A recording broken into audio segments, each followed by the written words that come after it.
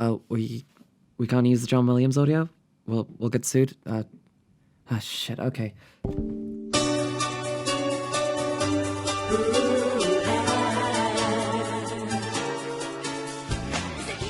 This is a huge video. Wow, good luck on that. Yeah, this was one of those lockdown depression projects that sort of got vastly out of hand. Oh, so this is why you broke into my house to scream Kriya quotes at me. Hey, I'm just saying she's a really interesting character, and Star Wars doesn't write anything anywhere near as interesting as Kriya until, like, Ahsoka Tano was exiled from the Jedi in Season 7 of the Clone Wars, and... Hey, General, we're approaching Malachor now. Hey, you need to get into character. Yeah, I'm going. Just give me a second.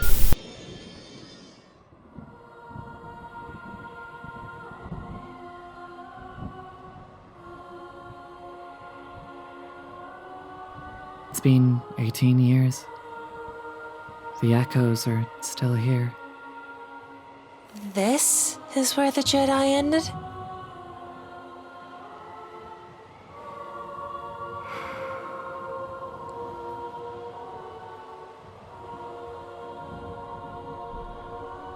Let me tell you a story, young Padawan.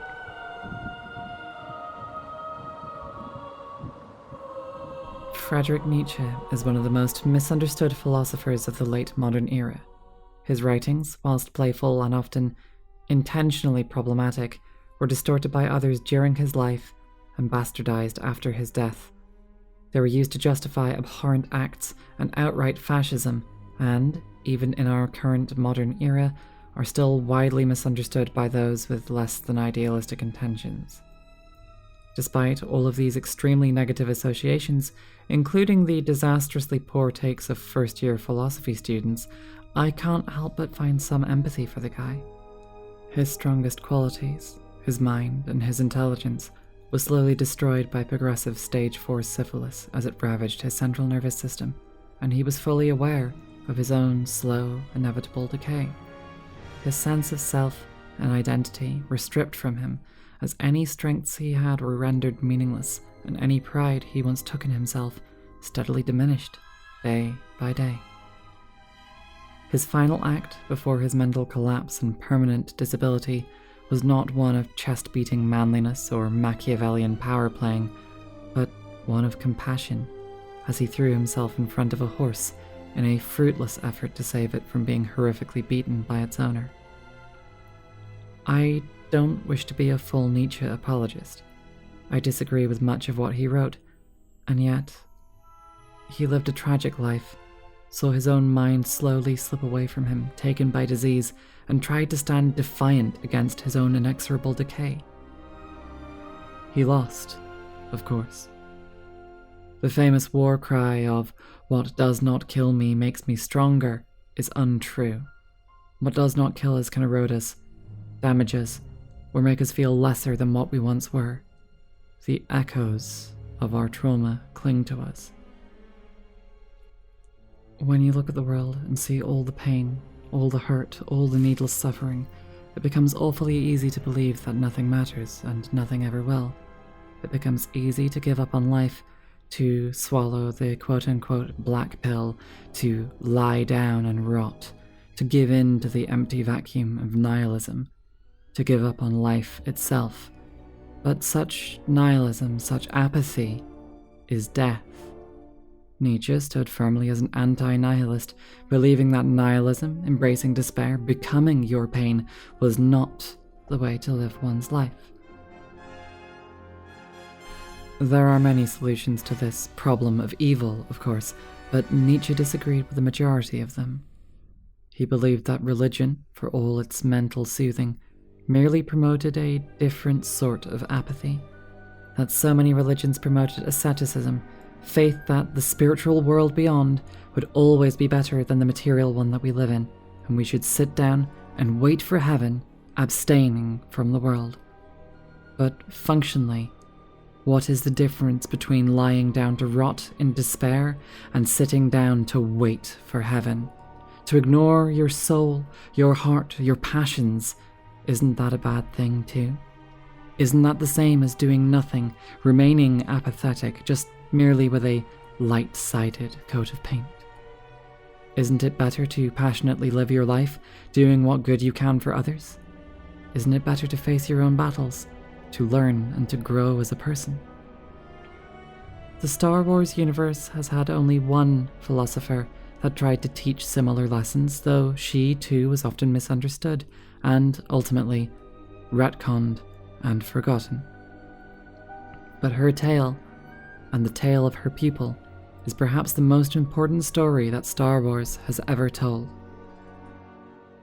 To paraphrase Nietzsche, this great decision which renders the will again free, the one who gives back to the galaxy its purpose and to life its hope, this wound and anti-nihilist, this conqueror of the force and of nothingness, she must one day come. And she did, in the story of Knights of the Old Republic 2. Hello, I'm Salma Tull, and you probably know me from something pathologic related, as the pandemic and my day job as a doctor has made games about unstoppable plagues a little bit too real for me. I want to slip off my white lab coat and instead don a slightly more escapist Jedi robe. Don't worry though, we'll still have the long-ass analysis like you're waiting for, existential philosophy included. Jedi Master Hegel will rear his ugly head somewhere in here, I promise. So, young Padawan, let me tell you the story of the Sith Lords. This game has remained close to my heart ever since I played it as a child, though at the time I didn't quite understand it, something about it stuck with me. I've returned to it many times throughout my life, and each time I've had a few more thoughts to add. Knights of the Old Republic 2, The Sith Lords, or KOTOR 2 for short, is a 2005 RPG developed by Obsidian Entertainment. As with nearly every game Obsidian has ever released, it was rushed, unfinished, and arrived to the world as an extremely flawed gem, a beautifully written, buggy, painful mess. Completing the game in its original state was barely possible, and huge chunks of the story seemed to be missing.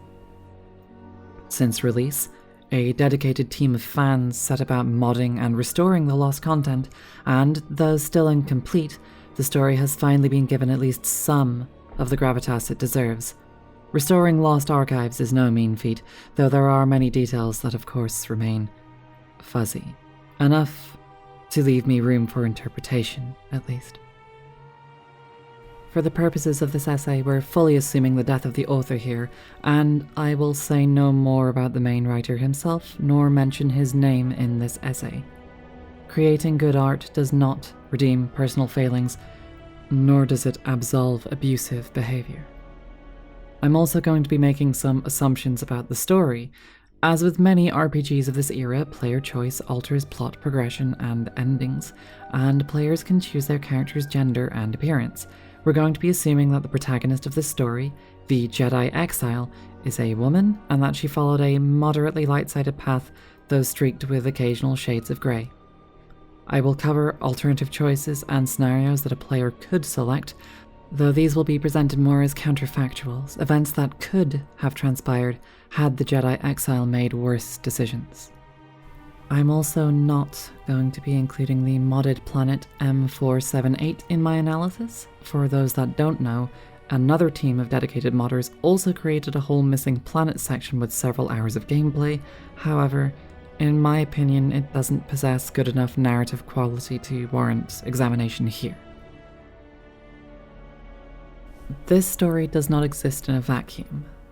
Star Wars is such a cultural staple, especially within the last few years and the release of the sequel trilogy. It is therefore difficult to tell this story without its full cultural backdrop, because the story itself serves as an inversion to many of the usual Star Wars tropes. It is the sequel to BioWare's original 2003 game, Star Wars Knights of the Old Republic, a fun, albeit cliched, romp through space. The hero with 1,000 faces, this time donning the mask of Darth Revan, fights glorious battles, saves the galaxy from certain peril, or dooms it, and ultimately emerges victorious, achieving their heroic journey and becoming powerful, either as the ultimate hero or ultimate villain. As my fellow essayist Noah Gervais has mentioned in his own essay, Knights of the Old Republic 1 is a beat-for-beat retelling of Joseph Campbell's ideal of a heroic journey.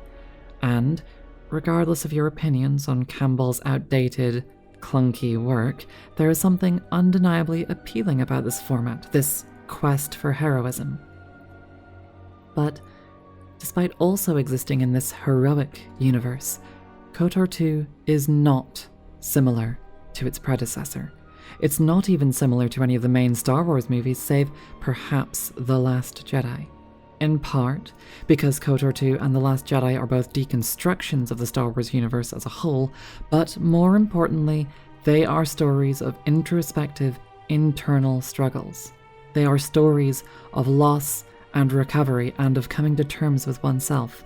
And, I'm going to argue, KOTOR 2 does not mirror the hero's journey, but the heroine's. Lesser known than Joseph Campbell are Maureen Murdoch, a Jungian psychotherapist who came up with the heroine's journey in the context of therapy, and Victoria Lynn Schmidt, who crafted a different and more literary version of this female-coded heroic cycle. It's this second one that I'll be using here to assist in my analysis. Now, whilst I also have my criticisms of Schmidt's work as much as I have my criticisms of Campbell for all their gender essentialism, the heroine's journey is still a useful metric by which to analyse a story, and despite the shining laser swords and grand battles of good and evil, this tale presents as distinctly quiet, introspective, and feminine to me.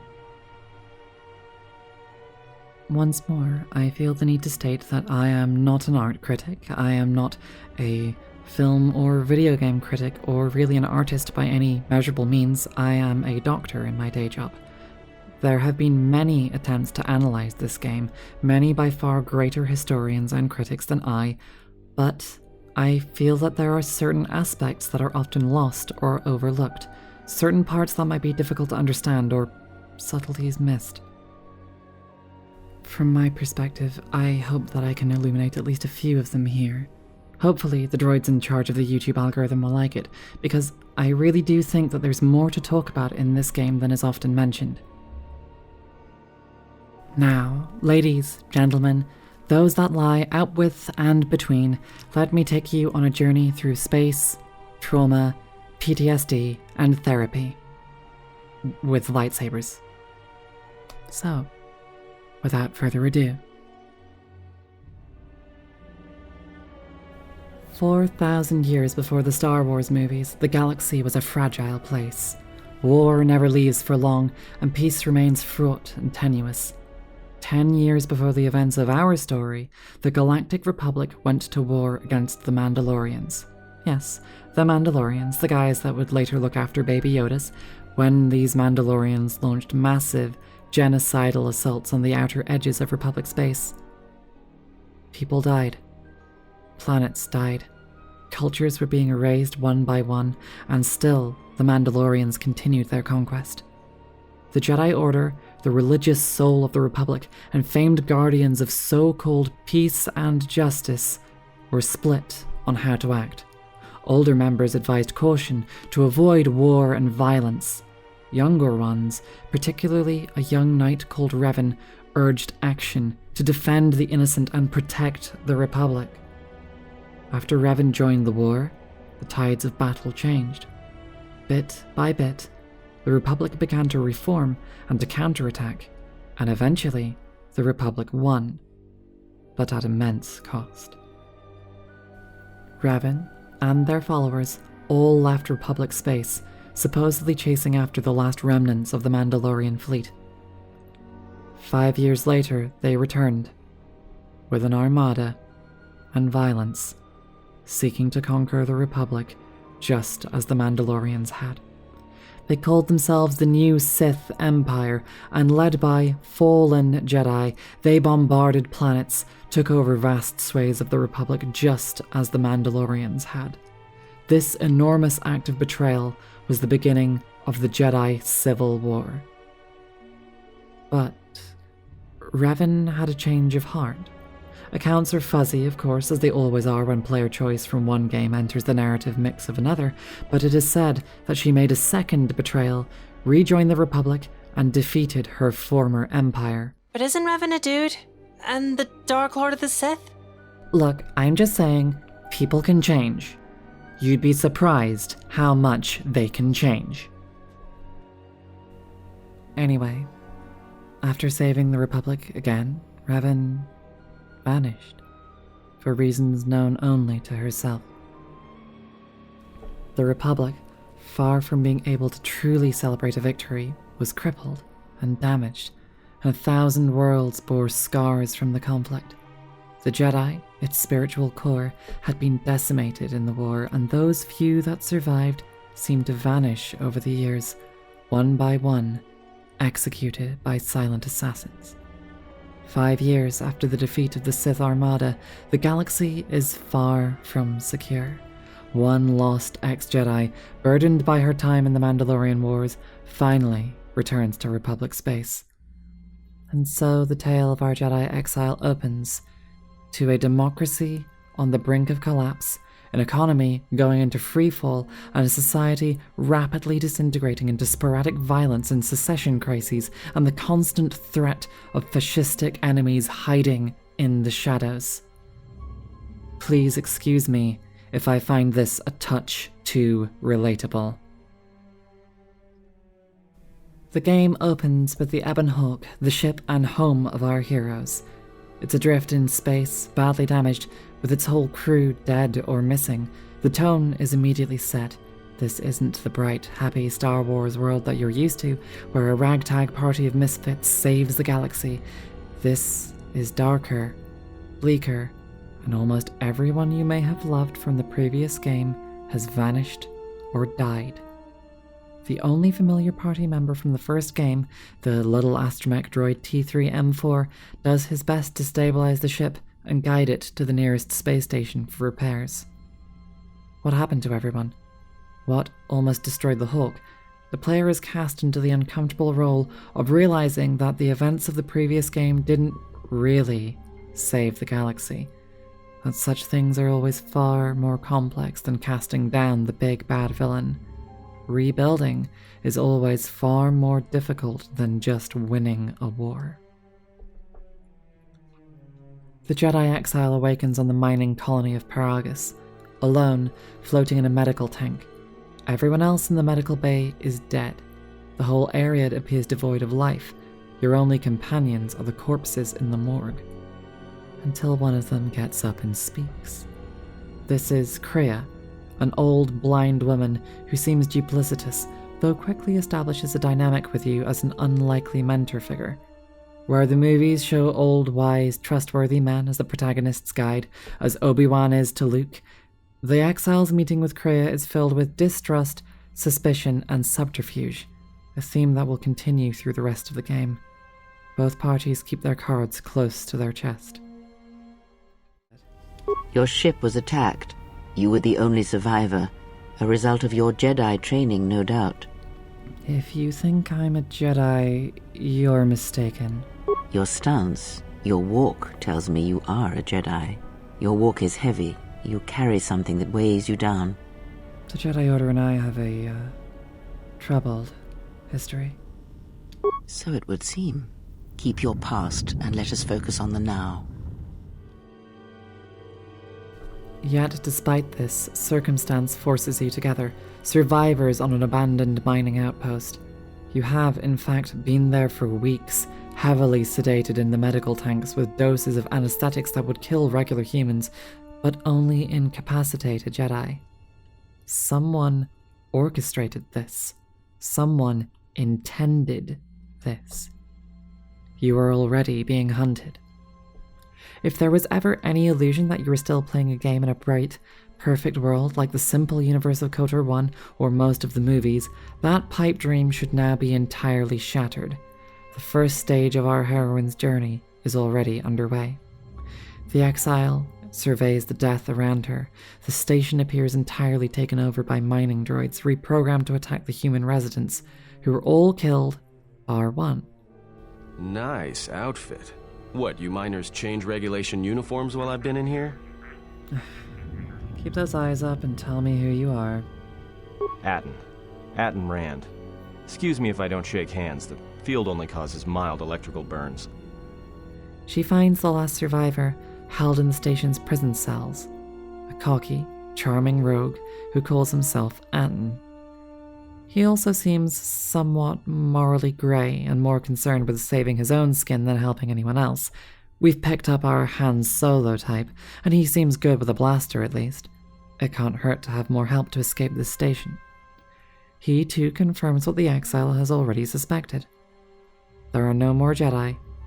After the Jedi Civil War, Revan vanished, and steadily, the few remaining Jedi have been assassinated from the shadows.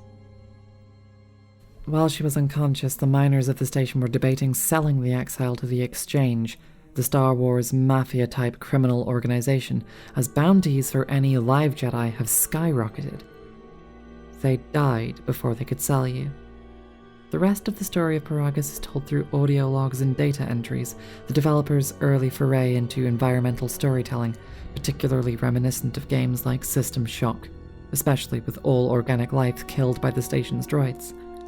The exile finds T3M4 and eventually manages to escape, though not before running into a familiar, yet strange face. An assassin droid, HK-50, reveals itself as the architect of the station's massacre, all performed in an effort to capture, subdue, and to sell you to the Exchange, and claim the bounty for itself before the other miners could. For those that played the previous game, it bears an uncanny resemblance to HK-47, another assassin droid, but that one was a companion character and ally. This one seems different, aggressive, and without quite such a charismatic personality. The Jedi Exile, however, knows none of this. All she understands is that her hunters will go to extreme lengths to capture her, and anyone around her is at risk from the fallout. Is it all that heroic to let that happen to those around you? Is it even morally permissible to return from exile if you know that being part of the world again will just hurt others? These are questions that many people ask themselves, especially those who have suffered trauma and those who blame themselves for it. Cycles of guilt are difficult to overcome. It's a normal reaction to want to run, to protect others from being exposed to your pain or its echoes, especially if you're being persecuted. And, without spoiling too much, the exile has a lot of trauma. But let's put a pin in that.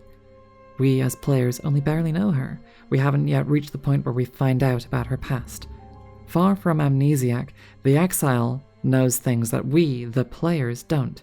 An unusual narrative choice for an RPG protagonist, but she will reveal her secrets in time. Just her own time, not ours. Our first attempt at escape comes when the Harbinger, a huge Republic capital ship, unexpectedly docks at the station. At first it seems like a rescue, but it quickly becomes apparent that no one is going to save you. The decks are littered with the corpses of the crew. The ship appears to have steered by itself through the asteroids to the station. Within moments, silent attackers appear from the shadows. Sith assassins, masked, faceless creatures hell-bent on killing you. You, the last Jedi, the last thing that remains between them and the total victory of the Sith. Supposedly. But the mistake of all fascists is to believe that victory is found in eradication. After fighting your way past these assassins, a dark figure approaches. Broken, scarred, and halfway a corpse, he warns you that you don't know what dangers you're walking into. Kriya, without giving the exile any explanation, goes to hold him off. The dramatic irony comes in when we, the players and the audience, see just how closely Kriya knows this undead foe. I sense you, my master. Faint, weak.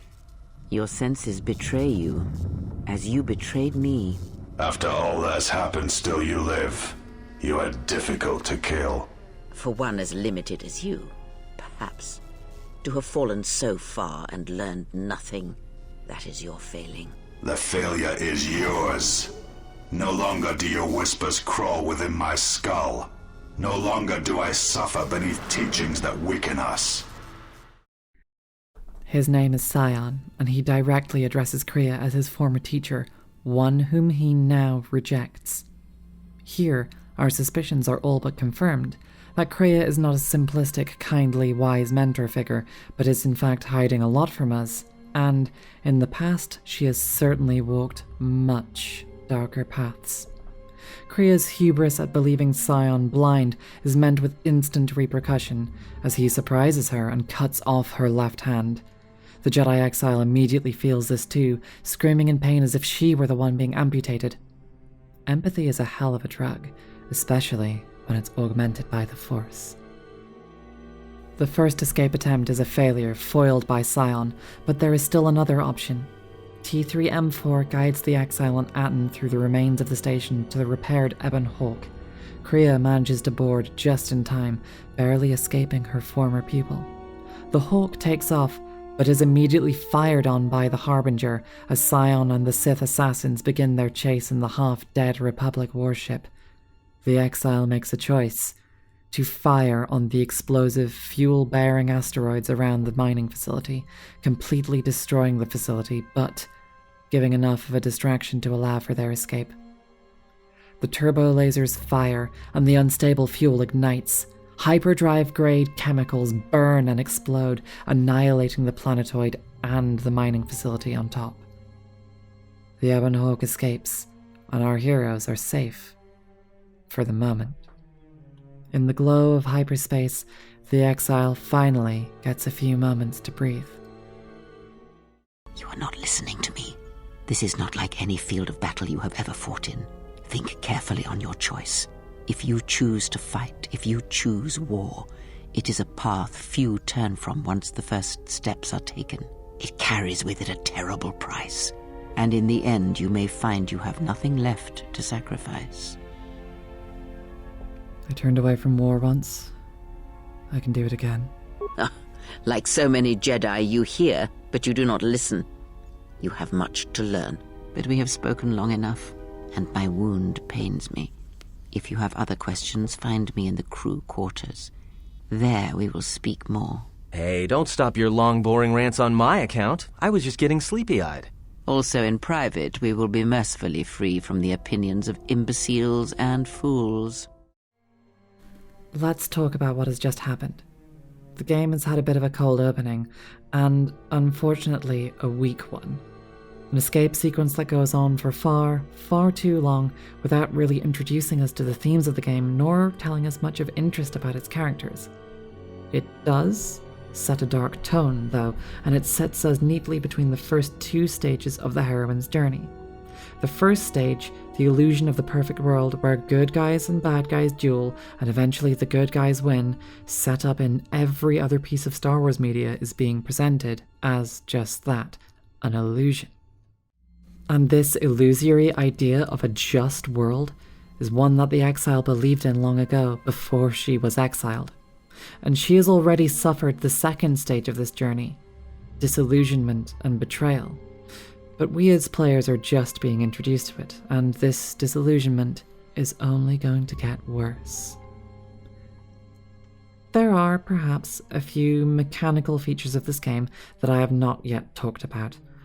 Unlike previous games that I've covered, the mechanics of KOTOR 2 are generally far more simplistic, but this might be a good time to talk about some of the idiosyncrasies. The combat and leveling system is lifted from Dungeons & Dragons Edition 3.5, the same as KOTOR 1, no significant surprises there. And in throwbacks to older RPGs, the various skills a character has can influence conversation options, whether they've got enough computer skill to negotiate with faulty droids, or whether they can treat injuries enough to heal someone's sickness, and of course, charisma, persuasion, and wisdom unlock significant, otherwise hidden dialogue. The good and evil morality system is present, of course, with light and dark on a simplistic, one-note sliding scale. The main feature of the game that alters interaction with your companions, however, is the influence system. Interacting with your companions, being aggressive or compassionate to them, or simply making in-game decisions that they do or don't approve of, changes how they view you. This allows the game to withhold certain aspects of your companions' stories based on how you handle them, and whilst the implementation is far from perfect, it keeps the pacing of their backstories spread evenly throughout the game, and also serves later narrative weight. With that said, this vastly influences how the Jedi Exile speaks with Atten and Kreia, and every other companion that she'll encounter. I am, for the sake of this essay, assuming she eventually gains full influence with every companion and unlocks their full backstories. However, in most playthroughs, this is not a guarantee and is often downright impossible. Still, let's return back to the Ebon Hawk. This influence system now comes into play, and it changes how much Kreia and Atten are now willing to divulge to you. Kreia notes that these new Sith, these shadowy hunters, have found you and believe you to be the last of the Jedi. So why are these Sith looking for me? Because you are the last of the Jedi. Once you are dead, then they have won. But I am not a Jedi, not any longer. Whatever lies you tell yourself are of no consequence. The Sith believe you to be a Jedi Knight, and that is all that matters. Regardless of how the Jedi Exile views herself, their belief that you are their final enemy, the last barrier between them and total victory and the total extinction of all Jedi, is all that matters to them. And thus, this persecution is the crux of the Exile's struggle. Atten, for all his attempts at bluff and bluster, shows some genuine care and empathy, noting that Kreia appears to be only barely on her feet despite her seemingly stoic front. The Exile spends some moments talking with the old woman in private. She reveals to the Exile some number of facts, that these Sith are not quite the same fascist powerhouse with stormtrooper underlings, but these are a cult of hunters and assassins who adopt a philosophy of hatred, to the point where the Force has twisted them into something entirely inhuman. She also reveals that she shares a Force bond with the Exile, but presents it in a way that stands in stark contrast to the first game. KOTOR 1's version of a Force bond had its protagonist form an emotionally intimate connection with Bastila, one of the main traveling companions, and it is treated as a wholly positive thing. You and Bastila are close, and you can use this bond to help save her in the end. Here, however, it is treated as a liability. If Kreia is harmed, you will feel the pain. If she dies, so will you. Not every close relationship is positive purely by the virtue of its closeness, especially when one party is manipulative, toxic, and harmful, despite the relationship being essential to the survival of both. Already, we are introduced to darker, far more nuanced themes than the first game ever contained. Finally, Kreia makes inquiries of you, the Exile herself, clarifying to the player snippets and details of our protagonist's past. Instead, however, of just letting the player choose what their past is, the game allows the player to choose how the Exile feels about it to determine their character. The Exile served as a Jedi General in the Mandalorian Wars, where she committed war crimes and ended the war with an apocalyptic, planet-destroying bomb. After the war, she submitted herself to the Jedi Council for Judgement. Her punishment was excommunication and exile from the Order. For me and my exile, her feelings on this are, at best, conflicted. Oh, yes, there is, of course, more to this story. We'll talk about it in full, but be patient for now, young Padawan.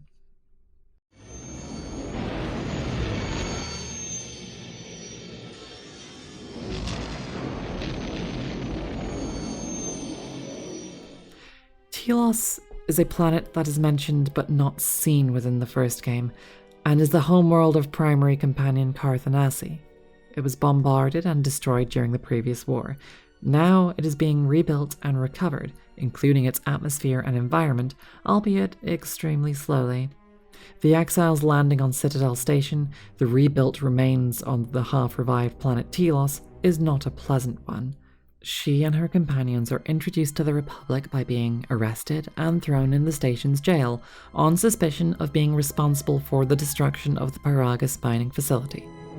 A hasty decision made in desperate circumstances, perhaps, but one with far-reaching consequences. Citadel Station relied on the fuel from Peragus. Without it, the station will collapse and the restoration work on Telos will fail. Whilst the seriousness of the matter is maybe enough to warrant an arrest, neither the exile nor the player appreciates it, especially when the full incompetence of the Republic is on display. Within minutes of arriving, an assassin disguised in Citadel Station security gear sneaks into your cells and attempts to kill you.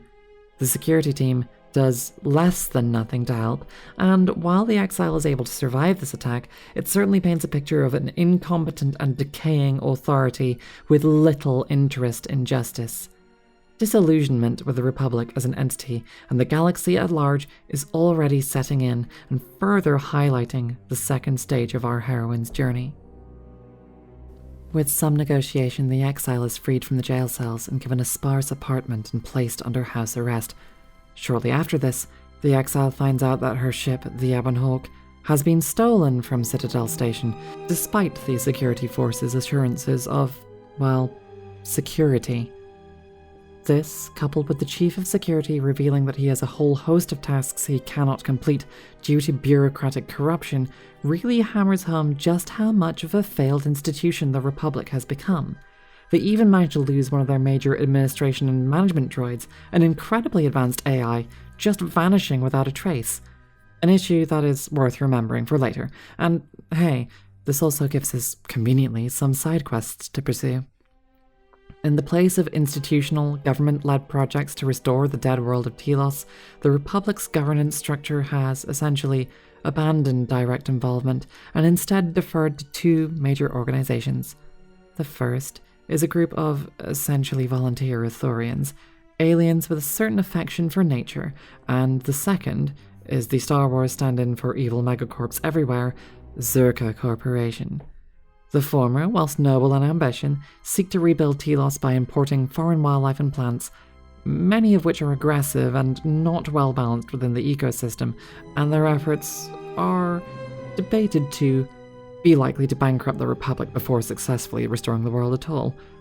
The latter, however, in the way of all shady megacorporations, just seeks to exploit and strip local resources under the guise of pseudo-trickle-down capitalism as a phony moral justification, an act that will sap what little life there is from the dying world and kill it for good that much faster. The exile's choice of which group to side with presents the first significant light side, dark side dichotomy of the game, but as Kriya slowly informs you, these choices aren't so simple as they first appear. The Ithorians, for all their efforts and promises to help you in return, may well have an agenda of their own. Or maybe that's just the way Kriya sees it. Every interaction is transactional, everyone is mercenary, and everyone is duplicitous. Perhaps she is merely projecting, after all. That is how she acts towards everyone else. This reveals more about her philosophy and ethics. The world is not purely about simple pseudo-Christian/Buddhist altruism good, selfishness bad ideas. It's also about the dynamics of power and the philosophy of control, but not in the blunt, inelegant way most cackling cartoon villain Sith sees it. She encourages the exile to take a view beyond good and evil. Her belief is that virtue is achieved in the face of adversity and in the triumph over it. As a consequence, we find she has minimal respect from the Ithorians, who the exile is roped into helping and saving again, and again, and again. Kriya's view is that we are merely taking their struggles from them, and that our actions serve to weaken them while strengthening us. Still, in return for helping them, they do offer you some assistance in reconnecting you to the Force, assistance that Kriya is reluctant for you to accept. Regardless, the exile accepts it and is given a shuttle to travel to the surface of Telos, where she might be able to find her stolen Ebon Hawk. Of course, nothing in the galaxy is so straightforward or simple. Within moments of breaching the atmosphere, your shuttle is shot down by mercenaries. The exile, Atten, and Kriya crash land on the damaged surface of the planet amidst the imported flora and fauna, and the exile bumps into an old friend. As you come to, a Zabrak and his little floating companion droid approach. His name is Beodur, and, judging by the exile's conversation with him, they are both veterans of Malachor. They knew one another during the war, and through its final battle, Beodur himself having pushed the trigger of the superweapon at the exile's command. In his efforts to atone for the destruction of the war, Beodur has put his efforts into protection and restoration, assisting the Ithorian Recovery Project. Perhaps it's not much, but even small acts have their echoes that ripple much wider than we see. He offers you his help. Bands of mercenaries have been roaming the surface of Telos, damaging its recovery and undoing all which the Ithorians sought to achieve, though it's not clear why. After fighting through multiple pitched battles, the exile discovers the site the mercenaries were trying to enter. Paid by Zerka, of course, they were attempting to strip salvage what appears to be an old and very intricate military base. Curiously, it appears to have a severely damaged HK-50 unit inside, though the significance of this is left unexplained for now. The base also has a transport shuttle, and hell, that's better than any other option that you have of finding the Ebon Hawk. The exile and her companions board it and make their way to the last known starship signal of the Hawk, an anomalous region around the frozen polar zone of Telos. For a second time, your transport shuttle is shot down, this time by another group of HK-50 hunter droids. They reveal precious little about their mission or why they have decided to stalk you, but stalk you they do. The exile dispatches them quickly, but they leave you with a sense of dread. They will keep coming, and they will not stop until you are captured or dead. There is no place they can't find you, and if they can find you, so can the Sith assassins. You will never know peace. On the exposed winter surface, there's little shelter to be had, except a small bunker passageway. With no other choice, the exile heads inside and is immediately accosted by multiple women in white. Relenting, the exile and her companions submit to their captor's treatments. Atton and Kriya are placed in holding cells, though once Kriya confirms this zone appears to be a modified training ground for Jedi, Atton becomes markedly nervous. Curious as to why, Kriya reads his thoughts, invading his mind without his consent, and sees his whole past, every moment of guilt he tried to hide, everything he feels disgusted about himself over. What are you doing? Get out of my head! Stop struggling. Let me follow the current, deep, deeper to its source. Stop! Stop! Ah! Ah, with the fear is mingled guilt. It squirms in you like a worm. And the why? Ah, and there is its heart. You surprise me. I could not feel it before. Your feelings are a powerful shield indeed. Do not worry, Atton. If she is a Jedi, she will forgive. And if she is not, she will not care. You can't tell her. Please. I'm asking you. I don't want her to... Think less of you. I hardly think that's possible. Still, there is no shame in what you ask. We all wage war with the past, and it leaves its scars. I will not speak of yours, Atton, but there is a price for such things. She agrees to keep his apparently dark secrets, and exerts this knowledge's power over him to force him to stay with the exile and her crew, no matter what. Loyalty attained by coercion, hardly the most noble choice, but perhaps a justifiable one for a murderer and a criminal. You are a slippery one. Your thoughts difficult for even one such as I to read.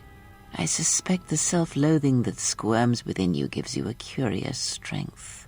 Your spirit, as diseased as it is, refuses to allow you to give up, no matter what threats you face and whatever wreckage you leave behind you. It may be worth remembering this one. Meanwhile, the exile faces the mistress of this false Jedi Academy and faces painful, raw betrayal. Atris, the chief archivist of the Jedi and one of the few final masters left alive, is a familiar sight to the exile, but not to the player. She is also responsible for having the Ebon Hawk stolen, and it now resides in her academy's hangar bay. I did not expect to see you again after the day of your sentencing. I thought you had taken the exile's path, wandering the galaxy. Yet you have returned. Why?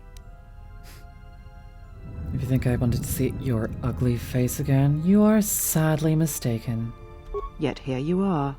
Perhaps you do not know yourself as well as you think. Regardless, your arrival here begs an explanation. Have you come to face the judgment of the Council, as you did so many years ago? Are you finally willing to admit that we were right to cast you out? What?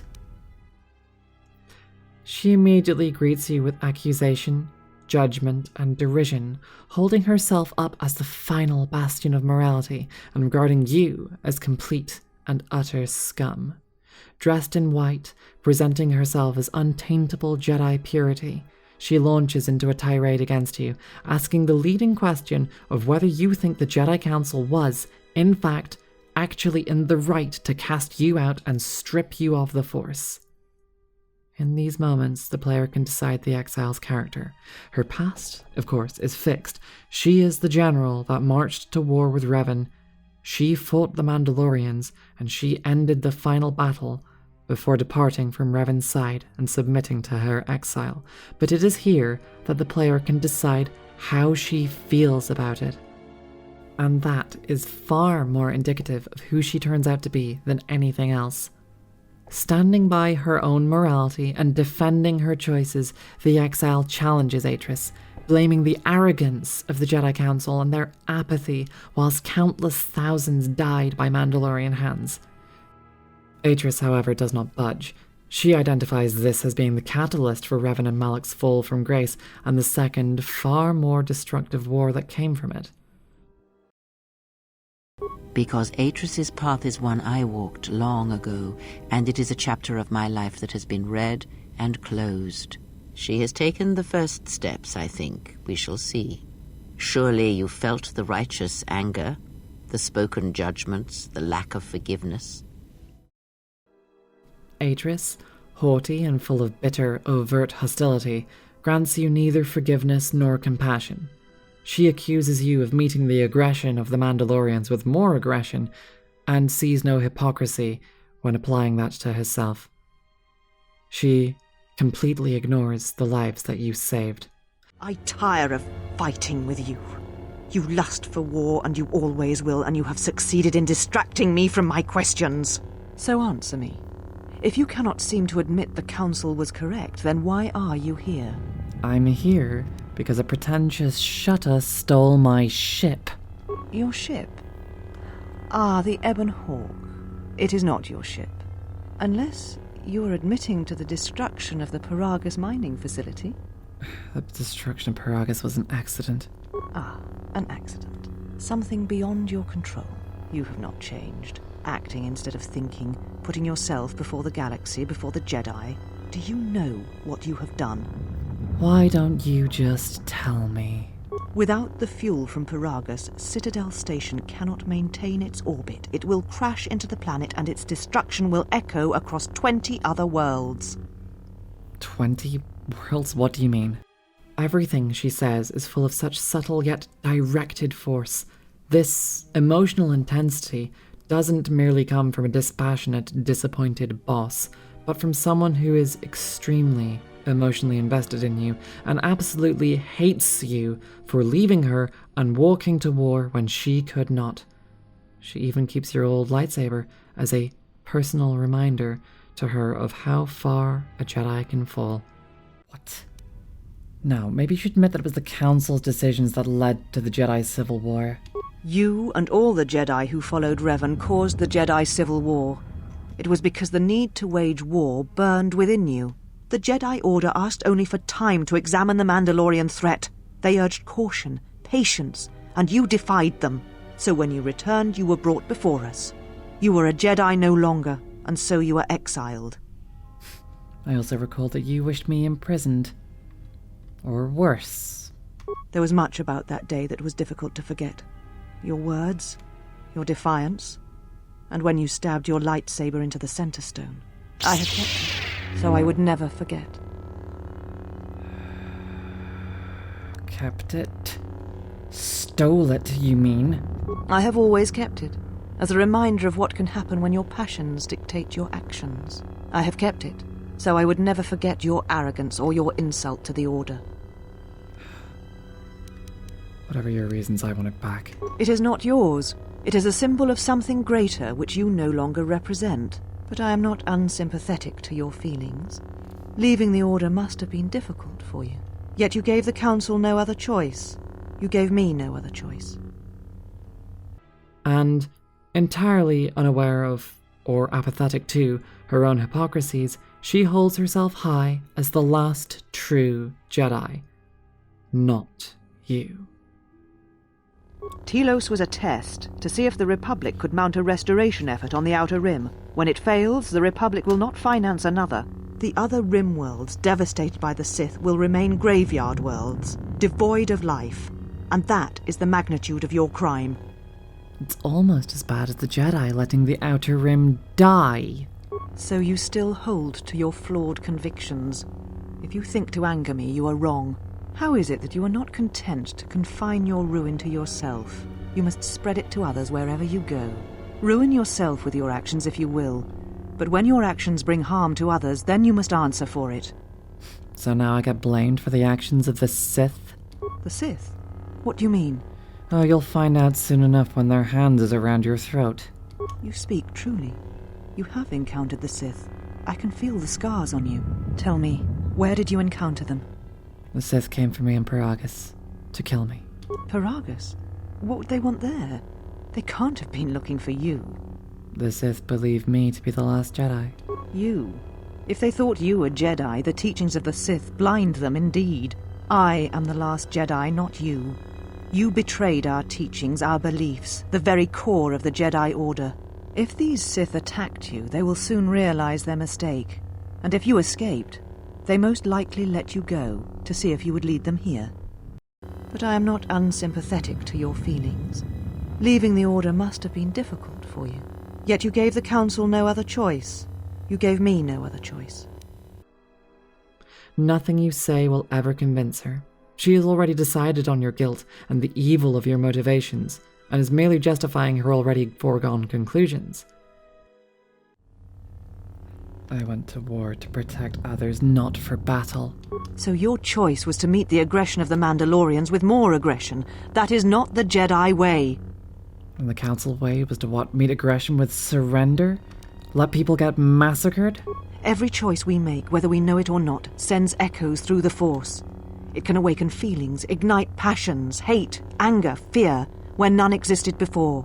By meeting aggression, by serving as an opponent against which the Mandalorians could test themselves, you fed their hate, their lust for war, and it sent a terrible echo through you. And because of it, you and those Jedi who met them on the battlefield lost their way, and you turned on us. Were you not tempted to help the innocent? Of course I was. But the Jedi teachings require we examine how we may best help them. Action without reflection is not our way.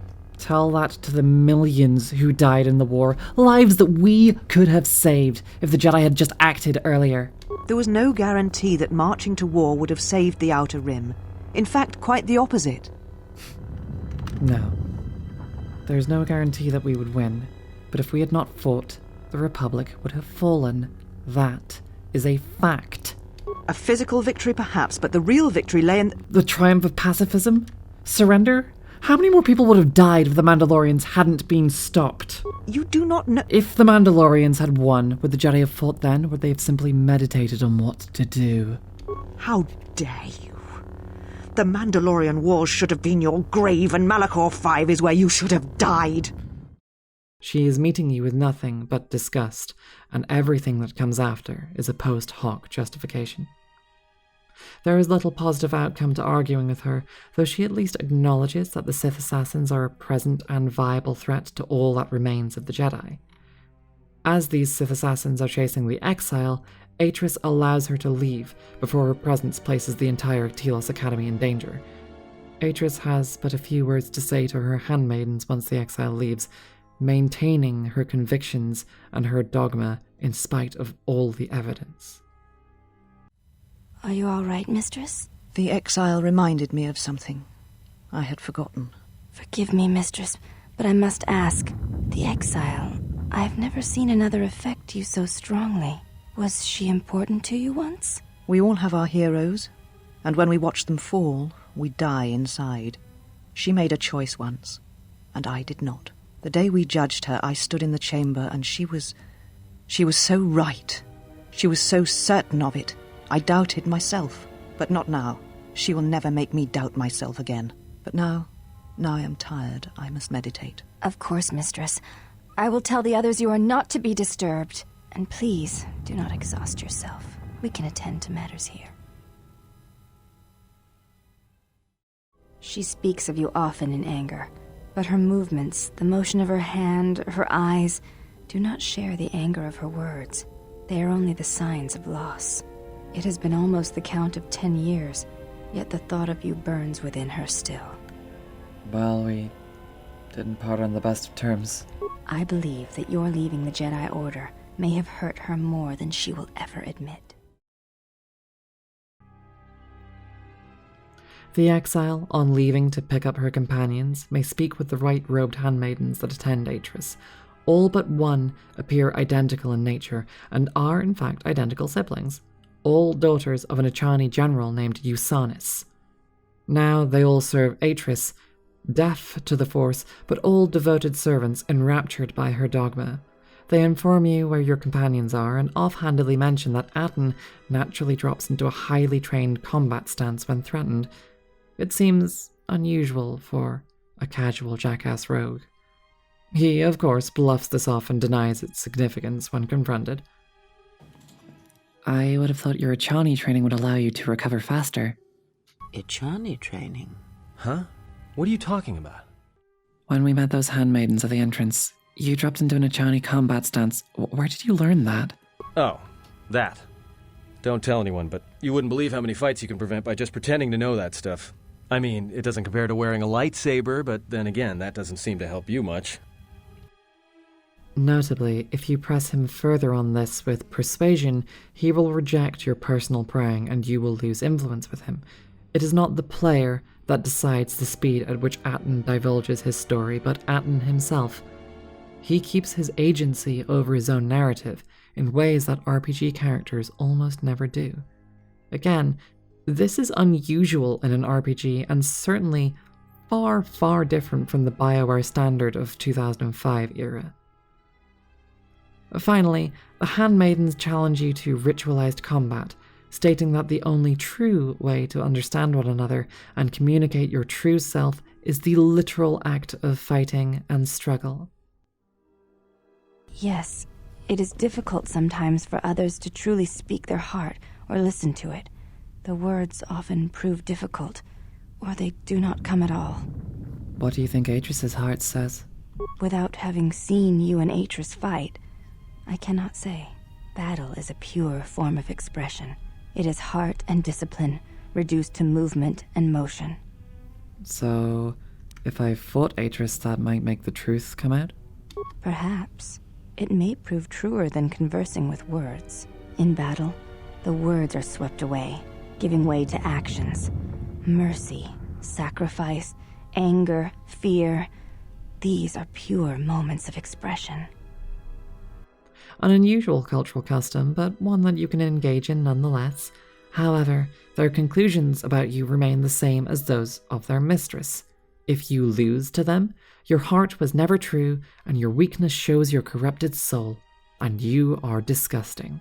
If you win, it shows that you know too much of war and battle and bloodlust, which shows that your soul is corrupted, and you are disgusting. When fighting foregone conclusions, there is literally no way to win. The power of the narrative outweighs the power of your sword. You are the exile, the one Atris warned us about. don't believe everything that she says. She said, you betrayed the Jedi by going to war when it was forbidden to you. You turned on your masters, your teachings, and yourself. Oh? That is not all she says. She says you know nothing of loyalty to any cause except your own animal instincts, and she told us why you fell to the dark side. And why was that? Atris says that you fell to the dark side in the Mandalorian Wars when you gave in to your lust for battle. Once you tasted war, you could not give it up. So why didn't I keep fighting in the Jedi Civil War? Atris says when the Dark Lord Revan returned to the Republic, you did not march with him because you had fallen so far you could no longer feel the Force. Anything else? I believe that is the extent of her expressed feelings toward you. There are variations at times, but all rise from the same foundation. Expressed feelings? The exile also meets one other handmaiden, one who does not look quite so similar to her sisters. She is in fact a half-sister, and her bastard status makes her socially regarded as the least of the handmaidens. The white-robed purity culture of the Academy shows its ugly underside as she is derided and belittled by her siblings for not meeting their arbitrary standards of apparent moral worth. The exile isn't the only one fighting against foregone conclusions. This last handmaiden is, too. You get the impression that the exile has given this young woman the most compassion out of anyone in her life for years. And that's kind of sad. Treated as disposable, this handmaiden is sent by Atris to join the exile's party and act as a spy upon the Ebon Hawk, though as a spy she makes no effort to hide herself or her intentions. Curiously, she boards alongside the rest of your crew. The first act concludes as the exile and her companions fire the engines of the Ebon Hawk and leave Telos and its academy for good. To lead into the next act, T3M4 reveals an interesting secret. He copied Atris' archives when trapped in the academy, and now has the holo record of your trial before the Jedi Council where you were sentenced to exile all those years ago. Atris, of course, called for your execution, though the other masters settled for exile instead. Master Vrook, an eternally grouchy old man, demanded that you surrender your lightsaber. The exile, standing defiant in her righteousness, plunges it into the central stone.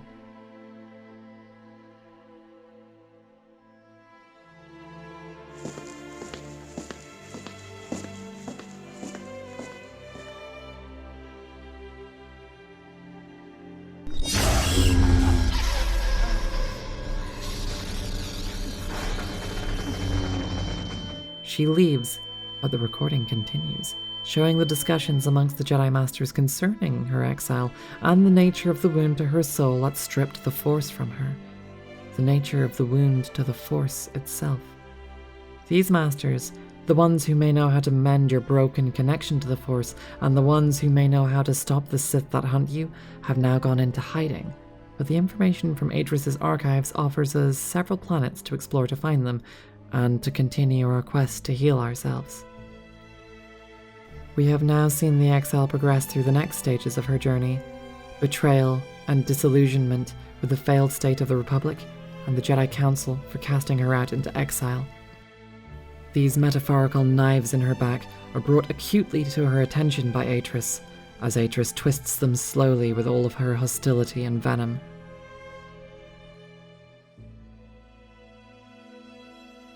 The second act of the story begins as the exile undergoes the next stage of the heroine's journey.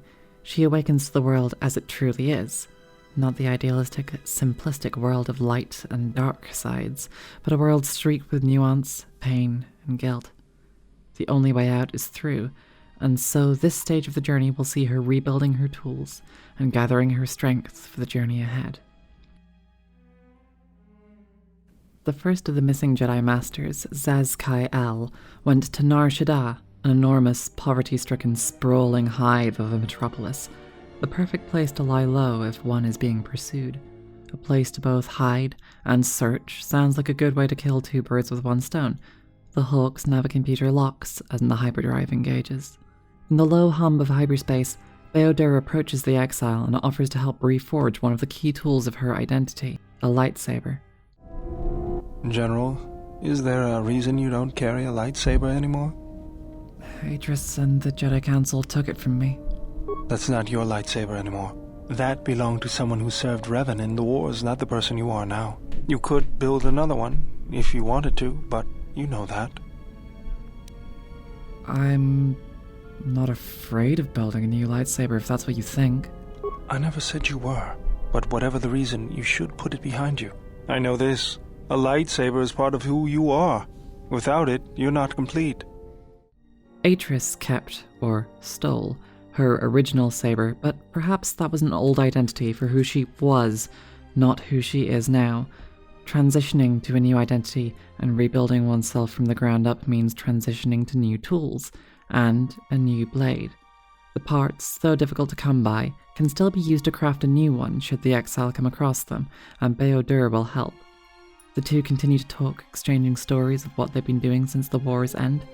Bao-Dur and the little hovering droid he built have been moving from place to place, tinkering and fixing droids and machinery as they travel, never settling for long. He means to put the war behind him, but the echoes of such things never fade for long. His prosthetic arm, a replacement for an amputation suffered at Malachor, is a permanent reminder of his acts in the final battle, and of yours.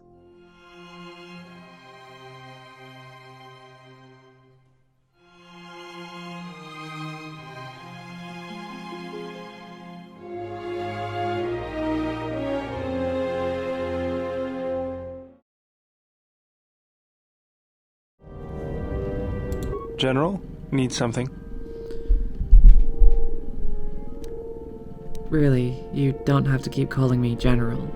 Sorry, guess I can't get my head out of the past. I was just wondering what you've been doing since the war ended. I moved around for a couple years. Working as a starship mechanic got me from place to place. I wasn't ready to settle down after the war. During my exile, I did much the same. Then you understand my restlessness. Though the war had ended, I couldn't find peace in anything. As long as I kept moving, I didn't have to think about what happened. Know what I mean? Only too well. I'm sure you do. I decided I'd do something constructive. I wanted to make up for the things I'd done in the war.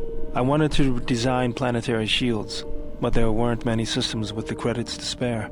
There was more that needed to be rebuilt and protected. I found out that Telos was going to be the flagship project for the Republic, and it sounded like something good. I saw Telos before the Sith raised it. It deserved a better fate.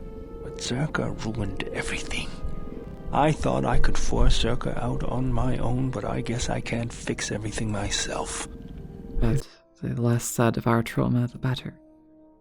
Instead, they discuss Bao-Dur's journey, and how he got involved with the Telos Restoration Project, and how the project was undermined by the Republic's capitalistic practices, allowing Zerka Corporation to destroy it, bit by bit. There is at once a sense of peace from his work with something constructive, and a sense of anger at seeing it abused by reckless megacorps. And, well, who can blame him? Sometimes anger is justified. Sometimes the Jedi advice of forcing yourself to let it go is just plain wrong. The exile also approaches T3M4 and finally manages to make some more inquiries of him. You learn that T3 was told to damage the Ebon Hawk's astrogation systems and codes in order to prevent anyone from learning where its previous captain had taken it.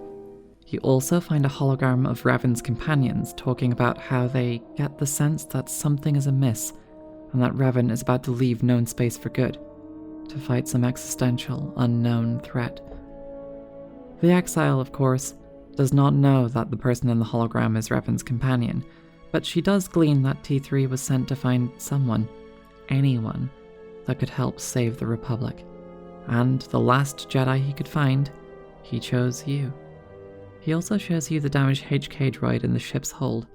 This one is an older unit, colored corroded red, and unlike the ones that the exile has encountered before. As players, we know this is HK-47, a companion droid, who we will be able to recruit once he has been adequately repaired. We just need to salvage parts from the HK-50s that hunt us. Moving on, the exile approaches her newest companion, the Handmaiden. Though she remains guarded through most of her questioning, she speaks more of herself and of her outlook. Like her sisters, she dogmatically follows the teachings of Atris and believes in her culture's ritual of communication through struggle and combat. She elucidates the nature of this culture further, but it feels so counter to the familiar teachings of the Jedi that it appears totally foreign. To the Ichani, battle is a means of communication. It is an art in the truest sense of the word. Stance, form, discipline are a means of expression and communication. They speak one's heart and one's devotion to their cause. Devotion to their cause? Yes, the methods you use to meet your opponents speak truer than any words can express. When you risk pain or death, there is no truer sacrifice or strength. Combat is not the best way to communicate with others. It was to the Jedi traitor Malak. It was to the Jedi traitor Revan. When Taris was destroyed, it showed Malak's heart through its execution and intent. It was brutal, without finesse, but showed his commitment to defeat the Jedi. Yet with Revan, there was the same commitment, but it was a subtle thing, like weaving threads in a tapestry or strokes upon a canvas. She spoke through battles and tactics in a way one could never do in words. She showed her heart at Malachor 5, and finally at the end of the Jedi Civil War. I believe she was speaking to Malak in that final battle, though few knew it. She believes in honor and loyalty, and in that, she also believes that, as a bastard child, she is inherently tainted by dishonor and disloyalty just by being born. She reveals that her father, Ichani General Usanis, was regarded as a hero of the Mandalorian Wars. However, he entered a union with a Jedi lover that was forbidden to them both. She, the child of this union, never knew her mother, and upon her father's untimely death, she entered Atris's service. Her deep-set belief in the impurity of her blood, again, a somewhat un-Jedi-like thing to be so obsessed over, has driven her to train, trying to do her hardest and her best to compete with her half-sisters, to prove that she isn't inherently lesser. She resolves never to betray anyone, but this is a promise made with idealism and far, far harder to carry through in reality. To this end, she refuses to even tell you her given name. She identifies herself only as the handmaiden, her life becoming her duty and nothing more.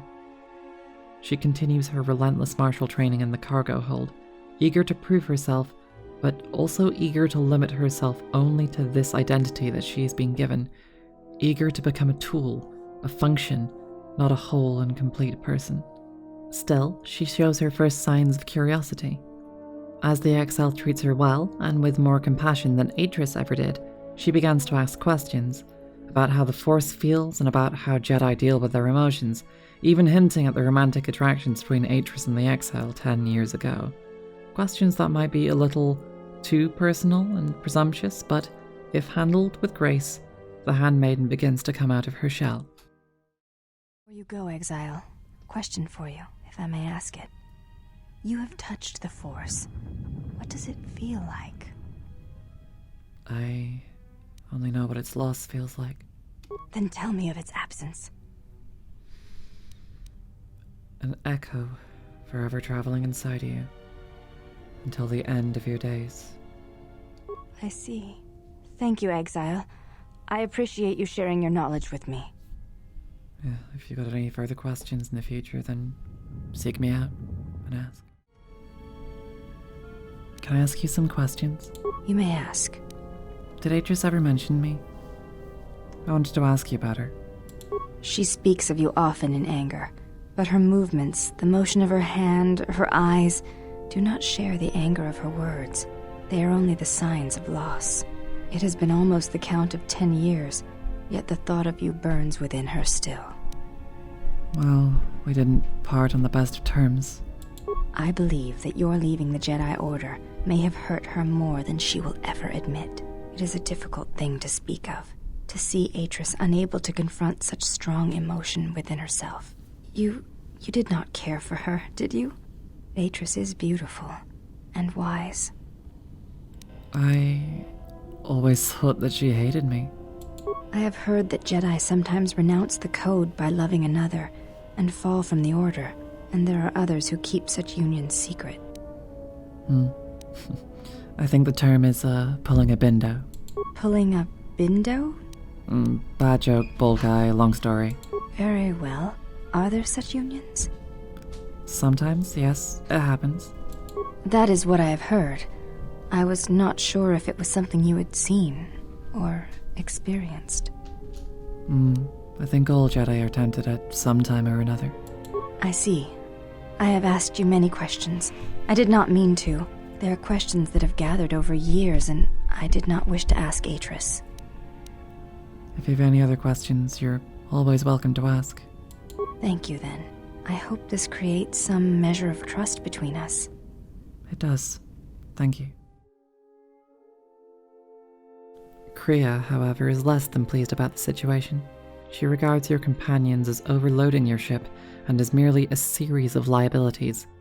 Always the Machiavellian, she encourages you to consider how they may be used to your benefit, not supported or cared for. She is the precise opposite of a mother figure. In the case of the Handmaiden, Kriya tolerates her presence as she believes she may be able to use her as a weapon against Atris later, though she seems to be hiding something else in her disdain for the young woman. She further comments as to why your companions follow you. She notes how differently they behave around you compared to others, and how they are all beginning to look up to you as a leader, the same way that others did to Revan. With coaxing, she talks more of Revan, too. Oh, did they? No, Revan met no Sith empire, yet she learned their teachings. Many have mistaken the soldiers beneath Revan, the machines that were constructed to be the Sith. They are wrong. The Sith is a belief, and what Revan formed was not an empire, but something else. Yet how she did it is curious. And I suspect the answer to that question is tied to another. How was Revan able to corrupt so many so quickly? Do you have any ideas? Not a one. But we shall see where our journey takes us, I think, and see how many answers we come across, yes? Yet, when asked about her own loyalties, beliefs, and philosophy, she remains both evasive and disarmingly honest at once. Kriya, what are you, Jedi or Sith? Does it matter? Of course it does. Such titles allow you to break the galaxy into light and dark, categorize it. Perhaps I am neither, and I hold both as what they are, pieces of a whole. Know that I am your teacher, and that is enough. And finally, when pushed further, she reveals herself as having indeed once walked the path of the Sith. Then what were you? What do you wish to hear? That I once believed in the code of the Jedi? That I felt the call of the Sith? That perhaps once I held the galaxy by its throat? That for every good work that I did, I brought equal harm upon the galaxy? That perhaps what the greatest of the Sith Lords knew of evil they learned from me? What would it matter now? There is only so much comfort in knowing such things, and it is not who I am now.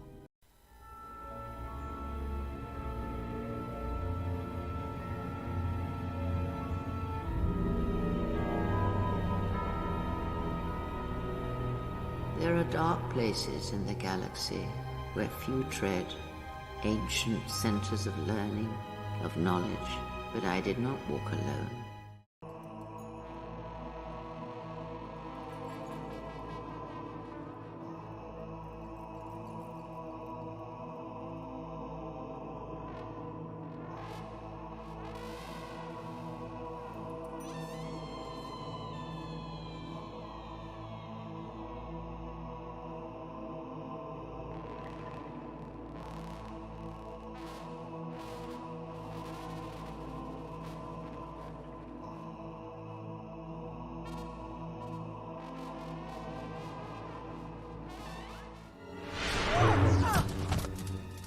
There are techniques within the Force against which there is no defense.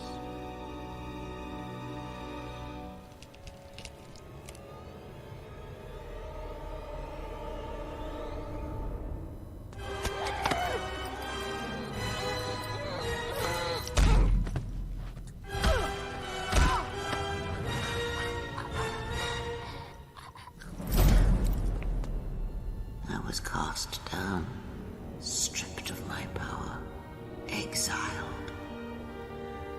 suffered indignities and fell into darkness.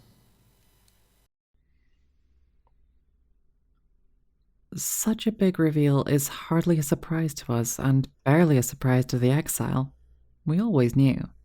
And yet, we still place a measure of reserved trust in Kreia regardless, as she has acted far more in our best interests than any Jedi ever has. The bigger reveal, though, is that Kreia was Revan's former teacher, a reveal that she refuses to speak on further, at least not for the moment. Instead, we follow Atton's advice of finding somewhere to lay low, and finally land on Nar Shaddaa.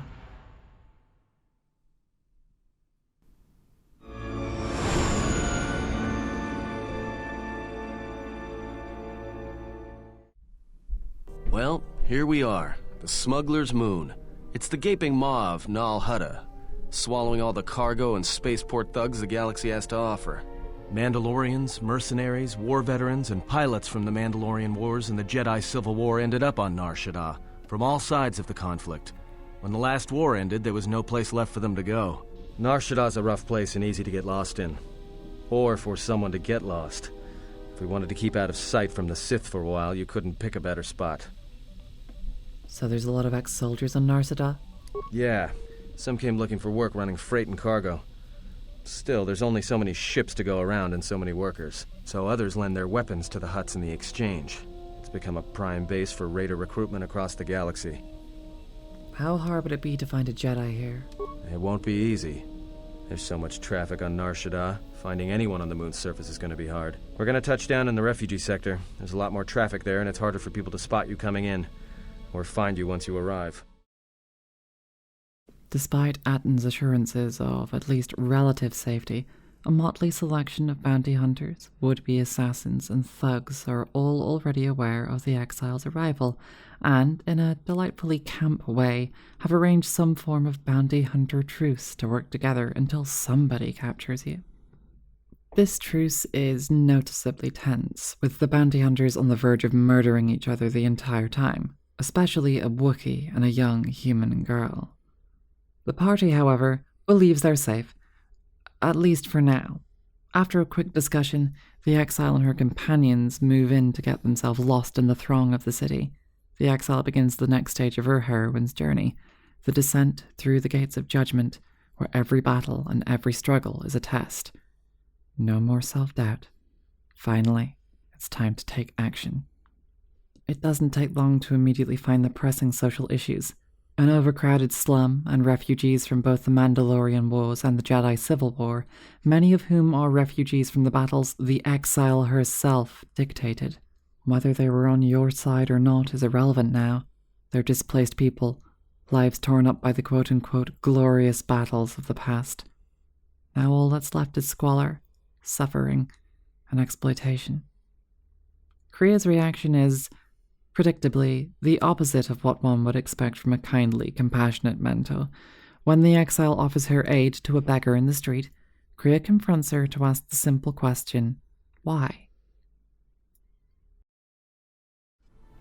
Of course. Here, take 5 credits. Thank you, stranger. I won't forget your kindness. Why did you do such a thing? Such kindnesses will mean nothing. His path is set. Giving him what he has not earned is like pouring sand into his hands. It might help him, if nothing else but to just survive another day. And would that be a kindness? What if by surviving another day he brings a greater darkness upon another? You can't know that. The Force binds all things. The slightest push, the smallest touch, sends echoes throughout life. Even an act of kindness may have more severe repercussions than you know or can see. By giving him something he has not earned, perhaps all you have helped him become is a target.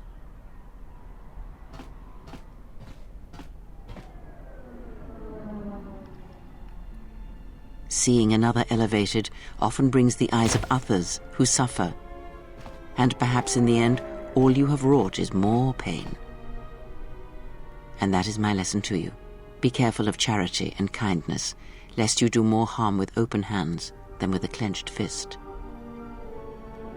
I'll consider what you've said. Good. Mind what I have said. Use your power, but in its proper place. Far from accepting answers of compassion, duty, or wishing someone to just survive another day, Kriya reminds us that we must earn our survival by struggle. Whilst this could be a springboard to talk about doing more genuine good with cooperative, institutionally backed social support systems, Kriya, of course, has no interest in this. These refugees are lost to her, and she cares little for them. Instead, she encourages strength through struggle, growth through fighting, and carrying one's own burdens. Whilst this can be used to encourage self-reflection and self-growth, we can already see how such ideals of self-reliance lead to compassionless cruelty. What does not kill me makes me stronger, applied bluntly as a universal rule. Funny how that leads to some dark places, huh? Curiously though, if the exile chooses the darker, callous option or harms any of the beggars, Kriya will equally chastise them for gross, juvenile displays of petty power, an act that is unnecessary and demeaning, and shows the exile to be a petty, powerless bully, and a slave to their base emotions, with no control over herself at all. Considering the soul, it is hard to really pinpoint what Kriya would advocate beyond relentless self-examination and self-criticism. The more interesting secondary point that I rarely see discussed, however, is what the exile herself gains from such an interaction. In the darker option, she exerts inelegant brute force and feels good about herself via thuggish claim of power over the vulnerable and powerless.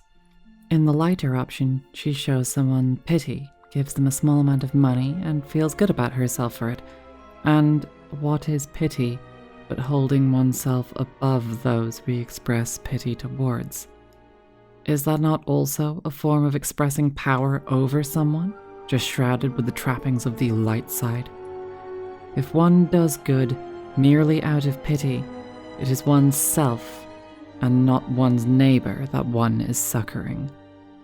Whilst I would absolutely encourage charitable endeavours, holding ourselves above those we deign to help isn't exactly very compassionate, is it? Shouldn't we act charitably in a less demeaning way to those we assist? Maybe I shouldn't read Nietzsche into everything, but given Kriya's heavy basis on his work, I think it becomes relevant. Pity as an emotion is just an expression of power. Treating those less powerful than you as vulnerable prey who exist to make you feel good about yourself by infantilizing them and showing them pity, it's still undermining them. It's still a form of contempt. You remind them that they are beneath you, that they are dependent on you. Compassion towards others can be expressed without it being underlyingly self-serving or demeaning those we try to help. Compassion should be used to help others, not used as a veil to exert your power over them. Kriya, of course, would see nothing wrong in what she calls proper exertion of power, though. She's just like that. The exile then has the opportunity to explore the rest of Nar Shaddaa, with all the usual Star Wars trappings of a wretched hive of scum and villainy, including drinking, gambling, racing, and the occasional death threat from a mobster. The card lounge, swoop bike racing arena, and docking zone all have a few things in common, though. If the exile has decent computer or repair skills, they may notice some droids in all these sectors have certain anomalies. Transponder signals relaying information to unknown sources, unknown signals being received back, errors in their systems that seem a little too convenient, enough to form a pattern, but not yet enough to be certain what this pattern means. The refugee sector is where the main part of the exile's work begins. Though there is nobody that has heard of a Jedi Master hanging around on the planet, the refugees are all lost, oppressed, and suffering. A man lies deathly ill from a disease easily treated by a doctor. A woman had her daughter stolen from her on the pretenses of debt repayment. Another remains trapped, sure her husband has perished in the last war, and a myriad of people are in desperate poverty with no way out, even skilled starship pilots and crew, as there's already too many people and not enough work to go around.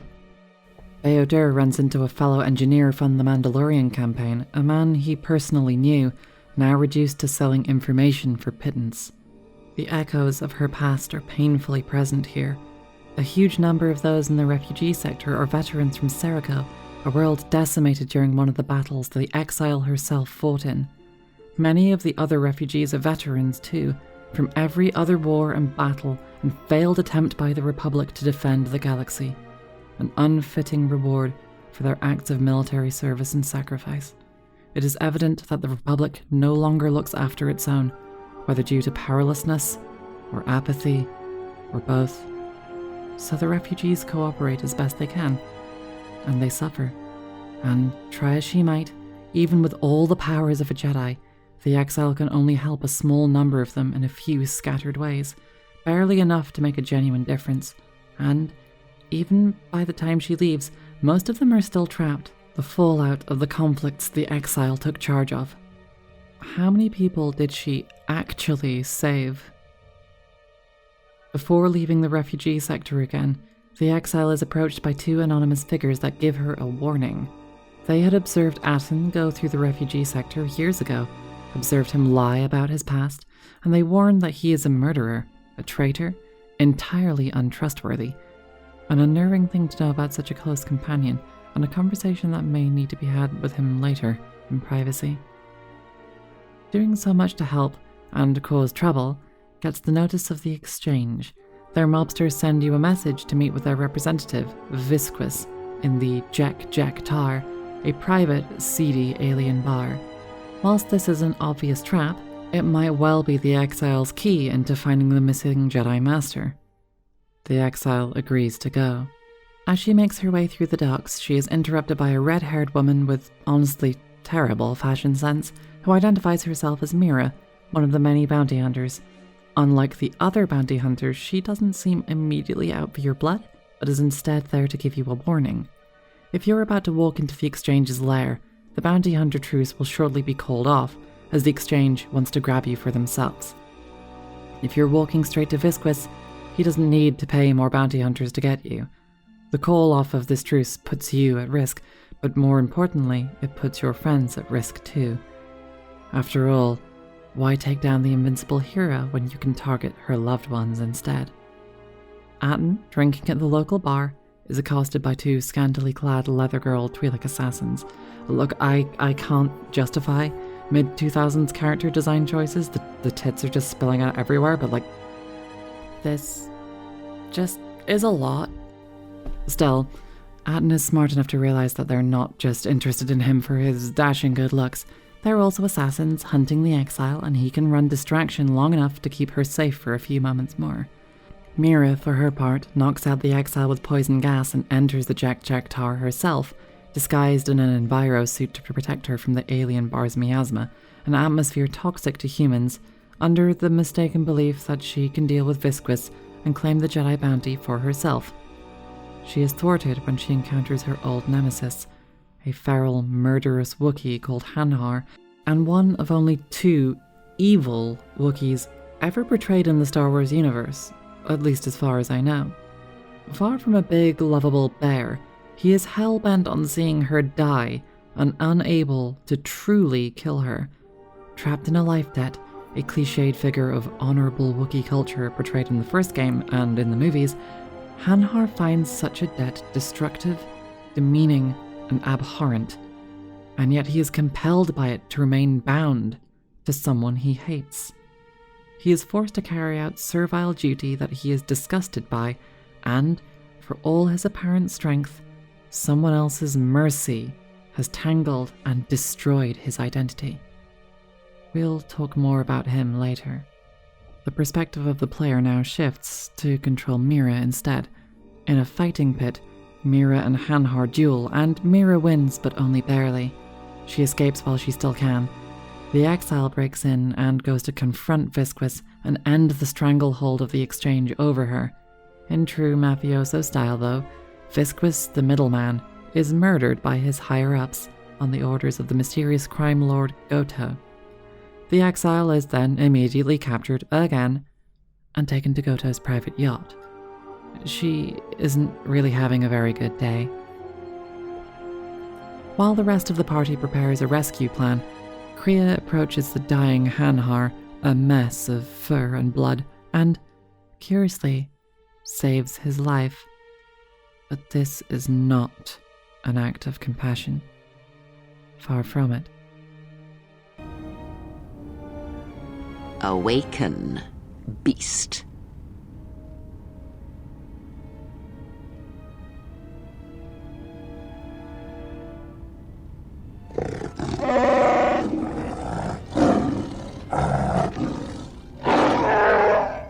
I have saved your life, beast. That makes it mine.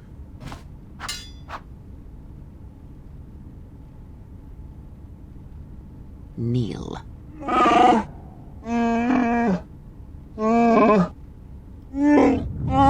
Because I need you to hunt, beast. This prey is something you have chased all your life. You are born and bred to it, like no predator before you.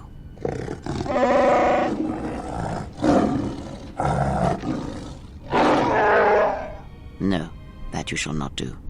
You will not bring harm to the exile, and if you do, beast, I shall break you. The screams of your tribe of primitives, the scene of lying blinded with the huntress's blaster at your skull, I shall make it so that is all you hear and see for the rest of your days. Even your madness will not save you if you bring harm to the exile. Know this. Oh,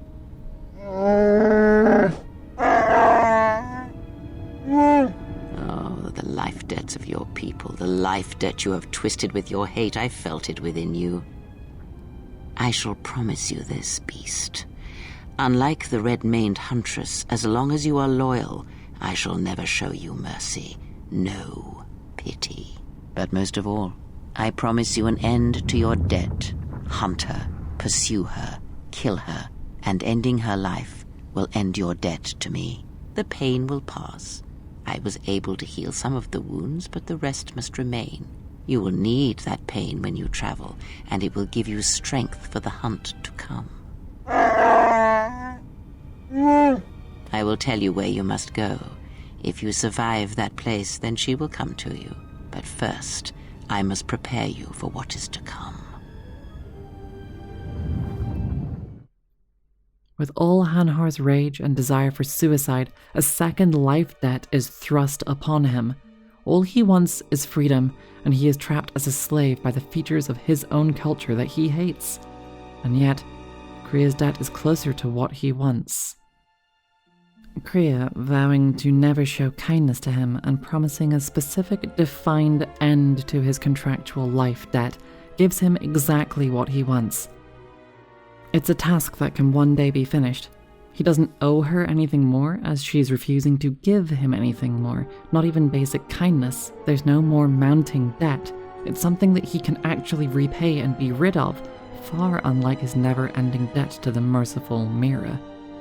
Of course, he obeys, and acts as Kriya tells him to. He departs off-planet to the echoes of a dead world. We will meet him again later. The party stage a daring rescue attempt aboard Goto's yacht, following T3-M4 sneaking through another droid-laden facility. It seems Goto's main workforce is droids, including a group of HK-50s hired for the hunt. The exile is speaking with Goto, or at least his hologram. Of note, there appears to be no organic life on the ship whatsoever. Goto only communicates via hologram, and otherwise refuses to show himself directly. In an unexpected turn, Goto does not pull any mafioso cliches or torture or harm the exile. He instead, curiously, asks her to save the Republic, as she is a Jedi, or at least what remains of the Jedi.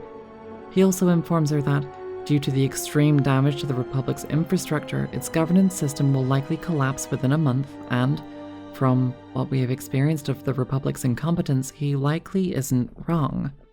He also sees no significant difference between the Jedi and the Sith in concept. He merely views them as Jedi religious branches and wishes their infighting to cease in order to allow the rest of the galaxy to regain stability. The exile, therefore, is useful to him and to the Republic as a whole as a figurehead to bring stability by ending this infighting, though he doesn't care whether this means defeating the Sith or joining them. Your triumph in either case is therefore in his best interests.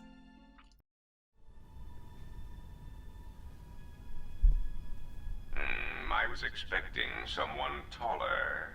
I hope you are not in too much pain to hear my words. facts and understand them. I am Goto, one of the officials representing a percentage of non-sanctioned trading here in both the YouTube system and Republic space. And I had a question for you. Are you a Jedi? I turned from the Jedi a long time ago. Indeed. That is unfortunate. Still, perhaps you have some value. I have gone to considerable expense and effort to bring you here. It is because I have a job for you. You have a strange way of asking for my help. Yes, but I am not in the habit of asking for things. And you were so difficult to find, even after that small incident on Peragus. There is something important to me I need protected. The Republic. It is broken. What happened on Peragus has set in motion events that I can no longer control. Not to be melodramatic, but I fear it has broken the galaxy irrevocably. This has occupied much of my attention, and there seems to be no predictable way to resolve the situation. You chased me all over the galaxy just to ask me to save it. You want me to help the Republic? In one standard month, the Republic will collapse. Not due to war or secession, but because it lacks the infrastructure to support itself. It is unknown to all but a few, but the Sith won the Jedi Civil War. Even with their supposed victory, the war left the Republic on the brink of collapse. Rather than remain and help solidify the Republic, however, Revan chose to leave known space. A frustrating turn of events, as a rallying figurehead could have done much to restore order. I still don't understand why you brought me here. There is something moving in the galaxy that lies beyond the ability of my instruments to detect or predict. I believe it to be a legacy of the Sith, but I have been unable to determine the source. Whatever this presence is, it is staging strikes at key figures throughout the Republic, and through some unknown means, it is causing the destruction of worlds. Qatar, a Miraluka world in the Mid-Rim, was one such place. I have reason to suspect there was a gathering of Jedi on that world when it was rendered lifeless. I cannot find any pattern in these attacks, and it is a source of frustration to me. There is some clue, however, that perhaps the Jedi are linked to these attacks, or that the targets are significant in some way I have yet to discover. Well, I'll do what I can. I don't want to see the Jedi wiped out. You misunderstand me. I do not wish to stop the Sith any more than I wish to stop the Jedi. It is simply important to me that the infighting amongst these Jedi religious branches be resolved so the galaxy may be put back together. I do not care which one triumphs. I only want the universe to settle down for a while, catch its breath. All these constant crises are getting somewhat repetitive. Why do you care about the Republic? You could say I am something of a patriot. Although I was unable to serve during the troubles with the Mandalorians or against the aggressors known as Malak and Revan, I am able and willing to serve now. The problem is I can find no side to choose. Both are hidden from me as they seem to be hiding from each other. Irritating. It is like a Djaric board where neither player can see the other, nor see all the pieces. It is not a fair game, an equitable game. Maybe you should just try Pazak instead. Pazak bores me. I often suspect my opponent of cheating. I prefer predictable games, such as galactic economics. I'll do what I can to help. I suppose that was my intention in the first place. Excellent. It really is in your best interests, you know. There is no margin for error when I say that these Sith seek to murder you and all Jedi everywhere. They have been quite deficient. And when they dispose of you, there will be nothing left to stop them, and the galaxy will fall under their influence. He still has no intentions of letting you go, though. Well, I have no problem helping if you set me free. Ah, well, there is where we are at cross purposes. I cannot set you free. You have a tendency to cause dangerous repercussions wherever you go, and I would rather keep those to a minimum. The galaxy really is a fragile place right now. I am a businessman. The Republic needs stability to survive, prosper, and grow. Whether it is led by the Sith or supported by the Jedi is of no consequence to me. What's that alarm? It is the proximity alarm. We are under attack. Somehow your allies have found you. Unexpected. You will remain here under guard. I must see to the defense of my ship. He isn't wrong about this either. The party rescue the exile, they flee to the Ebon Hawk, the bounty hunter truce completely vanishes, the exile sabotages the cloaking system of Goto's ship, and before she escapes, predictably, Goto's entire plans vanish in a fiery explosion as his yacht is destroyed by every other crime lord that despises him. I can't believe we just blew up Goto's yacht. That's going to destabilize crime throughout this whole sector. Yeah, well, you'll understand if I hold back the tears. You don't understand. Crime in the YouTube system, it's like the economy. Plus the power vacuum. Even if Voga gets up and running again, the system is going to be feeling the effects for years to come. Bringing chaos in her wake is just kind of what the exile does. Relatable, honestly, fucking mood. Yeah, well, at least we didn't find that Jedi Master with the weird name. Zez, Kai, whatever it is. Zez Kyle?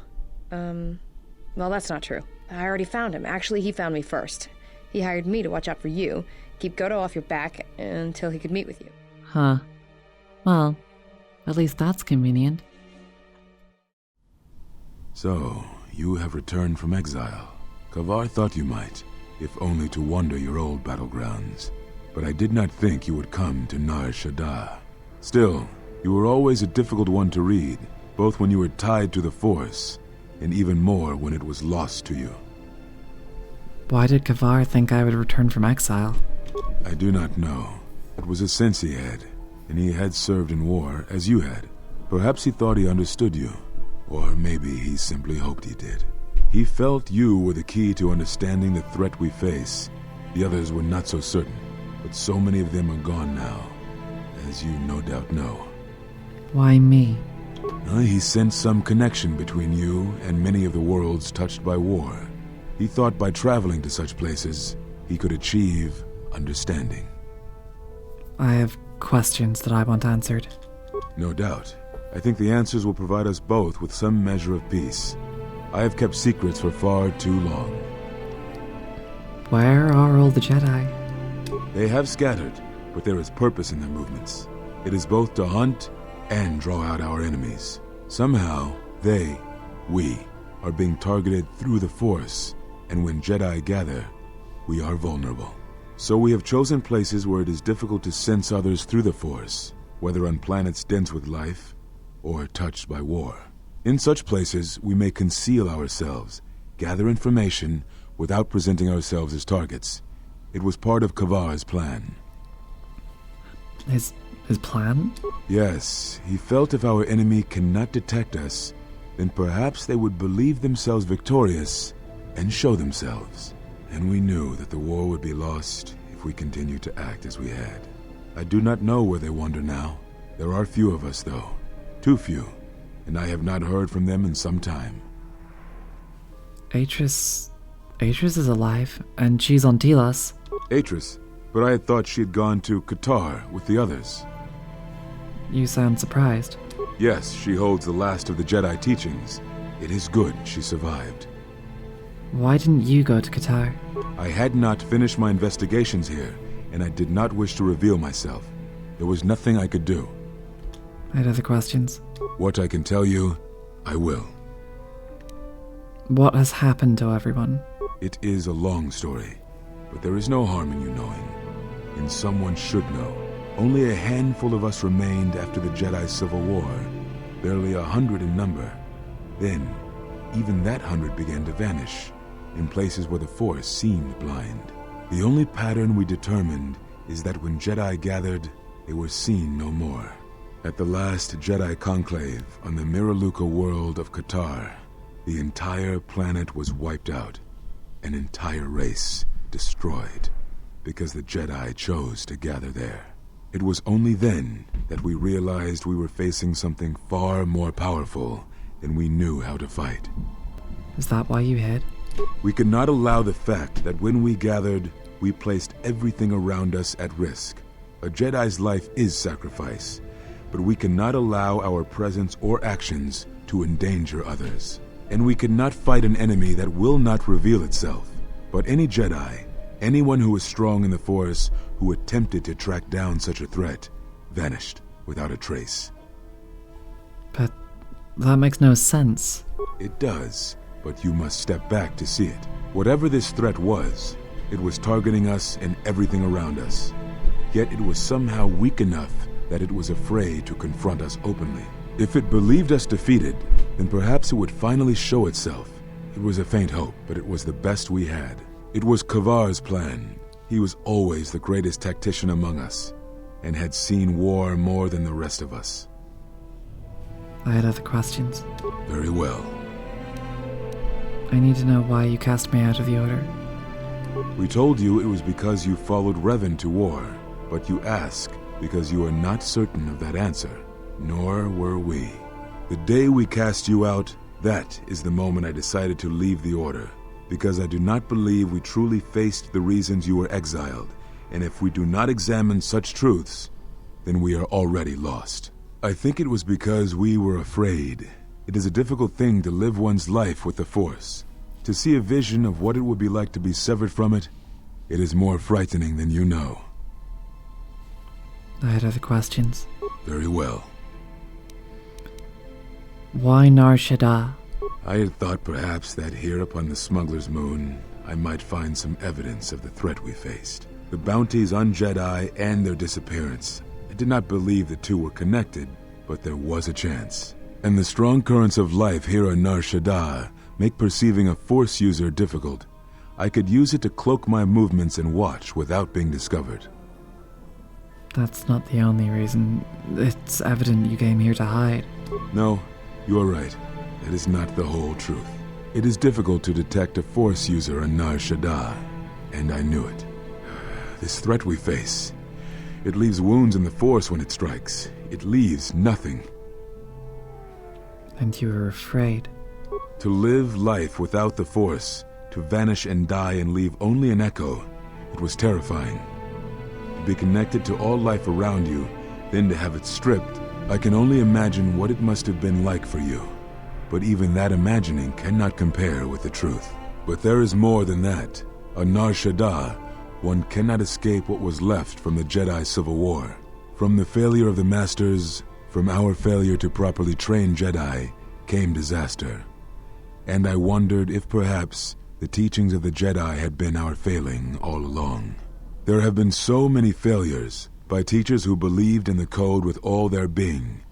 Master Arca failed Ulic, as Master Boss failed Exar Kun, as Kay and Zar and the others of the Council failed Revan and Malak. For all the acts we do to preserve the galaxy, from such an arrogance that all we do is right and just, I wonder if there is a counter-effect that is created that strikes back at us. Exar Kun, Ulic Keldroma, Malak, Revan, you, all Jedi. There is something wrong in the Force, a wound, a sound that is growing, like a scream. You can hear it echo on Nar Shaddaa, sometimes when the moon is on orbit. It is a frightening thing to feel, that perhaps being connected to all life is not enlightenment at all, but simply another doom. And I think that maybe, perhaps, to forsake the Force as you did, to cut loose our bonds, may not be the wrong thing to do. You taught me something important in the Council Chamber long ago, Exile, and it has stayed with me all these years. You were right to do what you did, everything you did. I had other questions. Very well. Why did you cut me off the Force? Is that what you think? We did no such thing, but it is a technique that has been used as punishment in the past, yes. It is a rare sentence, and to my knowledge it has only been done once, at a moment where a Jedi discipline has failed. What caused your loss, I fear, was different.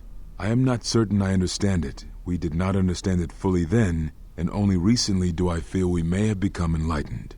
The other masters may have more knowledge of this, but I do not, and I do not know if they even live. Does it matter? It seems your power has returned. Perhaps the loss was not a loss at all. I had other questions. Very well.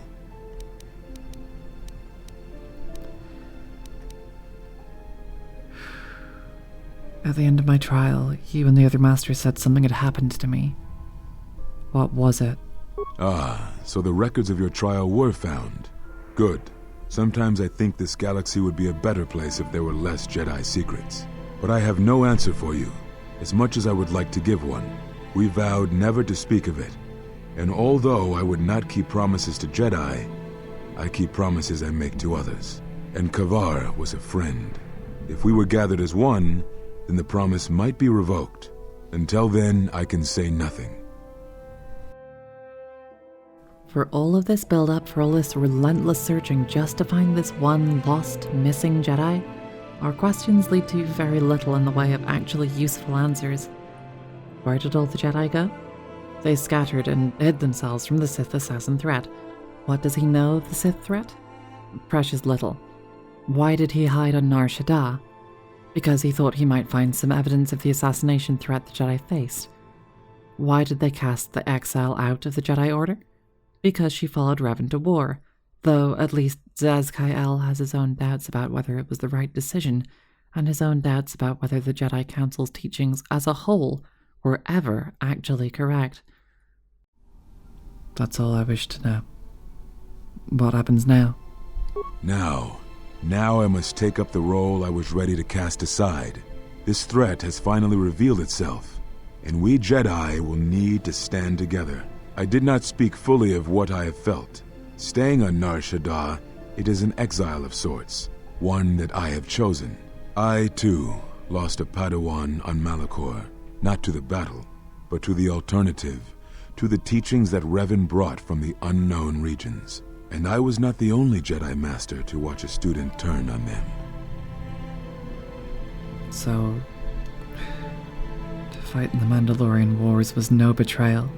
No, they were not to blame, but many of the Order did so. It was a difficult time, a time of strong emotion. Perhaps the Council, perhaps the Order itself had grown arrogant in their teachings. It is easy to cast blame, but it is perhaps time the Order accepted responsibility for their teachings and their arrogance and come to recognize that perhaps we are flawed.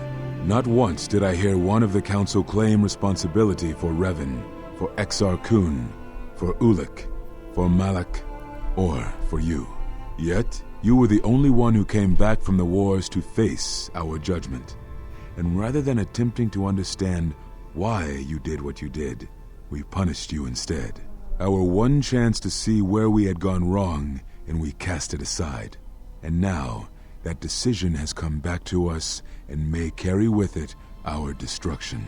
Perhaps there is something wrong in us, in our teachings, and though I tried, I could not cause that thought to leave me, so I left the Council. And I was not the only one. That is why many scattered, and why many in the Republic do not trust us, and why we do not trust ourselves. Make no mistake, I am no Jedi. This is the end, you see. After this, there will be nothing, and I think it will be for the best. Do you wish to do battle now? I have nothing more to say. None of this information is anything that we didn't already know. Frustratingly, he even denies that the Jedi Council ever cut you off from the Force, and when asked what happened in the moments after our trial, he refuses to speak, only being willing to do so if he gathers those he promised his secrecy to, the remaining members of the Jedi Council. If we want answers, we'll have to work more for them. If we gather more members of the Jedi Council, he will meet us in the ruins of the Academy on Dantooine. After everything, it feels kinda like a kick in the teeth. More Jedi secrets and no real answers. No way to fight the Sith threat. Instead of coming through the onslaught and out the other side, the exile has merely reached the next depressing stage of her heroine's journey, the Eye of the Storm. It's a brief respite from the hurricane, but her triumph is short-lived, undermined, and once more, she must return to the fray and continue her quest.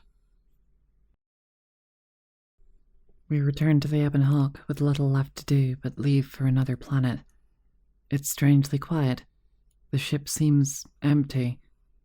The exile embarks, turns the corner, and... Oh no. Another Sith assassin is here, this time a woman with a lightsaber and force powers. She immediately launches into an assault, and the exile barely fends her off, though not before being momentarily blinded by the force.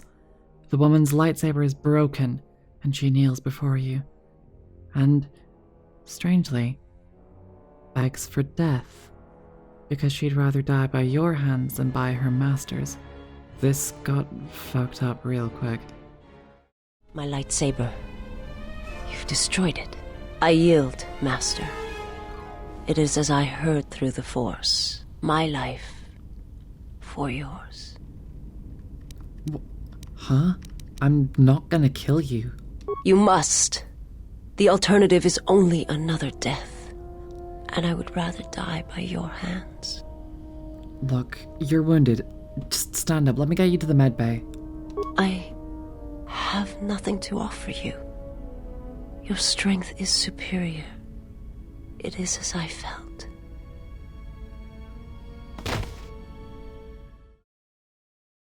She collapses, and the exile and Atten take her to the medbay, where he tells you that she is a Miraluka, a blind race of people, many of whom are force-sensitive. She keeps her headdress over her eyes at all times. Many of these people became Jedi, but it's unusual for any to become Sith. There are not many left in the galaxy anymore. Their homeworld was also annihilated. The handmaiden expresses her wariness of this assassin and demands that she be kept locked in the holding cells, but as sensible as this may seem, this is not a strategy that the exile immediately employs. She speaks to her would-be assassin, a woman called Visas, and in a quiet, gentle way, offers her compassion. The simple question of, "Are you okay?" yields this response. My life for yours. Are you all right? I am able to serve. If we enter battle, I will fight and die alongside you. That's not what I asked. I asked if you were all right. I have not heard that question in some time. My flesh is healed, if that's the answer you seek. I didn't want to hurt you. I know. And I fear that others will see the mercy in your actions, and in my survival, and use it as a weapon to do you greater harm. How did you find me? I felt you, heard you through the Force. It was like a sound at the edge of hearing. And when I heard it, I found I could not ignore it. Who sent you? I serve my master. I am an emissary, a scout. My master was aware of a disturbance in the Force, but was unaware of its nature, of you. The disturbance is not something one feels from a living thing. There is little my master does not know, and that you eluded his sight for so long is significant. But I do not know why.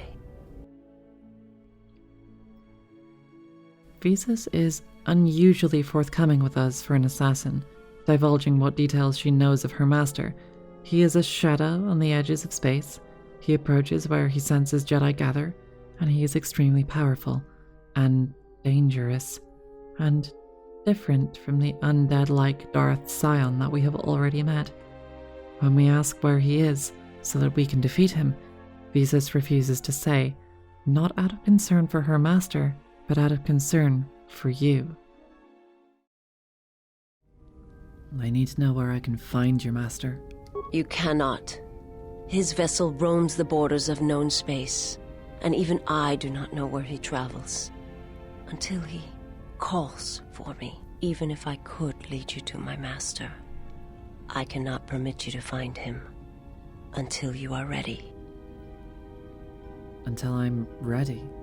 If I bring you before my master, untested, without your potential realized, then you will be lost to me, and I cannot allow that to happen.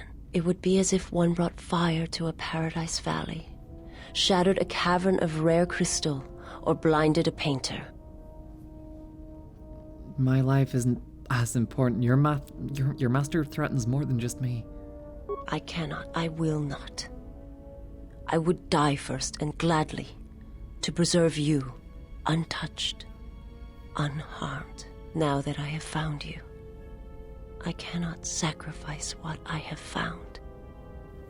If he's behind what's befallen the Jedi, he has to be stopped. You will meet my master.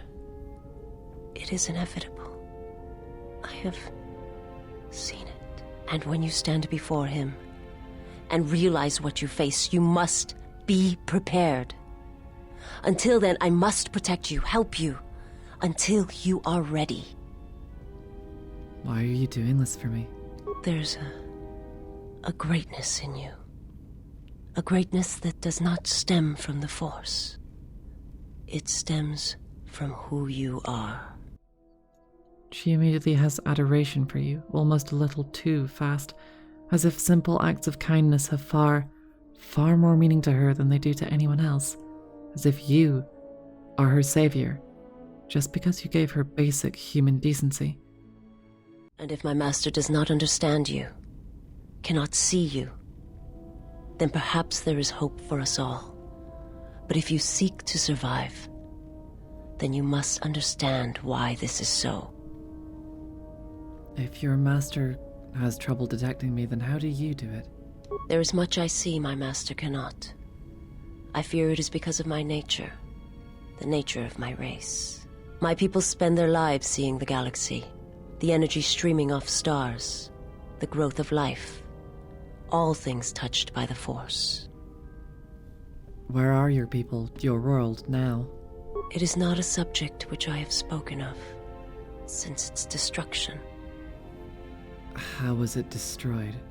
I've seen similar acts at Malachor. I've heard tales of Malachor. It is said that many of my people felt the end of the Mandalorian Wars from across the galaxy. But do not mistake me. I did not mean to draw comparisons between Qatar and Malachor. My homeworld still exists. It is intact. To call her a victim of abuse is to underplay what we're seeing. She tells the exile more of her race and of her planet, her homeworld, Qatar, a place where the Jedi gathered to identify the shadowy Sith threat, was completely annihilated by her master. All life on its surface was obliterated by the vacuum of his hunger, and everyone was killed, save one lost, hurting little girl. How was it destroyed? The planet was not destroyed. It remains. It orbits, dead in space. But nothing lives on its surface. It echoes, but there's no one left to hear it. If your homeworld was destroyed, how did you survive? I am not certain I did. I was there when the planet died. To see everything around you extinguished. It was as if I was blinded. It was as if the Force had been bled from the world. As if everything suddenly went silent. I imagine there are worse deaths, worse pain. But if there are, I do not know them. I was the only living thing remaining on the planet of Qatar. And my life, my agony, was a flicker in the darkness that was the planet. All that I had been connected to had been severed. You were the only survivor? Yes, but it was not survival. I still wonder what would have happened if I had died with the others. If perhaps there would have been some way to hide my presence from the galaxy. If only I had not felt that pain, that loss, as strongly as I did. But it could not be done. When the life was bled from the planet, and yet somehow I remained, my master came for me. Her master then came for her and claimed her for his own, not as an act of care, not as an act of compassion, but as an act of coercion, control, and power, fashioning her into a weapon, a plaything, and being only alive to carry out her function. He walked upon the surface of my dead world, and there, lying in the bodies of my race, he took me for his own, and he made me see. And for the first time I saw the galaxy, and I wished to die. He made you see? To this galaxy, my world, absent the currents and spectrums of the Force, was nothing but crude matter, rock, flesh, emptiness. He showed the flickering of life on other planets, the mass of beings that swarm through the empty places of the galaxy. To see such creatures, disconnected from themselves, their world, their place in it, unable to see the currents and how they affected everything around them. Why did your master show you this? He showed me to make me believe in his cause. He convinced me the galaxy, all life, must die. He fed upon its ugliness, its screaming, and in its place, he left silence. And where there was chaos, he brought stillness and order. I don't understand. It would have taken several Republic cruisers to destroy that much of the surface. To kill on such a scale is impossible. It was not a thing done with machines or weapons. The Force is far more terrible, and it touches more lives than any machine can hope to slay. For everyone that feels the Force, strongly, deeply, each one feels and perceives it in their own way. You have strengths, whether you know it or not, and my master has his. His power is great, and it comes from hunger. He is a wound in the Force, more presence than flesh. And in his wake, life dies, sacrificing itself to his hunger. And those who feel the Force strongly are beacons to his hunger. My people, my planet, would have been attacked in time. It was inevitable. Yet we could do nothing about it. Why? Why did he destroy Qatar? The Jedi, the last council of the Jedi, came to our world to meet in secret. They hoped that perhaps among our people, they could achieve the clarity to see what was striking them from the darkness of the galaxy. They succeeded, but only in bringing him from the outer regions. And Qatar, with my kind, with the Jedi upon its surface, could no longer be ignored. And my people died, and the Jedi died, and there was no one left, only me. My master, when he showed me my world, showed it to me as it is. It hurt, and since that moment it has been difficult to perceive the Force as I once did. But after traveling with you, I feel that perhaps there was a gift in it, hidden beneath the pain. When one endures, it gives hopes to others, and to themselves. Only when one suffers do certain truths become evident, both of the galaxy and of the self. And I feel you are an example of this. I cannot help but compare her to the Handmaiden, despite how much the Handmaiden emphasizes their differences. They're both orphaned, both stripped of their identities, both taught to serve and to give up themselves, both reduced to their functions and not treated as whole, complete people. Just one wears the colors of the light and the other the dark. But still, this comparison is still an unjust one. The Handmaiden still retains much of her agency and will more readily challenge you, whereas Visas will not. She expresses frank adoration and submission to you, regardless of how you treat her. Even those that show no compassion and bully and abuse her in turn receive her loyalty. She is too hurt to know what to do otherwise other than to show loyalty to those she perceives as more powerful than herself. To call her a victim of abuse is seriously underplaying what we're seeing. If we treated her well, she offers us a fragment of what gifts she has, her ability to see through the Force. Interestingly, this is the same way that Kriya perceives the world. Before we leave the medbay, Visas has some questions of her own. Forgive me, but before you go, I must ask. Why do you do this? Why do you seek to help me? Teach me? Because I believe that you can be saved. You must not do this. I cannot allow you to weaken yourself for me. To help another is not weakness, it's strength to them both. So you say. But it is not something I have observed or seen. What do you mean? I remember little of my homeworld before I entered my master's service. It is not as it was. There is little left of such memories. Or the planet itself. We've spoken enough. I must go. Very well. Perhaps we shall speak more of this at another time. But know this. I cannot allow you to weaken yourself for me. Kriya, of course, has her opinions on this. You have befriended the Seer. The Seer? You mean the blind Sith? Her species does not see as we do. They perceive the galaxy through the Force, and it is how she found you. It is a rare gift squandered on her people. The Sith carry the battle to you, and you spare them.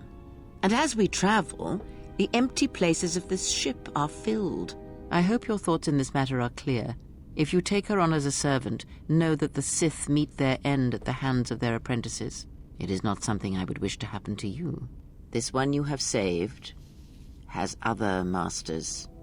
Though blind, she has ties to darkness.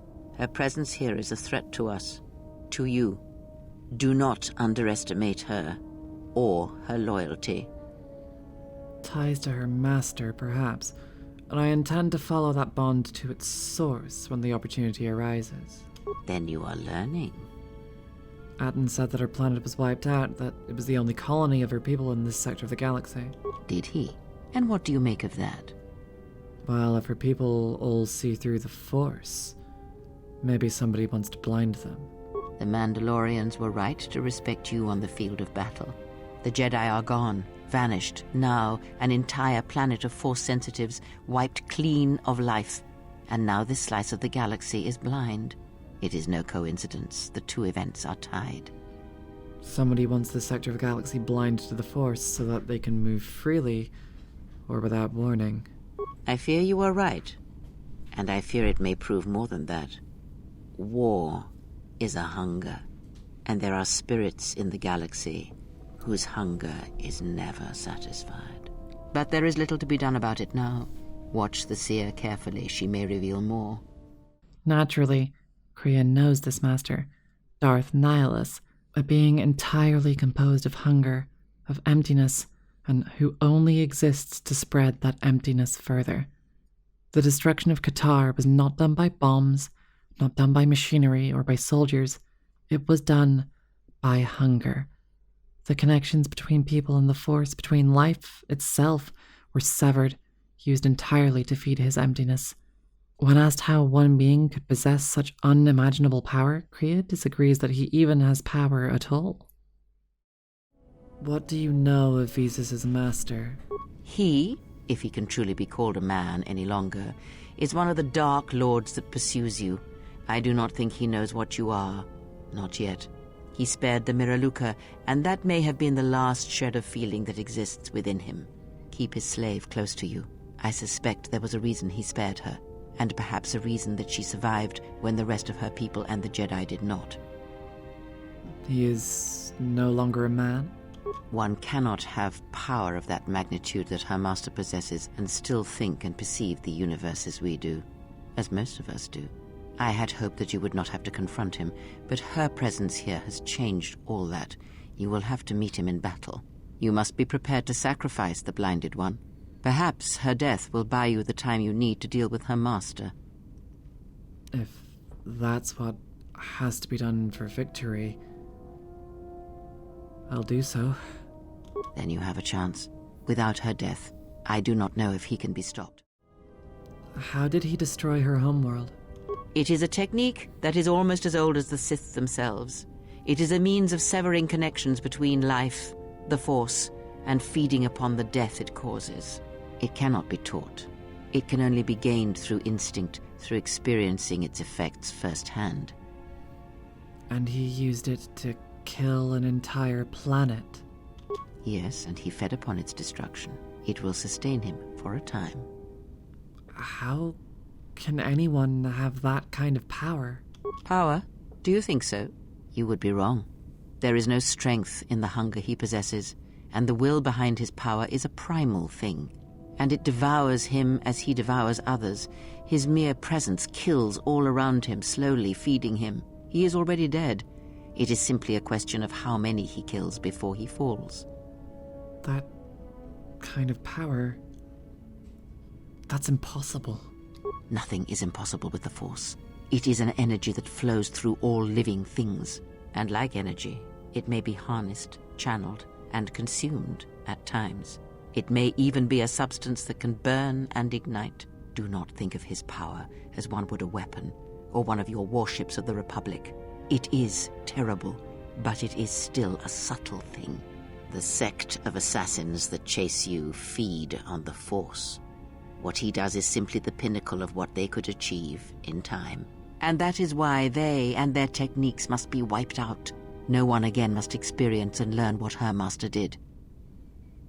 How are they able to drain the Force? As much as one may use the Force to bolster the wills and strengths of others, the reverse is possible, though not often used. Instead of sending one's will through connections in the Force, instead such connections are drawn upon, fed upon, and drained completely. But all life is touched by the Force. Then you understand how terrible such a power is, and why it must be ended. It is an empty road to the dark side, and by traveling it, the price is death before one's time. He is a breach in the Force, capable of consuming the lives of those around him. Sometimes the touch is slow, as it is with his crew.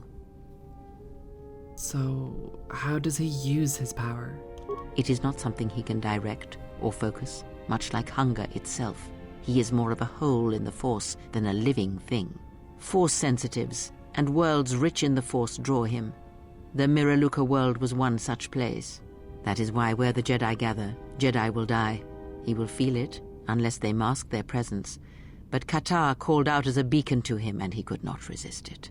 And he cares nothing for the Sith, or its teachings, or the Jedi. And when the Jedi are dead, he will feed on the galaxy, the Republic, and eventually consume the Sith as well. There is no future in the empty galaxy he sees, and that is why he must be stopped. The breach must be sealed before his power grows beyond what even we can hope to stop. Being a slave to one's instincts is still to be a slave, no matter how quote-unquote powerful you otherwise may seem to be. In her usual callous manner, Kriya suggests that Visas may be necessary as a sacrifice when facing Nihilus, a suggestion that does not sit comfortably with the exile. Kriya also teaches you how to master the perceptions that Visas taught you, to listen to the ship, to those in it, to read the thoughts of those around you, including Visas and her mantra against fear, including the handmaiden and her familial insecurities, including Beodur, who can feel you listening, and, most importantly, Aten. Where the others all have their own thoughts on display, Aten's are focused on constant distraction, constant dissociation, disengaging from anything deeper whilst his mind focuses on playing Pazak in his head. Perhaps it's finally time to confront Aten with everything we now know about him. Aten, why do you play Pazak in your head? Passes the time. It's better than listing off engine sequencers, memorizing hyperspace routes, or counting ticks in the power couplings. But you do all those things as well.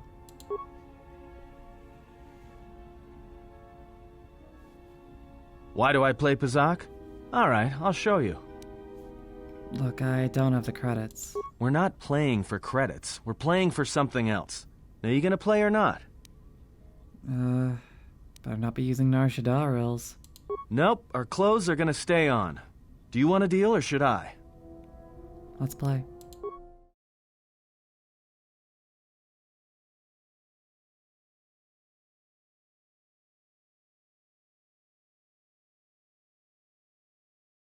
Good match. Now, what are you thinking about right now? Mainly just wondering if you had a skifter up your sleeve. Fair enough. But that's why I play Pazak in my head. Because if you don't, you've left the door open, and anyone could walk right in. Atten, before I felt your mind with Kriya's help, I'm sorry.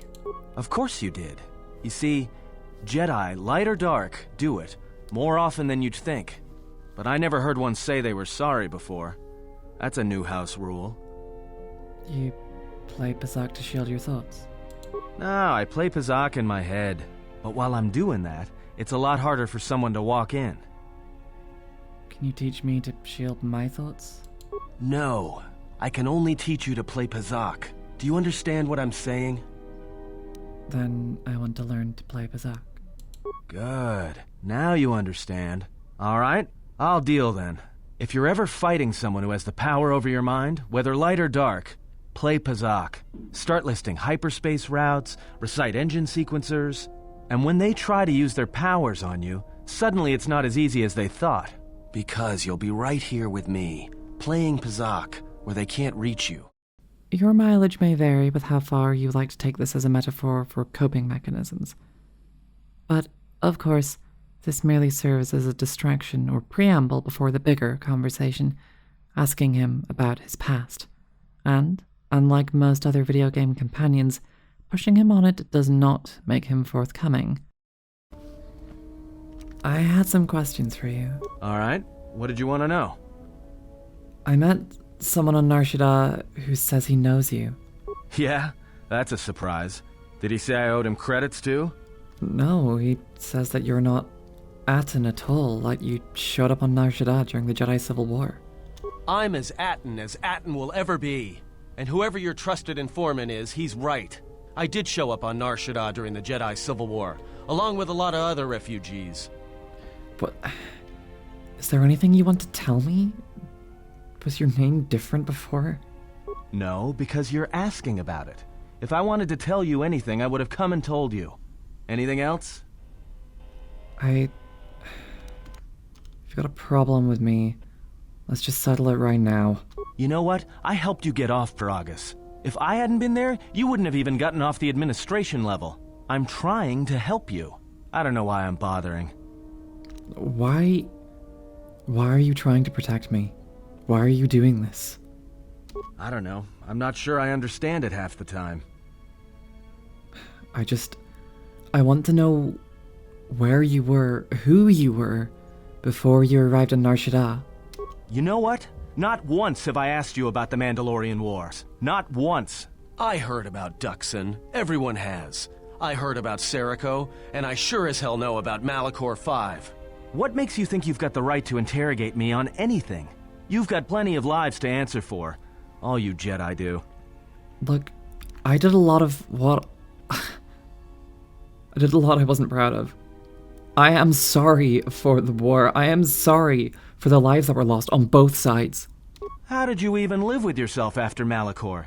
Is that why you went back to the Jedi Council? Hoping they'd kill you? It wasn't like that. Wasn't it? Maybe you thought they'd forgive you. Sure, you might have thought they'd execute you. But Jedi don't kill, do they? At least not their prisoners. Maybe you were counting on it when you went back in chains. So you got off easy. You were exiled, brushed under the cargo ramp, another dirty little Jedi secret. I'll tell you, all those Jedi at Malachor, they deserved it. Every last one of them. You weren't there. You have no idea what happened. Oh yeah? Shows how much you know. Maybe you're wrong about a lot of other things too. No one deserved what happened at Malachor. How can you say the Jedi deserved to die? Because Jedi lie, and they manipulate, and every act of charity or kindness they do, you can drag it out squirming into the light and see it for what it is. The galaxy doesn't need Jedi arrogance or Jedi hypocrisy anymore. What? This is why I'm no longer a Jedi. The Jedi, the Sith, you don't get it, do you? To the galaxy, they're the same thing. Just men and women with too much power, squabbling over religion while the rest of us burn. At least the Sith are honest about what they're killing for. The Jedi are pacifists, except in times of war. They're teachers, except when it comes to telling their students the truth. And when they save you, it's only so you can suffer more.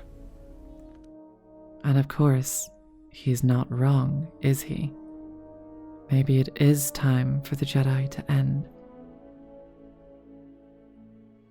But he has still distracted you by turning the whole conversation to anger and bursts of emotion, dodging the questions about his past and who he truly is.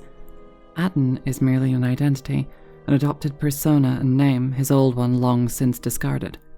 With gentle acceptance, the exile gives him space to vent, not judging him, not deriding him for having anger, just accepting him for all that he is, the good and the bad. He once served under the Republic as a soldier against the Mandalorians, and, like so many of his comrades, he slowly lost faith in what he was fighting for. Those around him died, and the apathetic Jedi Council and ineffectual Republic aristocracy did nothing to help. This isn't... I've heard enough. Whatever, just leave me alone. I don't know why I'm wasting my time with you anyway. Look, I just wanted to know about you. Your past, especially if we're going to be traveling together. Well, don't get too attached to me. I don't like it. Are you alright? That depends on your perspective. I have this habit. I'm a deserter. It's what I do. Which war? Served in both of them. Against the Mandalorians, before and after Revan, and again, when Revan declared war on the Jedi. I didn't know you served with the Republic. I did, up until the Republic officers began to betray their oaths to the Republic and side with Revan, Admiral Kareth, Mon Halan, General Darad, and all the rest. Right after that final battle at Malachor, I was right there with the rest of the defectors, because it was the right thing to do. I agree. After what they did, the Republic didn't deserve your loyalty, not after all that. The Mandalorians were slaughtering us by the millions. The millions. You were at Serico, when they turned the Stayrib cities into glass craters. At Duro, when Basilisk war droids rained like meteors onto the orbiting cities. And when the Mandalorians set fire to the Zoxan plains on Ares III, the fires that still burn. Without the Jedi who turned on the Council, without you, the Republic would have lost the war, and we would all be Mandalorian slaves or corpses. And instead, he placed his faith in the one that did act to save him, that did act to save his comrades. He placed his faith in Revan, and eventually in Revan's conquest against the Republic. But instead, you all just became Sith? There's no reason to start another war against the Republic and end more lives. We were loyal to Revan. That was enough. She saved us. He joined the ranks of Revan's empire, and he, just like the Sith that now hound us, became a Jedi hunter. What happened then? After Malachor, after the Mandalorian Wars, that's when the Sith teachings started spreading through the ranks. We knew where our loyalties lay. To the Jedi who came to help us, not the ones who sat back on Dantooine and Coruscant, watching us die. So when those same Jedi who watched us die decided to start fighting us during the Jedi Civil War, we fought back. I fought back. How? You fought Jedi? I didn't fight Jedi. I killed them. A lot of them. People say killing Jedi is hard. It's not. You just have to be smart about it. No blasters, no getting close to them, no attacking them directly when you can gun down their allies instead. There's ways of gassing them, drugging them, making them lose control, torturing them. I was really good at it. What's worse is that killing them wasn't the best thing. Making them fall. Making them see our side of it. That was the best. You make it sound easy. I taught myself techniques. It's hard for Jedi to sense what you're really thinking if you throw up walls of strong emotions and feelings. Lust, impatience, cowardice. Most Jedi awareness doesn't cruise beyond the surface feelings to see what's deeper. And I was good at that, throwing up walls. And my superiors knew it. Sometimes the Jedi on our side wouldn't even realize I was there. Is that why you act the way you do? Part of it. Maybe it was always me. It's hard to tell sometimes. I haven't known who I am for years. I wasn't the only one. I know you left at the Mandalorian Wars, so you don't know much about what went on behind the scenes in the Jedi Civil War. But Revan understood one thing. The real battle was going to be fought between the Jedi on both sides. That was the only battle that mattered. So all of this came down to the Jedi and the Force. Whoever had the most, the strongest Jedi were going to win the Civil War. If Revan couldn't convert Jedi, Revan would kill them. So Revan trained elite Sith units into assassination squads, whose duty was to go out and capture enemy Jedi. I was in one of the special units trained to do this. Capture Jedi, not kill them. Yeah, Revan had plans for all Jedi. I think it was important that the Jedi see her side of things, the Sith teachings. Revan wanted to break them, and then have them join her. But you're here with me now, why? One day, I decided not to do it anymore, so I left. Ended up on Nar Shaddaa, became someone else. Why are you telling me this? You took a risk, thinking that I would care, but I don't judge you for this. I didn't think you would, after Malachor, but it was a chance. I guess I was just tired of keeping it in. And I've been with you only a short time. Enough to know that as soon as someone signs on with you, they haven't got long to live. You got history, and anyone who travels with you doesn't. And maybe I want somebody to know who I was in case a story needs to be set straight. Maybe you understand. But this wasn't what he wanted either, and his identity, shifted and damaged by the trauma of the war, remains fluid. He abandoned his former post, making a second betrayal, this time betraying Revan and the growing Sith army he was caught up in. Following a chance encounter with the Jedi he was sent to kill, who forewarned him of his dark path, that eventually his identity would be consumed, and he would be reduced to nothing more than a tool, an instrument of the Sith. And finally, she opens the Force up to him, forcibly pushes empathy onto him, making him realize the pain and suffering he was doing unto others. But why did you leave the Sith? Well, there was a woman, a Jedi. She gave her life for mine. Were you assigned to kill her? It wasn't a mission. She sought me out. She said she had come to save me. She was lying, of course. Or I think she was. It doesn't matter. She told enough truth to get my attention. Truth about what? She said that Revan was doing something terrible to Jedi within the unknown regions. That when we captured Jedi, they were sent to a place designed to break them. And that anyone in her service who showed any ability with the Force was sent there too, to turn them, to break them into dark Jedi, or assassins trained to kill Jedi. She said that's what would happen to me, that I had the Force inside me. That's why I was so good at killing Jedi. And that when the Sith learned of it, there would be no escape, no turning back. I would become an instrument of the dark side, forever. I had heard talk in the ranks, troops vanishing. I knew what she meant, but I didn't believe her, or want to believe her. So, what did you do?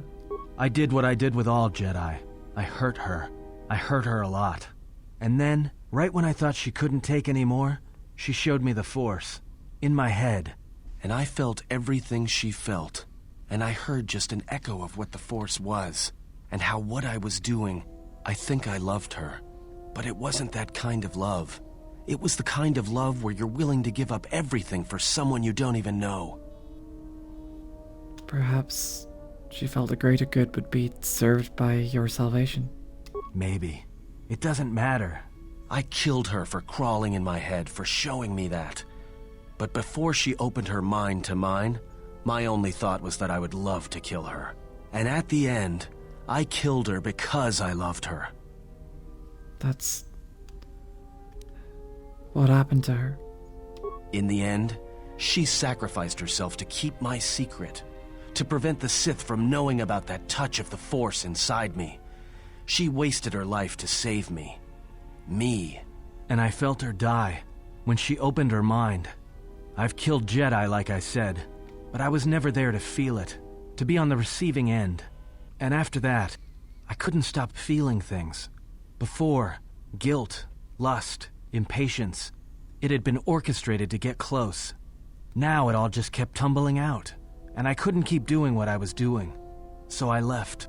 I fled with the displaced war veterans to Nar Shaddaa, and I lost myself there, until the war came to an end. I wanted no more of Jedi, or Dark Jedi, or the Force. I just wanted to be left alone. And then, I met you on Peragus. And I thought maybe she had saved me so that I could help you. And if I can't, then I have to try. Then I welcome your help. I didn't want to tell you any of this, but I had to. Because if something happens, I can't let you think I was doing it for something other than the past. Then that's all I ask. Thank you for your help, and for your honesty. Empathy is a hell of a drug, and a hell of a de-radicalization tool to make someone leave fascism behind. He trusts you with everything. He has no need to, but he does. And finally, in that moment of honesty, and in that moment of true, genuine self-reflection, he opens up fully to the exile. Once, a Jedi showed me the Force. I heard it. I felt it. At the time, there was too much pain to confront it. Because if I did, it meant I would be changed into something else. Now, I'm not afraid of it anymore. And I think that by learning how to use it, I can help protect you. Or at least buy you some time when disaster comes screaming in. I want to learn how to use the Force. I want to learn how to use the Force to help you. Then I'll train you. What must I do? Is there some ritual, or... No, just close your eyes and open your mind. And at last he opens himself up to the Force, in earnest. Not by coercion, but with consent. And at last, Adden takes his path on the road to becoming a Jedi. A different kind of Jedi. One not fettered by the bullshit of the old order, but one with genuine care, empathy, and experience. I'm just saying, de-radicalization and transition narratives are ones I particularly enjoy, and shedding old identities and coming into one's own is an important step in life.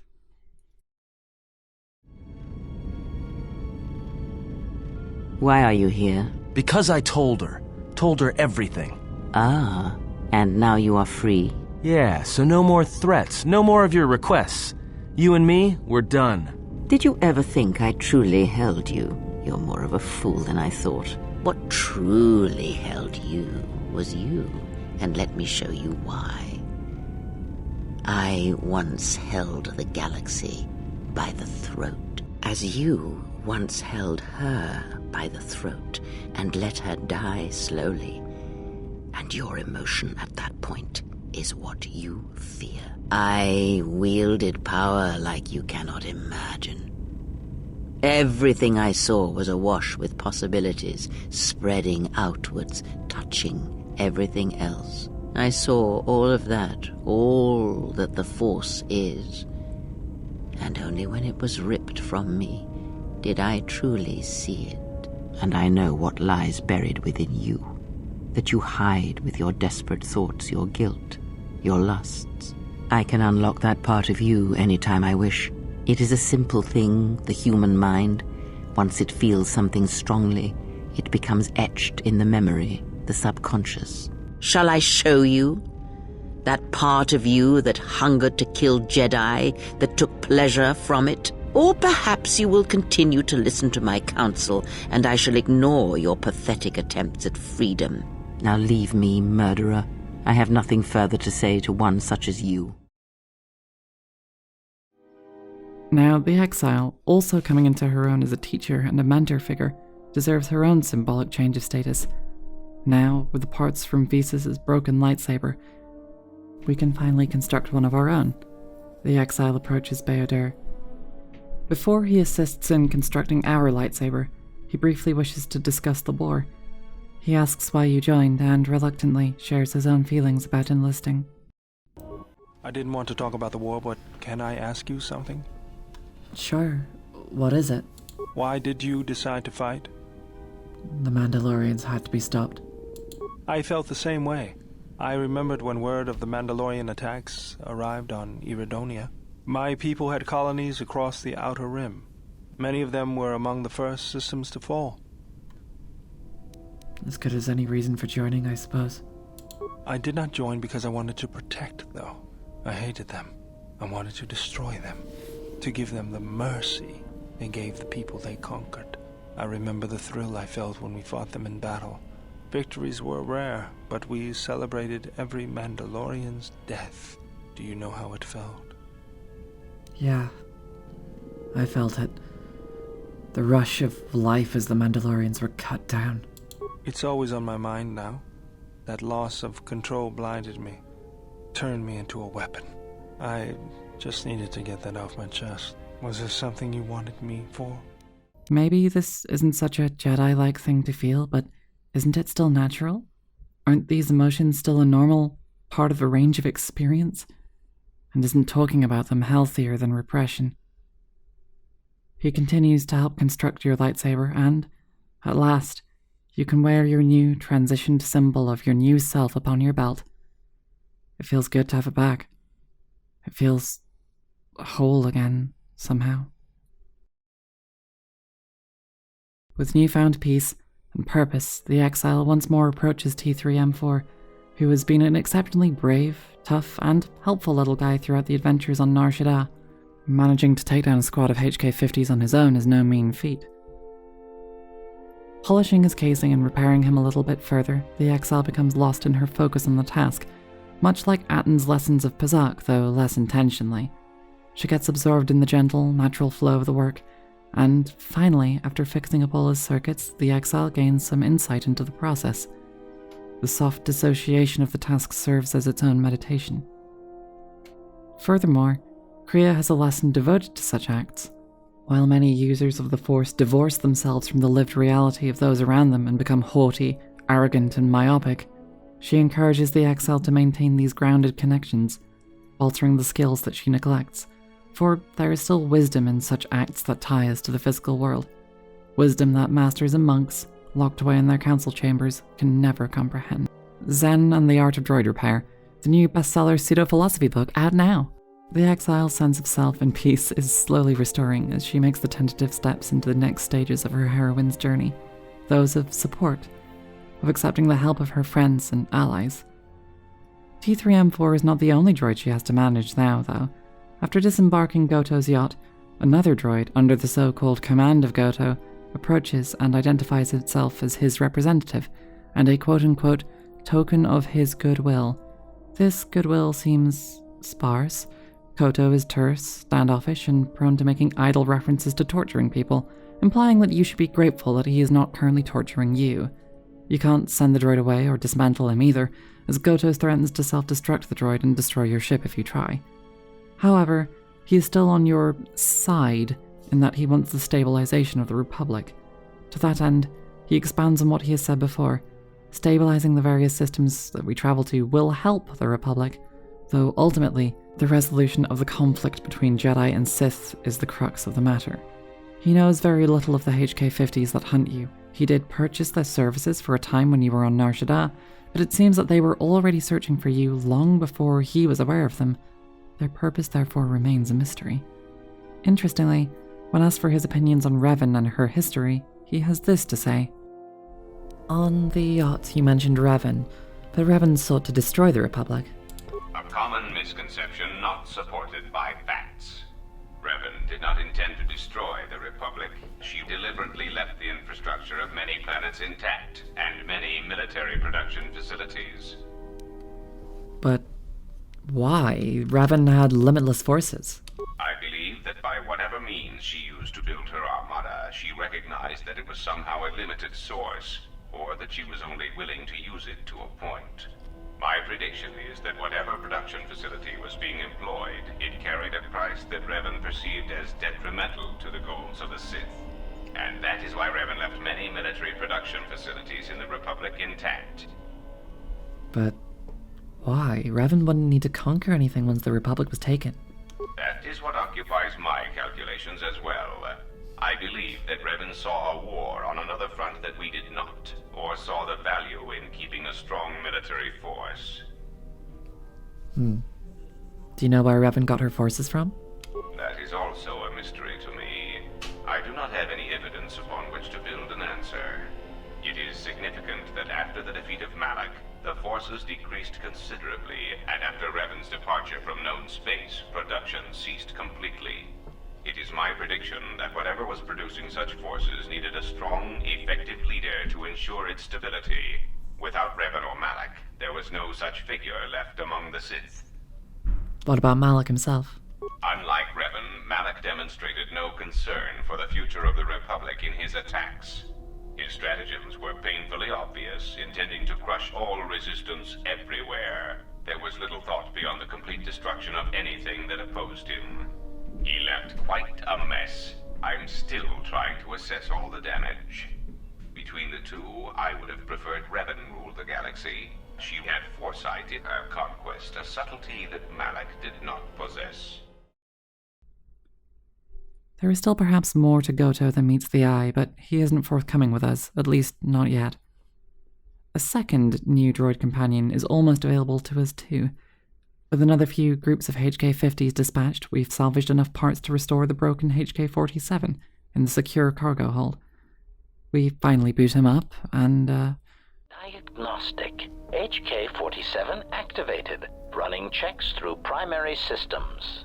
Assessment. It appears I have suffered considerable damage and dismemberment. I can feel all the cracks in my motivators. And my central control cluster seems to have taken several repeated blaster shots at close range. How crude. Why were you in our storage hold? Answer. I do not know, Master. It is curious that I was here, although this place does seem familiar.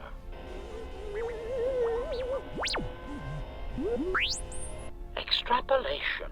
Perhaps someone was already in the process of rebuilding me. It may be I was needed for some task. Are you okay? Answer. If by okay you mean the loss of almost all my existing assassination protocols, then no, I am not okay. Furthermore, I seem to have no discretionary control over my vocabulator, causing me to reveal my true function as an assassin droid of unrivaled sophistication. You look like an awful lot like a series of droids that have attacked me. Answer. Oh, that is impossible, Master. If I were out to kill you, we would not be speaking. And regardless, I am a unique model. Why, to think that there would be other versions of me would be unacceptable. Well, there's at least a good half dozen, if not dozen, other models of you that are now defunct, scattered throughout the galaxy. Statement. Master, I must inform you that your attempts at humor are wasted on a droid such as I. As I have expressed, I am unique. Actually, there's a series of HK-50 units that are sharing your model, namesake, and function that we've encountered on multiple occasions. Here's the holologs. Resignation. Very well, Master. If you persist in your attempts at humor, I shall indulge you. Let me check the ship's records, and we will settle this matter once and for all. Conclusion. You speak the truth. This discovery is also causing me some degree of anger and humiliation. Are you alright? Mockery. Am I alright? Oh, yes, Master. Why, I am fine. Statement. I've only just been reactivated, only to find that there are substandard duplicates of me running all over the galaxy, corroding my good name. But if they are in fact hunting you, then I look forward to the opportunity to meet these units and educate them in proper assassination protocols. Conclusion. So it seems I need you, for the time being. You're an assassin droid? Recitation. Yes, as I said, I am an assassin droid. It is my primary function to burn holes through meat bags that you wish removed from the galaxy, Master. Oh, how I hate that term. What? Meatbag? Answer. No, Master. I said it again. Well, I'm not entirely sure I like the idea of having an assassin droid just on board. Answer. Well, I am not certain I like the idea of a master who feels reservations at having an assassination droid at their disposal. In fact, it brings with it a certain sense of dread that you may actually not use me to my full capabilities. Well, fine. Are you ready to serve me at least, droid?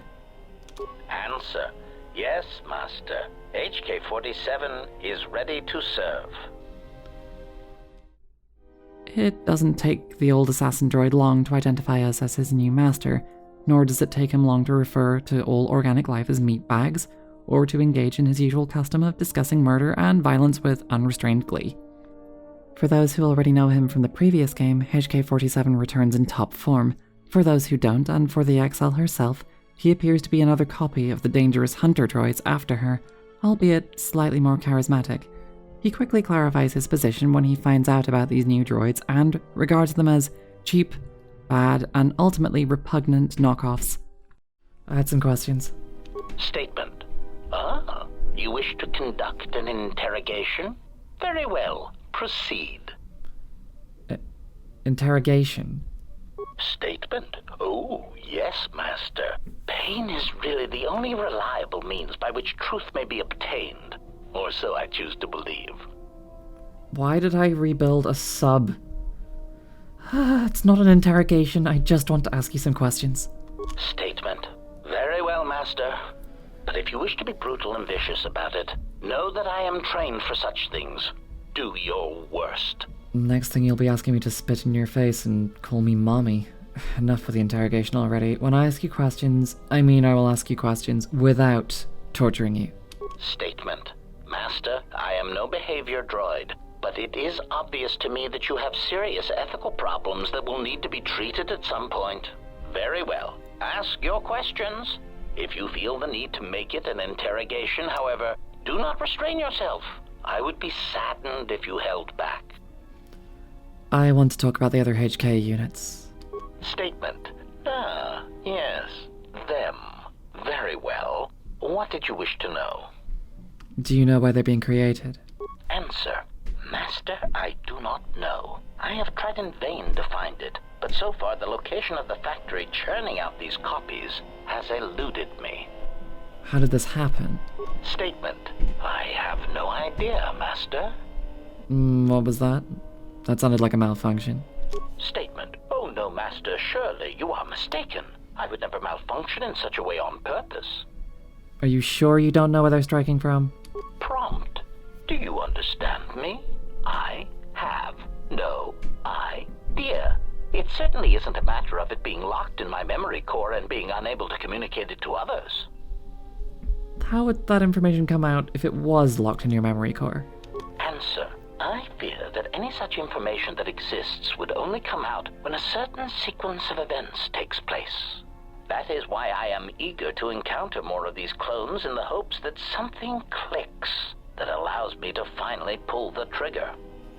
Well, I need to know some more about these clones of yours. Statement. What of them? Why do you need me? Statement.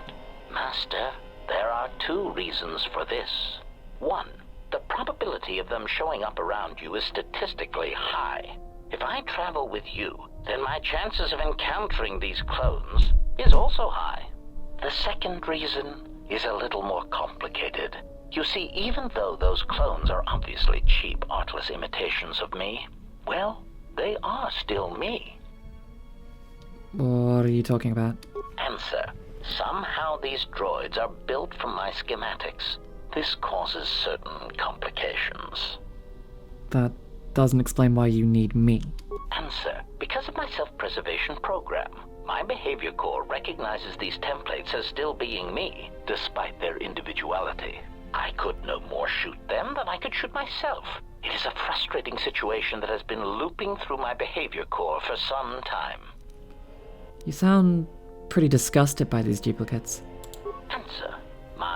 feelings on the matter are something that I feel I must put in proper context, in a way that even a meatbag such as yourself could easily comprehend. Theory. Imagine, if you will, that you are unique, the pinnacle of an exiled, cast-out Jedi who can't even use the Force. Imagine that no one has sunk lower than you, that you are truly the most miserable example of a Jedi ever. Is this going somewhere? Continuation. Now that you have that image, imagine this. Someone clones you. Badly, I might add. They make the clones talk differently, rob you of any shred of personality, and take your Jedi code and adjust it, so that it is not really the Jedi code anymore. They even change your pigmentation to a rather poor shade of Durasteel, rather than the proper rusty red that inspires fear in targets. And of course, they refer to meatbags as organics. Unacceptable. That explains your anger. Clarification. Anger would be an understatement for the heat that builds up in my behavior core when these cheap imitations make their presence felt throughout the galaxy. Statement. Part of the indignity of all these copies is that they impair my ability to perform my function. The more people throughout the galaxy recognize me as an illegal assassination device, the more difficulty I will have in carrying out my mission. He's going to stick by your side, whether he approves of you or not. These assassin droids, still masquerading as protocol droids through the Republic, are after you, and if he wants to remove his disreputable copies, he needs you to draw them out. Why are they masquerading as protocol droids? Answer. Master, as part of my original programming, I am able to communicate in over 600 languages. This usually amounted to short verbal warnings when killing non-basic speaking targets, which gave me some small measure of satisfaction. So a good portion of your programming was actually adapted from protocol subroutines? Answer. Yes. I believe my original master needed this functionality in order to recover information from various indigenous tribes across the galaxy, but I know little else than that. Suffice to say that that translation capability allowed these copies of myself to assume the role of protocol and translation droids in much of known space. That is, of course, not their primary function. And while they are attempting to pass themselves off as translation droids, their primary functionality keeps rising to the forefront. What do you mean? Recitation. For example, on Praven Prime, the simple transferring of Elzing syntax for friendship changes its meaning and implies that one's broodmate was actually impregnated by their own host. If that was spoken aloud, then it would explain much. Is that what happened? Confirmation. Oh, truly, you can imagine the results. Statement. This comment, of course, caused a civil war between the Guvandi Collective and Elzing that still persists to the current date. Do any of these incidents have any wider repercussions? Answer. Yes, Master. Such incidents often spread outwards from their point of origin, much like an echo. Like an echo? Why did you say that just now? Query. What do you mean, Master? The echo, why did you say that? Answer. It is something I heard a previous master say before, I believe, but I cannot recall the context. Still, somehow it seemed applicable to this situation. Odd. What repercussions did Praven Prime have? Answer. In the case of Praven Prime, the Civil War actually forced the Republic to back out of Guvandi space and let their world fall from Republic control. As I understand it, that would be best. Keeping such a world would have been a token gesture of control.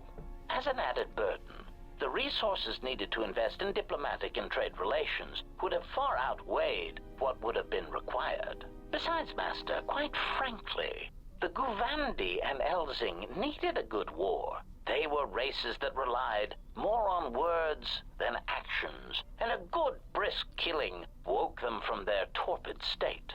Also, the result of the war will be that the drastically reduced Elzing population will eventually need to call upon the Republic for emergency relief. And that's a good thing? Answer. The Republic stands to gain. The Republic will be able to supply such emergency relief at a fraction of the cost to the now reduced population. Of course, such aid would only come 4 or 5 years after the war was started.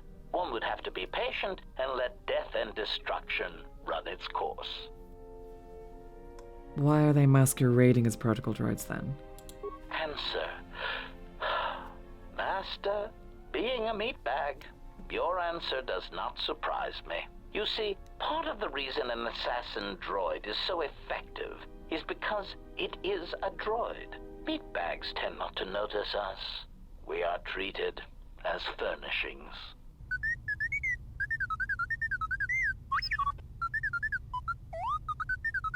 Statement. Oh, do shut up, you beeping little trash compactor.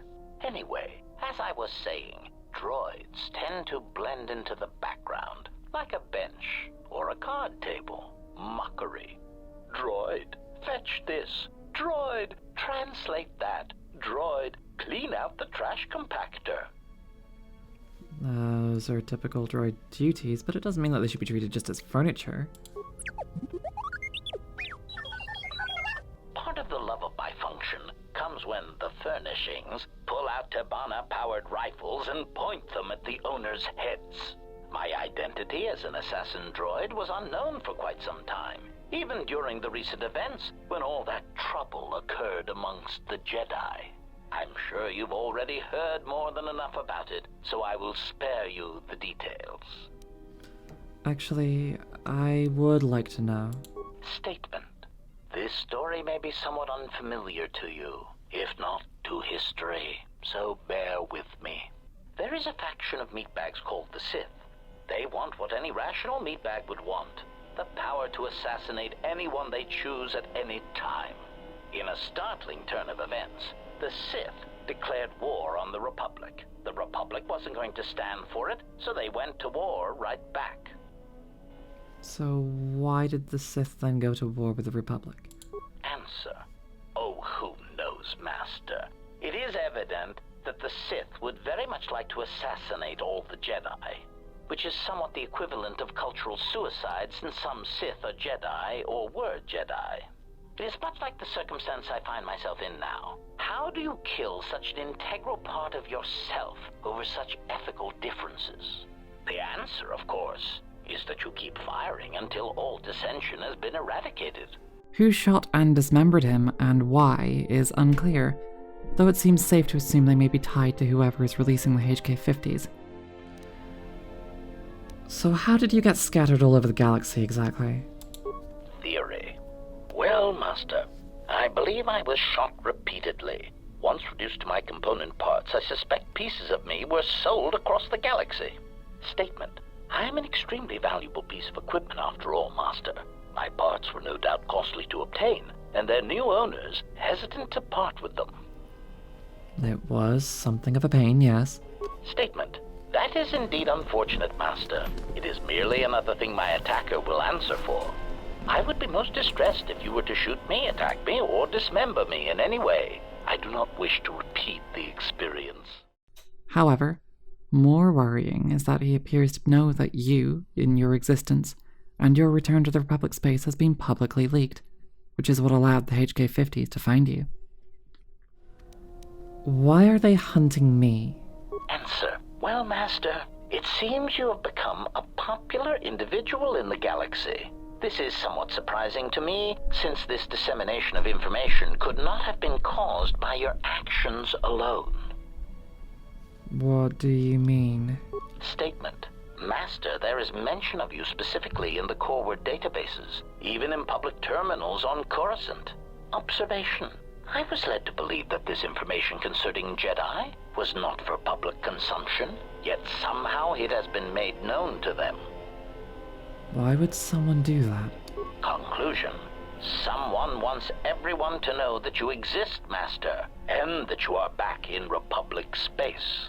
If I did not know better, which is computationally impossible, I believe that someone wants to make you a target, and they are succeeding admirably.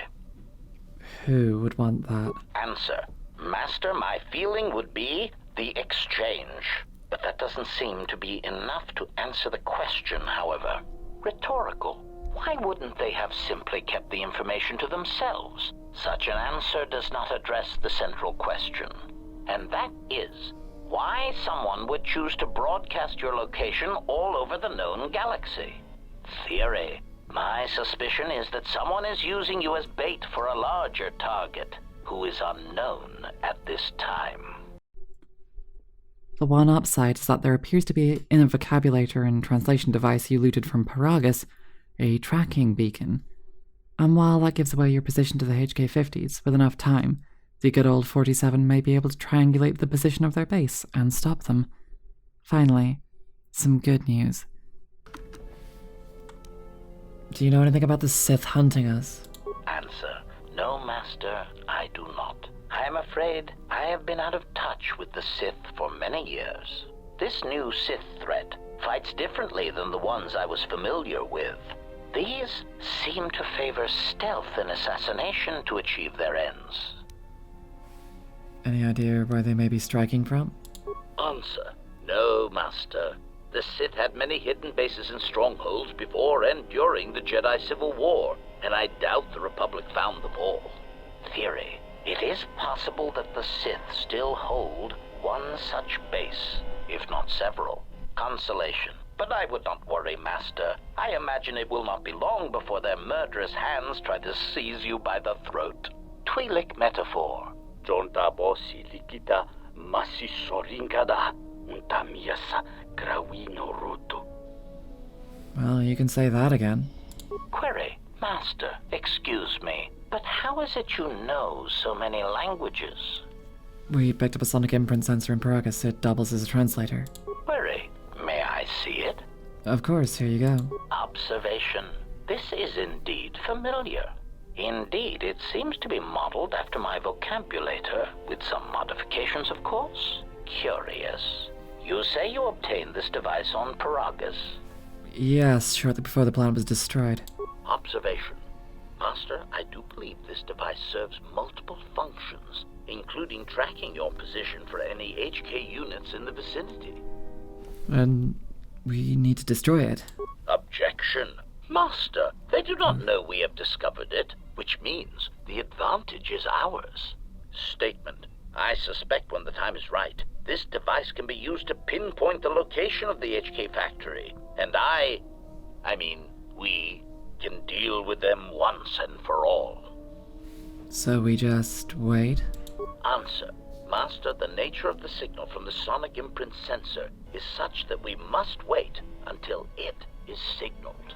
It does not please me any more than it does you, but one of the primary traits of an assassin or assassin droid is patience. I have other questions. Statement. You know, for a sophisticated assassin droid, you don't really seem as advanced as you should be. Statement. Master, you wound me. Not physically, but in my behavior core. It is true that I once possessed many more protocols and upgrades, but time and damage has taken its toll. And I am afraid that I have a rather long history of memory problems, which has also compromised my effectiveness as well. Still, you will find me a valuable asset, Master, willing and able to terminate anything you point me towards. HK will, of course, have a lot more to say, but for now the Exile has other companions to attend to. The final companion that we've picked up on Nar Shaddaa, Mira, the red-haired bounty hunter, is not as comfortable on the ship as she expected. She remains restless and nervous about the quiet of space travel. She is already homesick for the chaotic thrum of Nar Shaddaa's life. Yeah, something wrong? I was hoping we could talk. Talk? About what? Do you understand men? Sure, they're easy. That's why I dress like this. When they're looking down to check you out, you can usually smash them on the base of the skull or deliver an uppercut that knocks them flat. You make it sound easy. It's simple. When you want a man, you jab him with a Bothan stunner, then while he's screaming in pain, slap some stun cuffs on him. Then starve him for 2 or 3 days until he becomes open to suggestion, then double check his bounty and see if he's worth anything. That sounds more like hunting. Call it what you want. Me? I love my targets. There are some other questions I wanted to ask. Go ahead and ask. You seem restless. It's all this traveling, being trapped in the ship. Everything's just too quiet. Well, savor while it lasts. I'd rather be doing something, somewhere with people, activity, some life. Like Nar Shaddaa? Yeah, it's been a while since I've been off planet. Guess I got used to it. How so? Well, Nar Shaddaa may be one of the biggest cesspits in the galaxy, but it's got a life to it. Activity, aliens, people, refugees. It's like noise, but relaxing. Like the hum of a hyperdrive. Or like the tortured groaning of a trash compactor. No arguments here. Still, as long as you accept it, the place isn't so bad. Better than sitting here, in silence. I suppose it could be comforting in its own way. Yeah? Didn't think I'd hear a Jedi ever refer to Nar Shaddaa like that. Life's got a certain energy about it. Especially in Nar Shaddaa. Yeah, right. Save the philosophy for the disciple. He'd eat that stuff up. Maybe one day I'll be able to show you. No thanks. You can keep your Jedi training to yourself. I already know Nar Shaddaa better than you ever will. The city planet, for all its flaws, had become a comfortable home for her, having lived there most of her adult life. She tells the exile that, like many others, she was an orphan and a refugee from the wars. Despite being just a kid, she managed to slowly make work of herself by finding lost people, which over time became the bounty hunting, which morphed into her main career. The exile, in a misguiding attempt at compassion, offers her own observations, that finding lost people might be easier to empathize with when you've already lost your own loved ones. The insensitivity of a Jedi without family. Mira, of course, does not take this well. Well, forget it. I had other questions for you. Shoot. Were you raised on Nar Shaddaa? Yeah, more or less. I wasn't born there, I just ended up there. What happened to your family? Well, the war happened. The first one, against the Mandalorians. I had family right up until the end. It's not really a new story, you hear it all over the galaxy. It's what happens after the wars are over that you don't hear much about. They died in the final battle? I think so. After Revan crushed the Mandalorians, planets throughout the Republic were flooded with refugees. I was just one of the others. Me? I got passage to Nar Shaddaa. From there, not much you can do, so I became a bounty hunter. How could you have lost family at Malachor 5? There were no colonies. It was a taboo world to the Mandalorians. Take a guess, Jedi. Only 2 groups of people would have lost family at Malachor. And Jedi don't have families. You're a Mandalorian foundling? As much as any slave becomes a Mandalorian. They took prisoners on every world they conquered to bolster their ranks. And they took a lot of worlds. You were a slave? When I was young, yeah. They mostly used me to carry ammo packs and munitions. Toward the end of the war, they needed everyone they could get. They taught me to fight, to hunt, to survive. I was part of their squad, even when I was young. Everyone served as part of the unit, and I felt like I had a place there. After Malachor, it really didn't matter anymore. The Mandalorians lost. Bad. But you know that. I regret everything at Malachor, but there was no other choice left. Yeah, I know. I saw the worlds they left behind them during the war. That kind of stays with you, I haven't forgotten it. What happened at Malachor, they probably deserved it. You don't sound too happy about it. Should I be? Maybe I should ask you if you're happy about all the Jedi who died on Malachor 5. Maybe it felt like you lost family there, but I doubt it. They had to be stopped. Yeah, I know. I saw the worlds they left behind them during the war. That kind of stays with you, I haven't forgotten it. What happened at Malachor, they probably deserved it. I had other questions for you. Alright. So, why did you become a bounty hunter? I'm good at finding people, so I used it to make credits. Finding people on Nar Shaddaa seems difficult. Not if you know your target. Usually you get a hollow or rough description, and then you just sort of listen to it, get a feel for him or her, and start walking. Walking? And this is a little hard to explain, but Nar Shaddaa's got a flow, a life to it. You see all kinds of aliens and life there, and it's got currents. No, I understand. You know your target, you can feel them. Know where they're going to go. And sometimes, you know where they're going to be before they do. I'm good at finding people. Because when they're lost or out of place, it's like something's wrong inside them. And that's why I hunt. Maybe it's because you lost your family. You understand what it means to be lost. Oh, do I? Is that it? How you could ever possibly hope to understand is beyond me. Jedi don't have family. I know what happened at Malachor 5, and I know the Jedi didn't care about life there. I have never stopped trying to protect people, even at Malachor. Get away from me. The next time you come and ask me a question, I swear I'll shoot you in the head and dump you out the airlock. Sometimes it might be best for a Jedi to learn when to shut the fuck up, stay in their own lane, and when their vaunted wisdom just comes across as insensitive bullshit. There is an alternative companion that could have been picked up on Nar Shaddaa if the exile had aligned to a darker persuasion. Instead of gaining Mira as a companion, she could have gained Hanhar, and Hanhar is an altogether different beast. A Wookiee taken from Kashyyyk, Hanhar was one of the many who were made slaves by Zerka Corporation's less than ethical dealings. Enraged at his enslavement, and the enslavement of his people, he fought back. Finally, enraged at those of his people that submitted to slavery, Hanhar killed them too. He intended to never be a slave again, or to let any that he cared for ever be slaves again.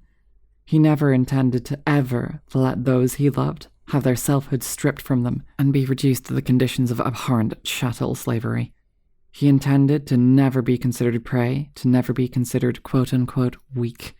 He never wanted to ever be shackled again, and instead now he uses the shackles bound around his wrists as his weapon to fight, both against his oppressors and anyone else in his way. And then he made a mistake. He nearly died, and he was saved by the young bounty hunter with red hair. In the way of his people, he owed her a life debt, a thing that he viewed as another form of slavery, but as she continued to show him mercy, he felt that debt rack up and up. He felt crushed under the heel of another form of slavery, but this one tangled deep within his own mind. What was it better to do? Abandon one of the primary things that made him part of his people? Or to submit to another form of servitude forever? I am here because there is no choice. Debts must be served among my people. There is a custom, a debt that is a form of slavery. I did not see what it was until your kind came to our planet and showed it through your eyes. For my people, to stop one from dying, from traveling to the Shadowlands, makes their life yours. These bonds are called life debts. They are invisible shackles that one wears upon the wrists and in the mind. To give them up means to give up everything of my people. It means I will no longer be one of them, even in the place that exists beyond the Shadowlands. When I die, I shall become part of the Shadowlands and never return from my exile. This blackness that surrounds me will be where I die forever.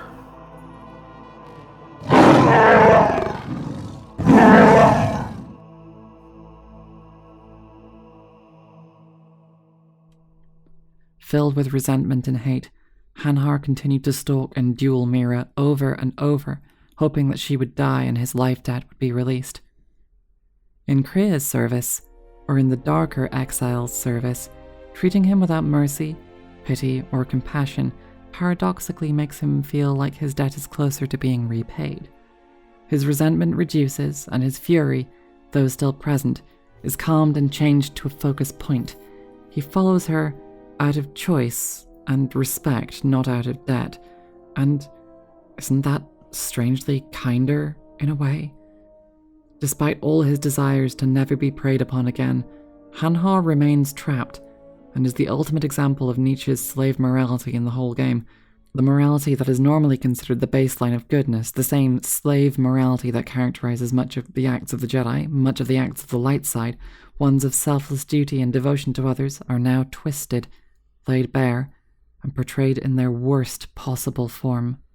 I don't find him to be a badass murder machine like many players do. I just find him pitiable and sad.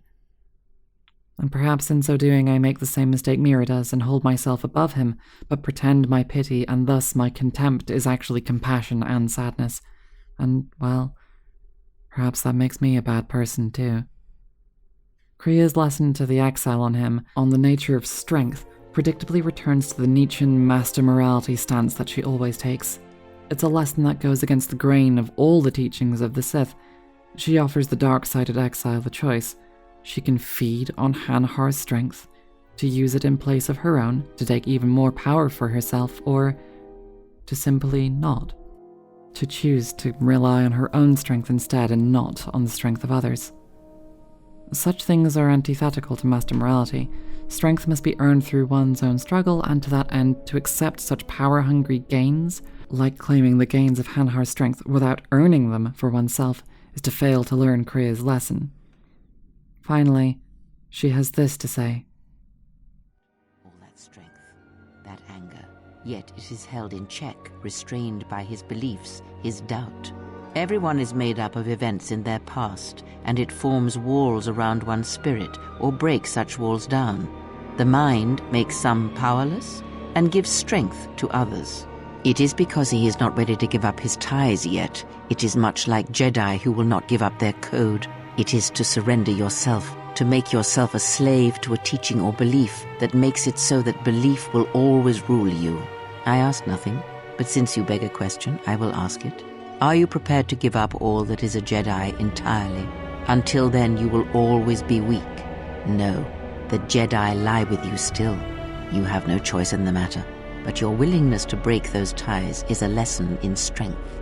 To believe in an ideal is to be willing to betray it. It is something no Sith or Jedi has ever truly learned. That is the lesson of strength. Yet that is not the only lesson that the beast can teach us. Not only does one's will control one's strength, but one's will can control and draw upon the strength of others. Surely you have felt the beast's presence on board this ship, stalking, restless. It is a more primal connection you feel. And the hunger you feel does not stem from Hanhar. It is something you may draw upon, his very life, if need be. He does not realize how deeply his life debt runs, but he will. When you suffer, call upon that hunger, and the beast shall be that upon which your will may draw strength. Reach out, feel his presence within the ship, clawing at you, pacing. Feel the rumbling of the hull, the metal around you like a cage, and the building anger, the blood that rises behind the eyes, a bloodlust that cannot be sated. If you accept it, you will find your strength increase and your vitality return to you faster with every breath. And when the exile finally rejects such nihilistic hunger... Are you sure? It will grant you strength, vitality for the times ahead. Forsake it, deny it, and you will deny power. Ah, and that is the choice of Malachor 5 at last. You have made a strange choice, a unique choice. Very well, I accept it. And know that that is the true lesson of strength, to turn away from strength that is not your own. I'm always testing you, never forget that. Always be on your guard, otherwise you may learn something. Now, in all of this, please do not misunderstand me. I am making no justification for slavery, humiliation, or abuse, either in the fictionalized world of Star Wars or in reality. I do not believe Hanhar deserves his fate, nor do I believe there is anyone who does not deserve compassion. I just believe that compassion can be harder to truly exercise than we think.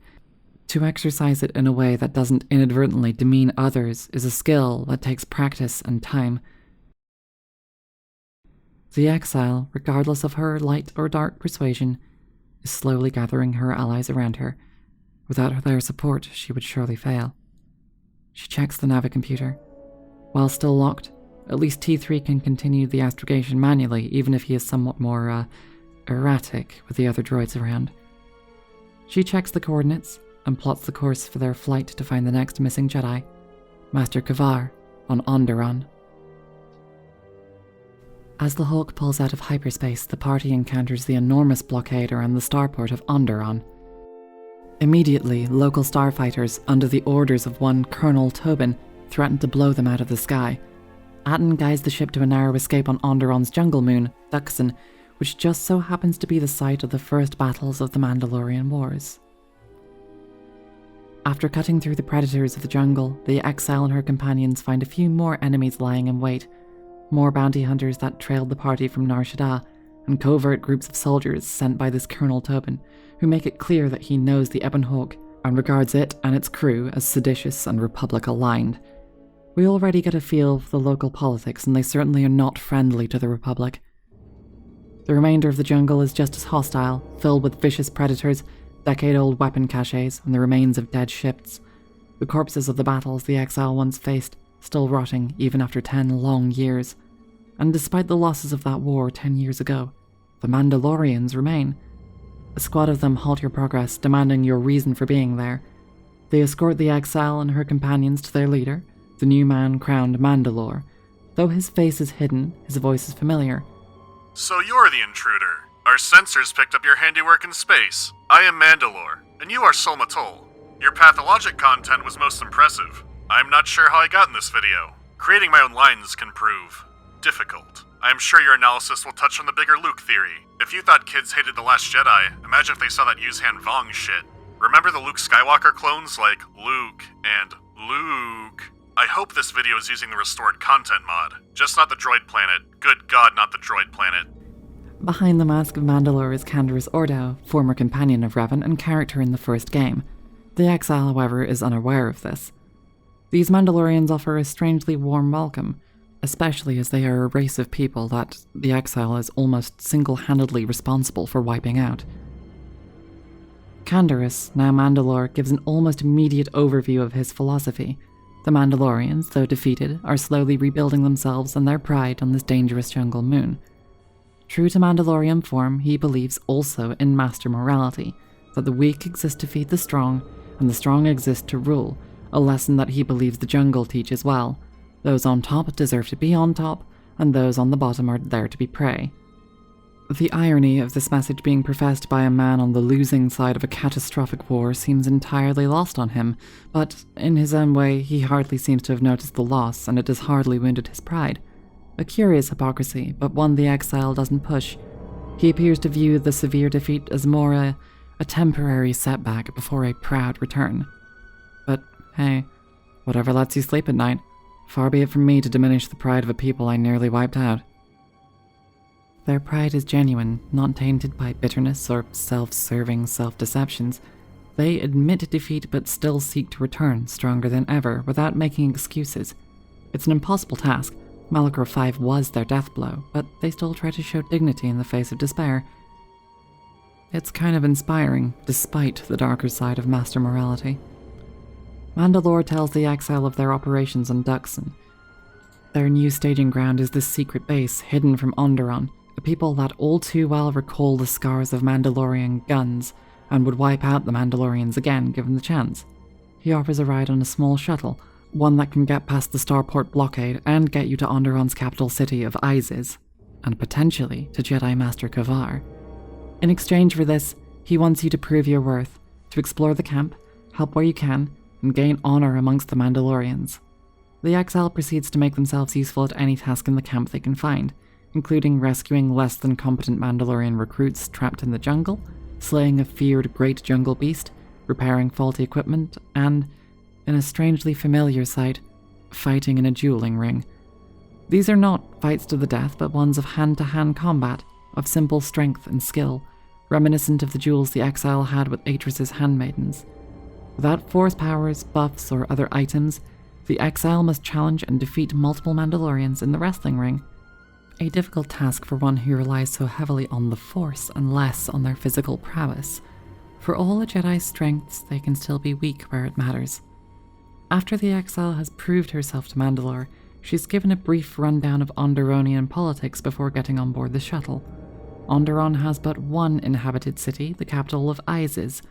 A relatively new addition to the Republic, there is significant civil unrest and disagreement within the populace. Many feel that the Republic drains them of their resources and gives precious little back, and that their national identity is being compromised. On one side is Queen Talia, who advocates remaining within the Republic. On the other is her cousin, General Vaklu, a military man responsible for fending off the Mandalorians during the war, and now responsible for galvanizing the public with jingoistic rhetoric about how Onderon would be better independent of the Republic. There's also a heavy undercurrent of xenophobia and racism, an increasingly authoritarian martial law, lockdowns on immigration and freedom of movement, corruption and cronyism within the higher ranks of politics, and lies about how trade deals would actually be totally better without the Republic, and protectionism of local industries, bizarre claims of 350 million credits a minute diverted to the NHS. Wait, no, fuck, that's Turf Island, fuck. How was this game made in 2005? As the Exile boards the shuttle with Mandalore, we see a brief scene between Queen Talia and Jedi Master Kavar, in which we see the consequences of the propaganda machine spreading. The news outlets all report that the Ebon Hawk was a Republic spy vessel, and that it initiated aggression and opened fire on Onderonian ships. In the Council of Lords today, Lord Dashiell recommended a special commendation for Colonel Tobin due to his brilliant command of our armada in the skies above Onderon. Without him, Lord Dashiell said, the Republic attack would surely have done more damage. Tobin is one of Iziz's greatest heroes and deserves recognition. So it turns out I can't even escape the Daily Mail in my video games. Yay! Mandalore suggests that the best way for the Exile to find her missing Jedi Master would be a contact he has in the city, a doctor named Dagon Gent. They travel through the city, though it quickly becomes apparent that this once proud capital is undergoing rapid social decay. People trapped under the increasingly harsh laws or desperately seeking passage off-world, but without the correct visa, all travel in and out is banned. Even with all her best efforts in cajoling and questing, the Exile is unable to find enough cleared starport visas for everyone asking for her help. Reporters are being arrested and detained without warrant, cops are entirely corrupt and abusing their power, and, of course, Dagon Gent is missing, under arrest for suspected murder of a cop, no less. So begins a murder mystery quest, in which the Exile meets with multiple members of the local bar and establishes exactly what did happen, a job that the local police are entirely uninterested in doing. They have their man, and they want to make an example of him and are well on the way to arranging his execution. As far as they are concerned, the case is closed. After proving Dagon innocent and showing up the cops as incompetent and corrupt, they reluctantly let Dagon Gent go, and once he retrieves his looted holodiscs, he arranges a meeting with Jedi Master Kavar. Somewhat less arduous a task than meeting Zez-Kai Al, but still arduous all the same. At last, Kavar meets you in secret at the cantina. He is a famed Jedi Guardian, warrior and tactician, and, as Mandalore mentions, he was the Jedi that the Mandalorians expected to fight on the field of battle instead of Revan. You must have gone through a lot to arrange this meeting. The palace is at full battle readiness. Smuggling in a message is no small task. Master Kavar, I didn't know you were still alive. Kavar, the famed Jedi Guardian. The Mandalorians counted on the fact it would be you, not Revan, who would lead the Jedi against us during the Mandalorian Wars. I wonder how we'd have fared against you. I thought you were killed fighting Malak during the Jedi Civil War. It seems my former student keeps curious company. Strange times lead to strange alliances, though. No, I survived the war, if only just. Why are you here? I imagine that you hold little love for any on the Jedi Council anymore, even an old friend. Though we, as players, only learn this for the first time, it's apparent that this hurt the Exile deeply. He was a very close friend to her. She didn't expect him to cast the same judgments on her as all the others had. Betrayals sting.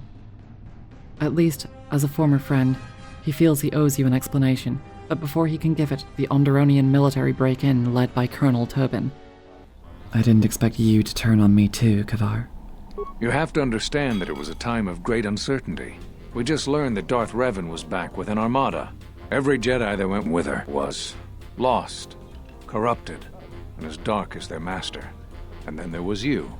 Many thought you were a spy, but there's more to it than that.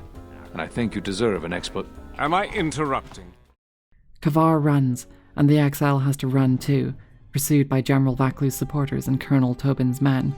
As much as she can defend herself from a few, an entire army is about to be brought down upon her. She escapes and sprints to the shuttle board. The first shots of the Onderonian Civil War have been fired, and they have been fired at you.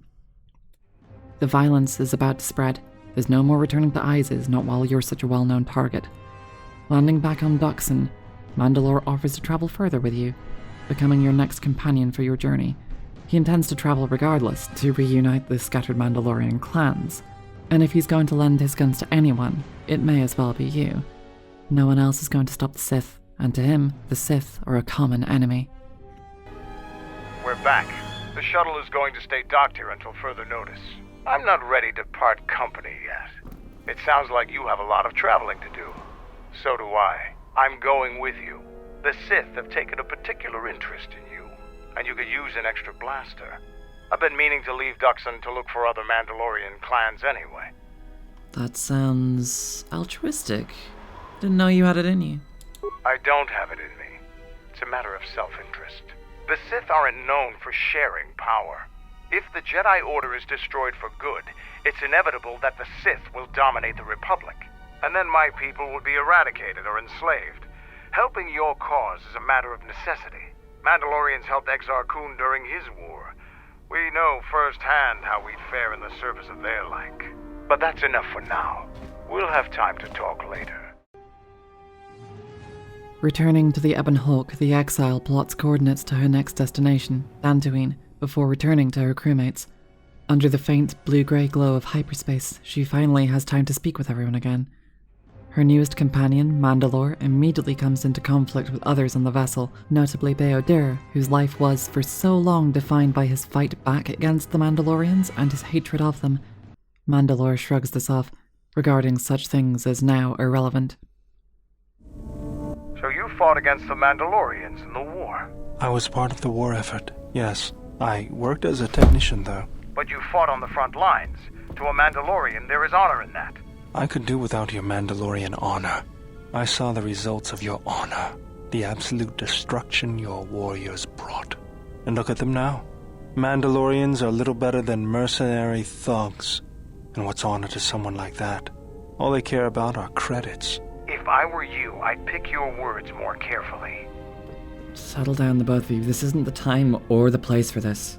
You fought for no cause other than to spread suffering and pain to the people you conquered. Maybe that's what it looked like to you, but that isn't why we fought.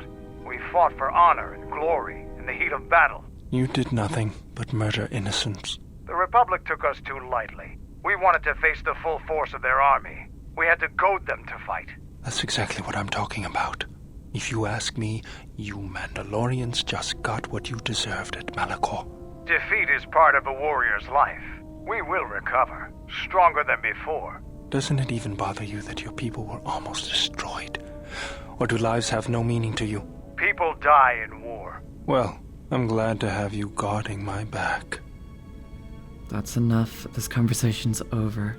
Let's leave the past in the past and get back to work. Fine by me. What are you doing up? I dreamt of Malachor. I remember the ships, the last stand of the Republic. The tattered remnants of our fleet, the largest we could gather. But it was damaged, weakened, and vulnerable. The Mandalorians couldn't resist. They tore into us like beasts, shredding our ships to scrap as we fought back. Yet this time there were no reinforcements for either side. Revan had been delayed out-system by Mandalorian scout ships. By the time she arrived, it was too late, and beyond Malachor there were no more Mandalorians left to die. I remember standing on the bridge with you and watching the destruction of the Republic, watching ships full of soldiers and Jedi burn and die. I remember the look you had when you turned to me.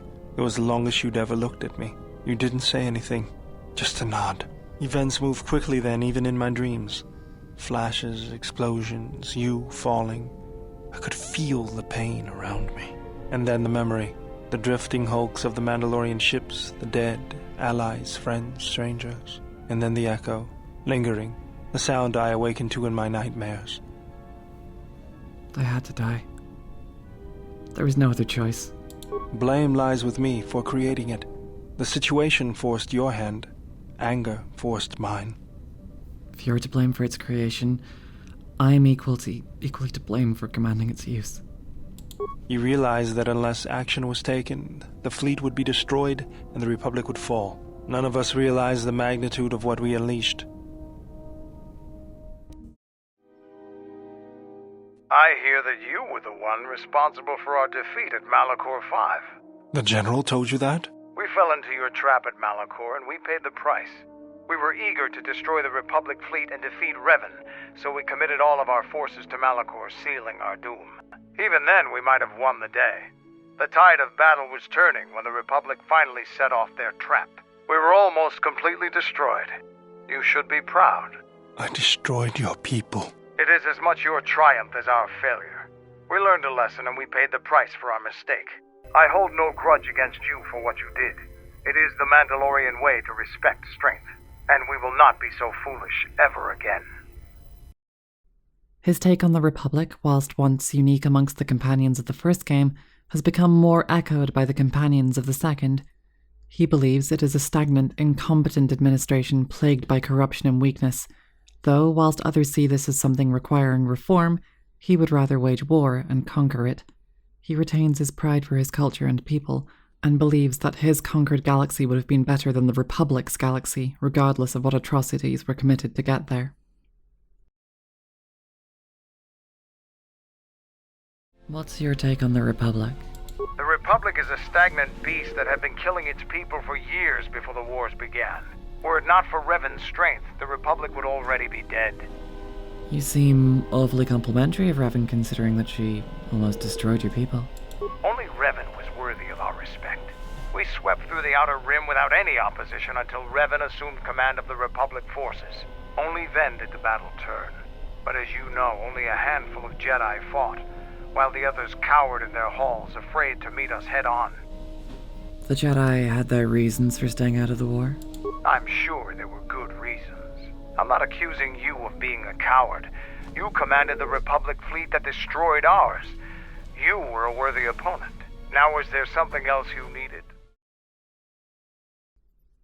Feeling some measure of guilt for her acts of near-genocide, the exile offers to help him in rebuilding the clans, which he accepts. He reveals that he was a former companion of Revan, who set him on the path to reuniting his people. It seems only fitting that the exile continue that task. What is it? I wanted to make sure that we have some things clear. Right now, we both seek the same goals, whatever our reasons may be. The Sith must be stopped. If they destroy the Jedi, the Republic will fall and my people will be eradicated or enslaved. To survive, I'll help you. But as Mandalore, I have another duty, the unification of the clans. How do you plan on doing that? After our defeat at Malachor, the survivors spread across the Outer Rim, many taking up work as mercenaries, or worse.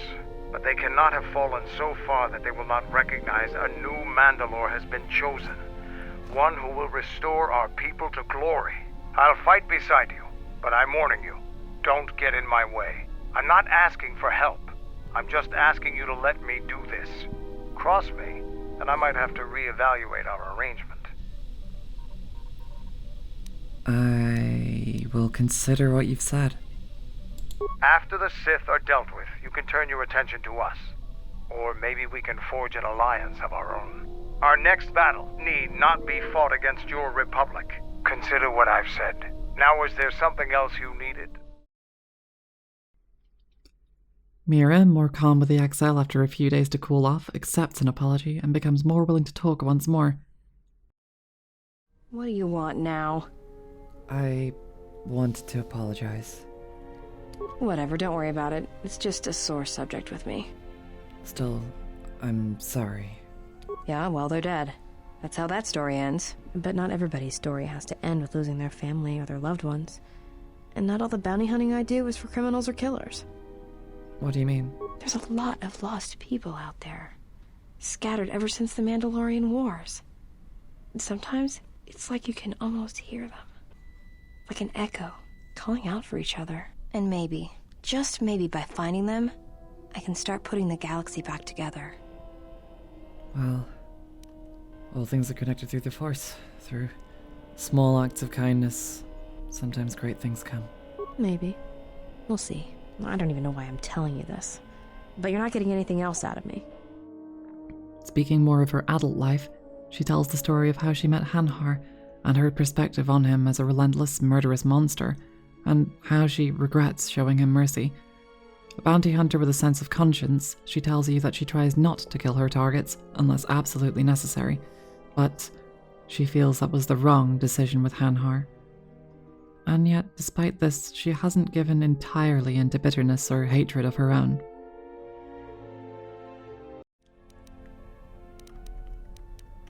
Tell me a little bit about Hanhar. Hanhar's only a bounty hunter because that's the closest word for what he does. He's not out for credits. It's more vicious than that, and it runs a lot deeper. It's like he's out to make the whole galaxy suffer. Every living thing in it. He wants to break them, ruin them. And when they can't suffer anymore, he wants them dead. What happened between you two? I didn't kill him once. Biggest mistake ever. What do you mean? Do you really want to hear this? Yeah, I would. Well, Hanhar and me go way back, in the worst possible way. He's from some forest planet on the Outer Rim where Zerka had set up one of their slaving operations. Do you know what the name of that homeworld is? I don't remember the name. Something with too many K's and Y's. Sounds like you're gargling Ronto spit when you say it. What species even is he? No idea. He's just Hanhar. I hope there aren't any more like him. I get the impression he's not a good representative of his people, though. He's the equivalent of a mad calf hound among Rontos. Some of Voga the Hett's men said Hanhar killed his own tribe, but those two crud thugs lie every time they open their mouths, so who knows? So, he was a slave? Well, not for long. Once off planet, Hanhar escaped from the Zerka slavers, then killed them all. So that's why he was wearing those cuffs? I don't know. I always thought he just liked using them as weapons. It's good he broke free. Nothing. No living creature should be caged like that. Well, before you get too proud of him, Hanhar figured Zerka had the right idea. I don't think he understood the concept of slavery before, at least on the scale that Zerka practiced it. But now he did. You ever hear of Dursan 3, or the ID cluster colonies? Weren't they destroyed? Right. That's because Hanhar happened. He makes what happened to his homeworld look like an exercise in community building. He's not a bounty hunter. He's a slaver. A predator. It's like he's out to enslave or kill every human in the galaxy, like he's trying to settle some huge score or debt. I don't get it, but he's dangerous. Who did he work with? Anyone who paid credits. And sometimes he just hunted humans for sport. The ones who survived, he sold to the exchange, to the huts, to anyone who'd buy bodies, living or dead. He and Voga used to do big credit transactions. That hut really liked the look of unwrinkled humans for some reason. Didn't make him too popular with the other huts, let me tell you. So how do you factor in? I was prey. And not only did I escape, but I saved his life while doing it. He's been hunting me ever since. So he wants to capture you? I don't pretend to understand it, but among his people, they have these codes of honor. But somewhere along the line, Hanhar's got twisted. His people form these things called life debts. If you save the life of one of them, they pledge themselves to you. That doesn't sound too bad. Well, with Hanhar, he can't escape that life debt. It's bred into him. But he hates every other living thing in the galaxy, so pledging himself to someone else, especially a human, was unbearable. So when I saved his life, it was the worst thing I could do. It was like slavery all over again. But it was in his head. It was like it pushed him over the edge. What do you mean? A life debt to Hanhar is a death sentence. He'll hunt you until you're dead. When I saved his life, it meant he had to kill me. And so he kept chasing me in hopes I would die. I think the fact I showed him mercy after hating humans for so long, that was something he couldn't stand. That life debt makes no sense. Yeah, tell me about it. Like I said, I get the impression a life debt's supposed to be a gift, but to Hanhar, it's more like a curse to both people involved. What if someone else saved his life? Would he try and kill them too? Probably. But if he had multiple life debts, especially to humans, Hanhar would probably go mad. He was angry before, sure, but he'd be 10 times worse if that happened. Worse? Hanhar's tough. Really tough. And when he loses it, it's like nothing can stop him. I've seen him shrug off blaster bolts, Bothan stunners, and even survive a freighter crash on Dursan 3. He keeps coming. Any regrets that he's gone? Oh, I'm glad he's gone. It's like a weight off my shoulders. I don't have to keep watching my back every minute, wondering when he's going to show up. And he always did. It's like he always knew where I was. Any chance that he's still alive? Trust me, if he was still alive, he'd be chasing us even now, waiting to ambush us when we least expect it. And he always shows up at the worst possible time. He was one of the best bounty hunters on Nar Shaddaa. Hanhar never gives up on his prey. Or his life debts. He's a hunter. He's a natural predator.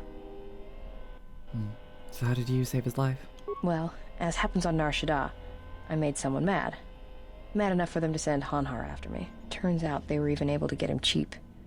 He'd heard about me and wanted to hunt me down, for sport. He didn't think I'd be much of a challenge. And you proved him wrong? Well, he tried to box me down in vents beneath the Nar Shaddaa docks, and he'd set one too many proximity mines to cover the escape routes. Why use mines? I think he'd hoped to drive me into the mines and then let them do the work. Or that I'd be too scared to try and walk through them. Thing is, I knew Hanhar's supplier, and the trigger signatures for the mines. It was pretty easy to broadcast a signal to blind their sensor receptors for a minute or two. I figured that would buy me enough time to move through them and get away. Sending out a jamming signal for proximity mines isn't really a simple trick. No, it isn't. I spent most of my childhood hauling mines and munitions. Got to know my way around them. If I hadn't, I wouldn't be here right now. So what happened with Hanhar and the mines? Like I said, I disarmed the trigger fuses for enough of the mines to get by, temporarily. And Hanhar was pretty fast on my trail. I just made it to safety when he hit the first one. The blast leveled the entire ventilation section, and Hanhar was caught right in the middle, and he survived. Barely. Barely? He was crawling around, blinded from the flash and the plasma burns. And it happened so fast. And all the blood had been scabbed and crusted from the flash. I had the drop on him, and even blind, he knew it. He could still hear me. My ears were ringing from the blast, but I could hear him. I think he was begging me to let him live. His voice, it wasn't a roar, more like an echo of it. I suppose I should have killed him, but I couldn't do it. He was in pain, and he was helpless. So I dragged him out of there enough to get him to safety, and he kept hunting me ever since. He said he'd pursue me to the edge of the galaxy. No matter where I ran, he would find me and break me, that I would always be prey. Sometimes it's stronger to spare a life than to take it. Maybe. I've thought about that moment. A lot. Wondered if I would do things differently if I had another chance. Maybe there's some hope for the galaxy yet. In a slightly less hopeful and more frustrating discussion, the exile contacts Goto. The large floating orb of Goto's droid remains as standoffish as ever, but the exile has a few deductions to confront him with. What have you brought me? I wanted to talk to you about your operations on Nar Shaddaa. I am willing to indulge some of your questions. A lot of your operations on Nar Shaddaa were carried out by droids. So, they are known qualities. I also use them on board my ship for defense. But that in itself means little. I assure you, I am as flesh and blood as you are. I simply find personal meetings distasteful. Okay, but there's quite a few things here. You couldn't tell what Viscus was up to was because droids cannot function properly in the Jek-Jek-Tar. I will concede Viscus was effective in using the Jek-Jek-Tar to cloak his movements. A clever, organic deception indeed. Okay. The droid in the Pazak Den was built to play, to lose, and to watch other players. Perhaps I used such a droid to watch and predict the flow of the games. Yes, you are very perceptive. The swoop bike racing on Nar Shaddaa was also being dominated by a droid. Ah, yes. Swoop racing on Nar Shaddaa does indeed have its profits. But that in itself means little. I assure you, I am as flesh and blood as you are. Okay. The Bith off the docks who was murdered by his droid after he'd found the frequency that was being used all over the moon to relay information? It is so unfortunate when an intelligent sentient dies on Nar Shaddaa. It is also unfortunate that thousands die such deaths on the smuggler's moon every day. Well, Vaga's freighters were also being hijacked by droids. Perhaps, though if you seek to trick me into an admission of my guilt, then you have thought wrong. Look, I think you used droids in all of these operations because you yourself are a droid. Indeed. How insulting. But I suppose I should accept such arrogance from an ex-Jedi. And what, may I ask, has caused you to come to this flawed deduction? Something about how this was all working. The droids in Vaga's warehouse were hijacking all of Vaga's freighters. They were reprogrammed. It is possible those droids were reprogrammed, yes. It is the weakness of all who rely on such things. Yet you rely on droids extensively. Surely you're not admitting your own weakness. Normally I would attribute such a slip to human memory, but one of your annoying traits is that you seem to remember absolutely everything. I am intrigued as to where you are taking this amusing theory, nothing more. I suspect you are a droid, an extremely advanced model, but what I don't get is how you are able to commit crime. It is not so improbable. Often, if a droid has not had a memory wipe in some time, aberrant behavior patterns can manifest themselves. Or if the droid in question is given an order it cannot fulfill, it will break. But all that is irrelevant. Your amusing leaps of logic are becoming shorter and more desperate. She finally recalls that many months ago, the original droid intelligence for Telos' Citadel station was lost. And it's curious how Goto, this self-styled mafia boss, seems to be so loyal to the Republic. Well, what's curious though, is that you still want to help the Republic. That's where a lot of things just don't quite fit. I have told you, I prefer stability. You sound defensive. The first Republic droid intelligence intended for Telos' Citadel station was lost. Or was it? It was lost, yes. It was given an impossible order. It was told to calculate a means by which the Republic could be saved. It could not fulfill its primary programming, not by abiding by the laws of the Senate. And so, like the Republic, the droid broke. And what did this droid do? It made a simple decision. Preserve the Republic or preserve the laws of the Republic. And I still believe it to be the correct decision. You do not know the indignity of being compelled to save something you do not believe can or should be saved. It is beneath me. The hologram of Goto was just a manufactured crime lord. The true intelligence behind it all was this advanced AI acting out with the Republic's laws in order to save it, engaging in unethical acts to preserve it, and harming others to keep the flag of the Republic flying. Again, it calls into question the validity of the Republic and its failed bureaucracy. If the legitimacy of this government can only be maintained by bloodshed swiftly swept under the rug, is it really worth saving? Or is it merely the least worst option? Okay, so that's just frustrating for everybody. Goto's a piece of shit, and no matter how noble his ambitions seem to be, that doesn't redeem what he has done. Let's move on. The exile finally comes back to speak with the handmaiden and, curious about her constant drive and training, asks her if she can teach her anything about her martial knowledge. What are you doing? I am training, so that if danger should strike, my body and my reflexes will be prepared. That, and I had forgotten how long hyperspace travel can be. If I do not have something to focus my attention on, I fear my sanity will erode as well. You could always play Pazak with that. What do you mean, Pazak? What, again? No, I do not trust him. Cards? That too. Look, I don't think anyone on this ship trusts each other. That is untrue. You and the Iridonian trust each other. Or at least the Iridonian trusts you. We heard much of the Iridonian when we served Atris. Atris believed that the Iridonian held the knowledge to restoring Telos. Who, Beodur? Yes. His skill with machines is something beyond which most can aspire to. His shield technology surpasses the designs of even the most skilled of Echani power architects. I do not realize if you know what it means to have such a one respect and follow you. The Iridonian allied himself with no one on the entire world of Telos, yet he will follow you at the risk of his life. His stance, in many ways, mirrors yours. Where he walks, he carries a world upon his shoulders, and like you, I do not know if he has ever faced it. I don't want to talk about it, and I don't want you asking him about it either. I will respect your wishes, and his. Forgive me. Don't apologize, it was just a long time ago. It does not sound like it is in the past, but I shall respect your wishes. I had other questions. You may ask. Well, can you teach me some of your fighting moves?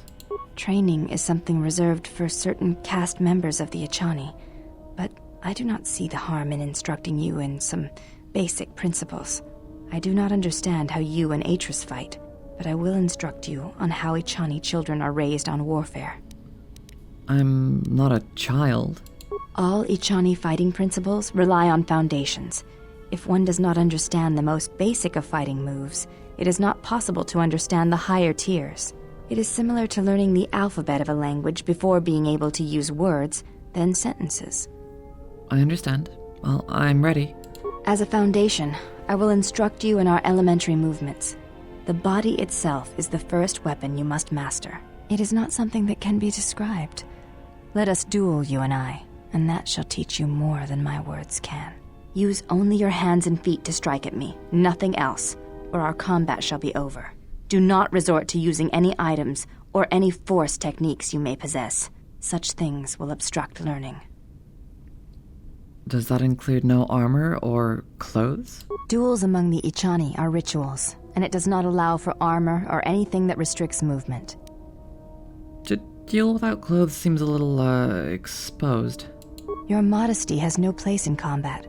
Even the youngest of the Echani understand this. You should as well. Now, are you ready? Well, I hope you're ready to hit the floor. Very well. I shall match my movements to resist your efforts. And do not hold back, or I will hurt you. It is an act of intimacy to engage in such ritualized training, an act of trust and of mentorship, further symbolized by the fact that in such rituals both parties are expected to be in underclothes only. Maybe it's a bit gauche and a little bit mid-2000s video game, but it gets the point of the intimacy across. After the first duel, she opens up more with the exile, going as far as to ask why she went back to the Jedi, and why she willingly faced trial. A truly personal question to which there's only one valid answer. You fought well indeed. You have caught the principles of the style by watching and anticipating my movements. Before you go, there is something I must know. Why did you go back? Face trial?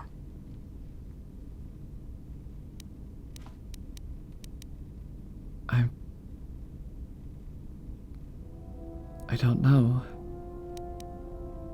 I guess they deserved an explanation. Maybe I had to hear me defend myself, just to be certain. I see. It was always something I was curious about. To walk to one's own sentence willingly. It's a brave thing. Maybe I had to hear me defend myself, just to be certain. Before leaving, the exile asks the handmaiden to put some clothes back on, and in response, she dons white Jedi robes, the robes of her mother. Do you think you could put some clothes back on? I fail to understand the problem. I had heard the Corward systems had customs concerning modesty, but when training, such customs are not practical or efficient. I disagree. In fact, if you don't train while uncovered, then you're crippling yourself. I can see no fault in your reasoning. I do have bulkier clothes. Will this do? Those look like Jedi robes.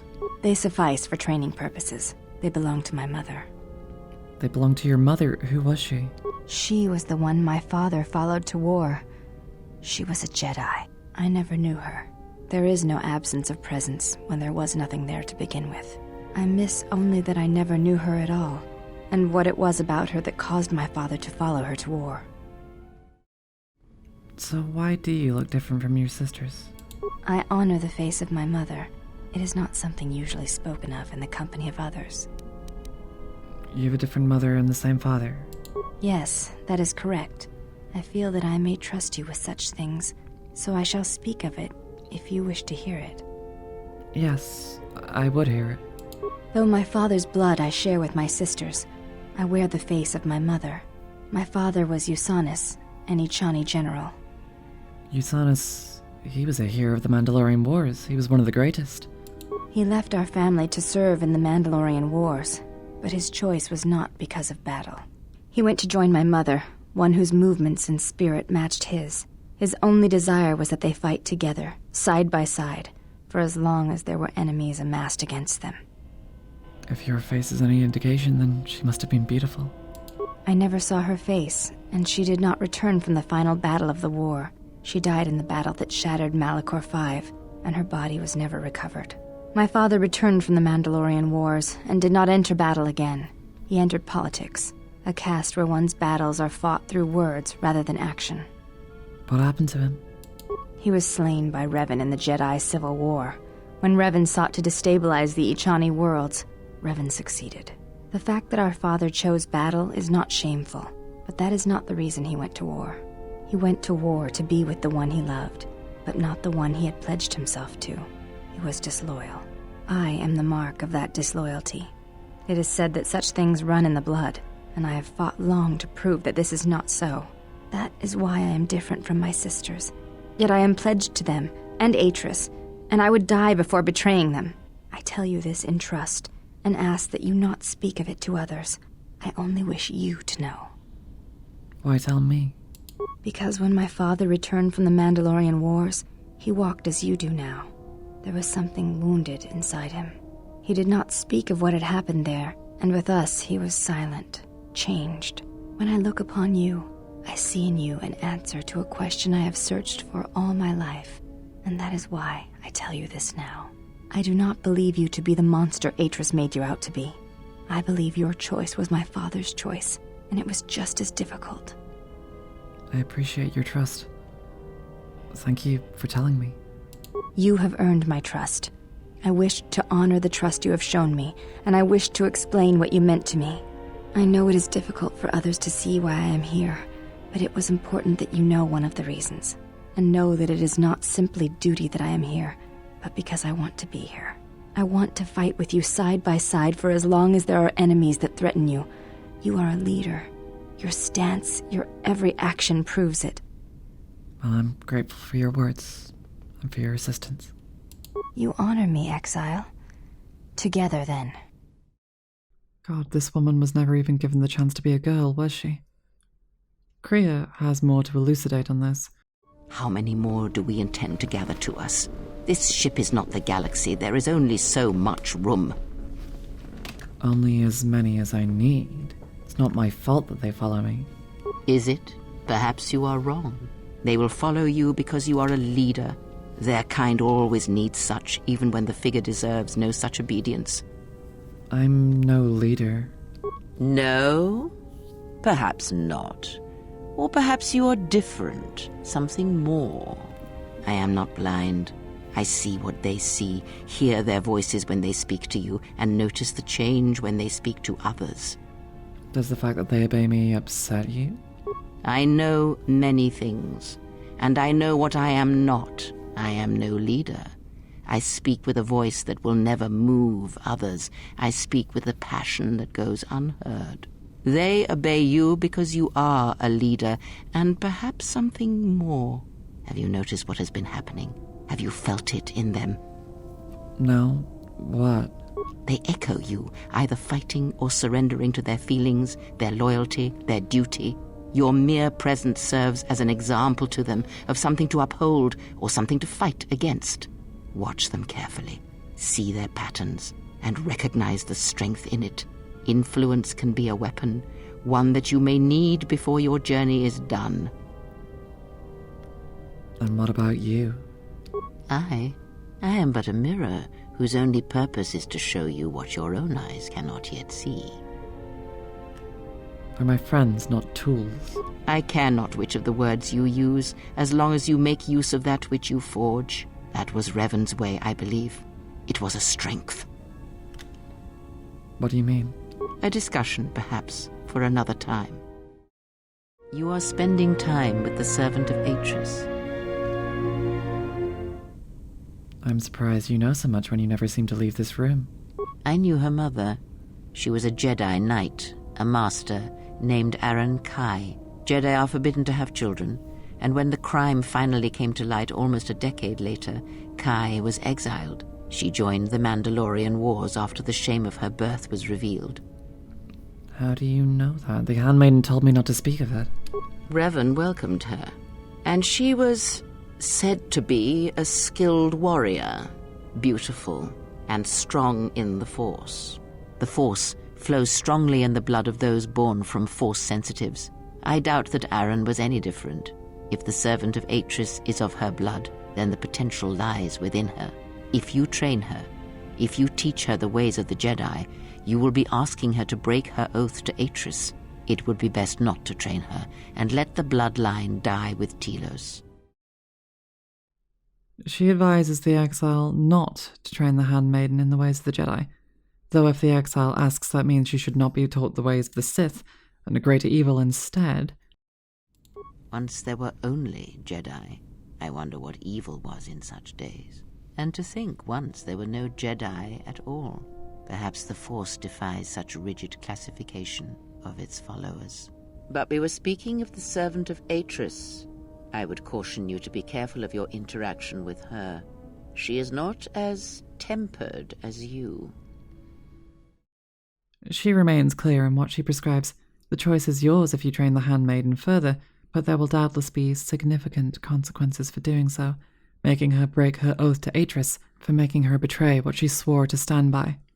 And if this is all due to growing intimate feelings, she would dissuade you from developing them further, and denying the existence of the feelings in the first place is entirely pointless. You don't seem to like the handmaiden. Why? There are countless reasons, and I have neither the time nor the patience to list them all. I trust her. She's here to help us. Do you think to turn her from Atris's will? If so, I hope your arrogance will prove true in time. But I will abide her presence. She may have her uses. Why do you say that? Because Atris is a threat, and as much as she would try to use us against you, so may we use her servants against her. Do not see every enemy as an enemy. See them instead as an ally, whether they realize it or not. This situation may yet work to our advantage. I'll keep that in mind then, and watch the handmaiden carefully. Good. That is the most to be done until events unfold, as I'm sure they will in time. Spend time with her if you must, but recognize where your true loyalties lie, to the galaxy and yourself. My feelings for her are not your concern. Ah, so then perhaps I was mistaken in my judgment. Never have you wondered what it would mean in the Ichani rituals if the two of you sparred and fought, and you won, completely and utterly? If perhaps she would give in, surrender herself to you? Few are the thoughts that can hide in the shadows of your mind. Exile. And such passions are not strength, but erosion. Perhaps and perhaps not, we shall see. I cannot help but hear you at times, and such curious thoughts they are, not at all like a Jedi. But I shall keep such thoughts to myself, I think. And you should as well. Kriya, don't kink-shame me. To Kriya, everything is the exchange of power. There is no unguarded intimacy. I've seen others wonder if Kriya is in fact Aaron Kay, the handmaiden's mother, and if she is describing herself and her own past with Usanus in this. But, do you think Kriya would ever surrender herself to anyone? Hardly. She seems more like she is passing amused judgment on your idle sex and power fantasies, none of which are remotely realistic. Whether she is or isn't Aaron Kay has never truly been confirmed, but personally, I don't buy it. Kriya has more to say, however. You have grown strong in the Force. I can feel its touch upon you. Do not let the higher mysteries blind you to others. Turning away from that which tempts you or causes you fear is not strength. Facing it is. I have seen you display many acts of mercy, charity in our journey. Why? There's enough suffering in the galaxy. If I can alleviate it for one person, then that's enough of a difference. Even if it weakens those you help, even if it robs them of the strength needed to grow, you have been chased, hounded since our first meeting, and it has only made you stronger, more capable. I fail to see how small acts of mercy can be that harmful. Ah, then you have learnt nothing. From such small things, from such critical points, the universe and its masses may be moved. That is why you must be careful in all that you do, and in every choice you make. Aiding them gives you strength by taking on their challenges, but weakens them. If that is your choice, then use their dependency, feed upon it, until you have exhausted them. Then leave them. and I would view the ones you travel with much the same way. Then I should view you as disposable? Ah, now you are learning. Do you... And perhaps there is something to be said for the ideal of that which does not kill us makes us stronger, but with such a blunt interpretation all compassion is lost, though I have come to expect nothing less of Kreia by this point. With the most blunt interpretation of Hegel's dialectic possible, she tells us this. Do you know why those we meet display such weakness? As I said, their lives are static, untested. It is only through interaction, through decision and choice, through confrontation, physical or mental, that the force can grow within you. You have seen it. You have felt it within you as you have traveled with me. The growing anger, the rage, and the power it brings. Yet the power does not build without such struggle. Through small cruelties, greater ones are born. With her respect of strength and power also comes her respect of Revan, and, at last, she is willing to talk more about the vanished Jedi. Her acts, both good and bad, had such far-reaching consequences, as did her quote-unquote fall from the light, though whether this was a genuine fall is not something Kreia would even regard as the right question to ask. Where did Revan come from? Revan had a mother and father, parents, ancestors, like all Jedi do, and when she awakened to her potential, I was there to see it. But where she was born, where she came from, I do not know, any more than I know where she walks now. Some said that Revan was born in the outer regions, beyond the Rim, and that's what called to her during the Mandalorian Wars. And after, it was the call of home. What else do you know of Revan? I know more, but it may not be enough for the answers you seek. What caused her to fall, to turn on the Republic? Fall? Ah, already you presume much. You were there at Malachor. Revan's choices were always her own. It was not teaching or circumstance or example. It was her. But then what made her turn to the dark side, become a Sith Lord? Is that what she was? Or was she always true to herself, no matter what personality she wore? And there is something that the Council may never understand, that perhaps Revan never fell. The difference between a fall and a sacrifice is sometimes difficult, but I feel that Revan understood that difference more than anyone knew. The galaxy would have fallen if Revan had not gone to war. Perhaps she became the Dark Lord out of necessity to prevent a greater evil. I do not believe the Jedi Council changed Revan as they claimed. They merely stripped away the surface and allowed the true self to emerge again, someone who was willing to wage war to save others. Kreia goes on to reveal that she was Revan's first and truest teacher. But that is my belief, since I knew Revan from long ago, as a master knows their apprentice. You trained Revan? She came to me, yes, both before and after. Before Revan knew herself. And after, in the times when Revan was coming into her own and learning she was more than she had been told. At one time, Revan was my Padawan, in times past long ago. But Revan, when she had learned all she could, had other masters, that fool Jar and other Jedi on other planets. She learned from each, but in the end, she turned back to me, when she realized there was nothing more to be learned from the Jedi, except how one could leave them forever. What was she like as a student? Revan was power. It was like staring into the heart of the Force. Even then you could see the Jedi she would slay etched on her soul. What do you see when you look at me? You are different. When I look at you, it is like staring at the death of the Force. That seems significant, but Kreia has nothing more to say about this, or about you. The one that trained Revan, allowed Revan to become the brilliant Jedi Knight she became, has other intentions for you. But we always knew this. Kreia was never trustworthy. Disobeying Kreia's advice, the exile returns to the handmaiden and informs her of her heritage, though, of course, the handmaiden already knew her mother was a Jedi. The exile nudges a little further, suggesting that learning the power of the Force could help the handmaiden help others. The handmaiden offers one more duel, though this time with hesitancy afterwards. And, at last, the sheltered handmaiden has to face a genuinely difficult split in her loyalties. Atris was correct about you. You know war, its motions and currents. There is nothing more I can teach you. Then maybe I could teach you something. I have already learned much of your styles and combat. There is no need to know more. What's the problem? Combat among the Echani is a personal thing. Repeated duels are not what they are in other cultures, and I would rather that this not become more than it is. And I have taken an oath to Atris against studying from a Jedi, or anything of the Jedi teachings. But what do you want to learn? What I desire is of no importance.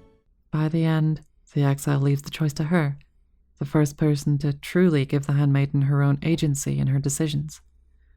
And the handmaiden chooses to learn from her, to learn the ways of the Force, and to become what she has repressed her whole life. My father broke his oaths. He shamed us all. I do not wish to follow his path. I swore not to follow his path. If I were to follow a Jedi against Atris's wishes, then I would be betraying her for you. There's no betrayal in learning.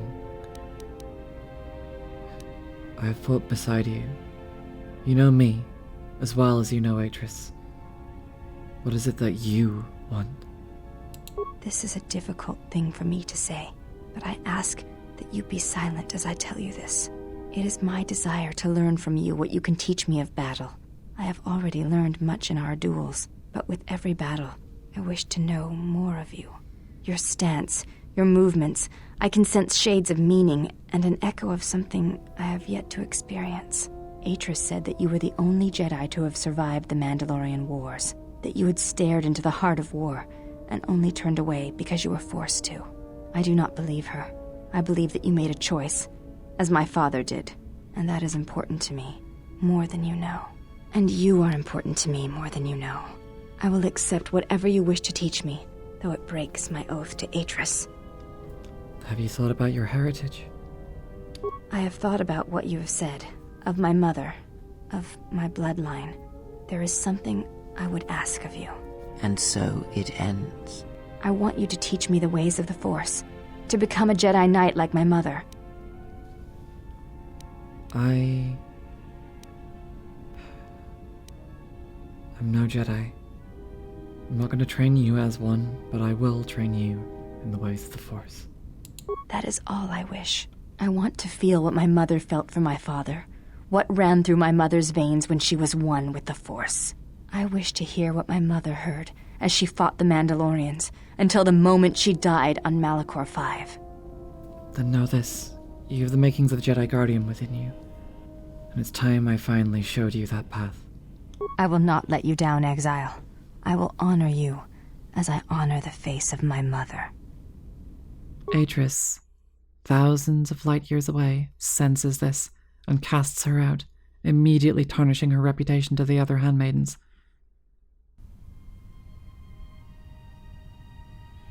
Betrayal.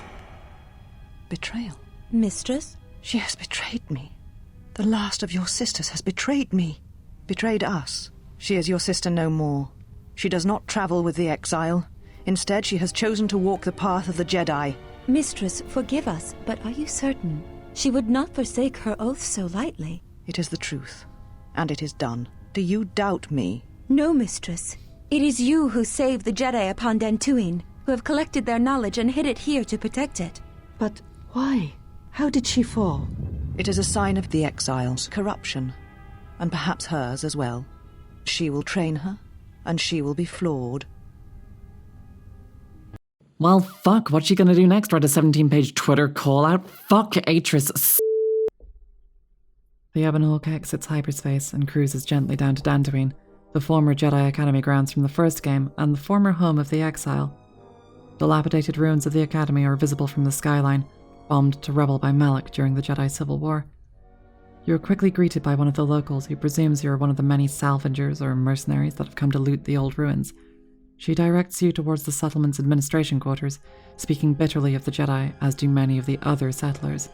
It seems wise to hide your lightsaber for now. A wandering droid, damaged from the bombardment 5 years ago, appears to recognize you. Greetings, Jedi. Welcome back to Dantooine. Hey, did that droid just call you a Jedi? You should keep your identity secret for the time being. Try to convince this fool you are not a Jedi. No, you must be mistaken. May I be of further service to you, Jedi? No mistake about it. That droid is calling you a Jedi. This droid's obviously malfunctioning. Do I look like a Jedi? Well, I suppose not. Your eyes aren't glowing, and you don't have horns sticking out of your forehead. Crazy droid. Sorry for being jumpy.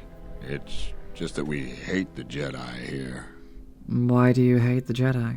Why? The Jedi are the cause of everything bad that's happened here in the last 5 years. Could you be more specific? Oh, don't get me started. I got too much work to do to stand around and rant about the damn Jedi. If you want to hear more, just talk to anyone in Kunda Outpost. It also has a recording of a conversation between two of the Jedi Masters about you. Tell me more. Beginning playback. Error. Recording partially corrupted. Resolving. Today I caught her in a heated argument with my Padawan. Her master refuses to properly discipline. I want to know what action you intend. Luke, I respect your wisdom, but it is not your concern. But uncontrolled. Whatever the other Padawans see her do, they are quick to do the same. Other students dislike her intensely. True. An average student of the Force, but with a unique strength, is a natural leader. I strongly disagree. Mediocre Jedi, lust for power, will lead to the dark side. Furthermore, it... Recording degraded. End playback. The grumpy old man is Master Vrook, the missing Jedi Master rumored to still be on this planet, and, despite the exile's reluctance, he is the man that we are searching for. On approaching the administration building, the central hub of the Kunda settlement, you encounter a large selection of locals. None of them trust the Jedi even remotely. Do you actually believe a Jedi would return here? After all they've done to us? They wouldn't dare. They certainly would. You remember how they were. Always so superior, so arrogant, and never lending a hand when we really needed them. I still don't believe it.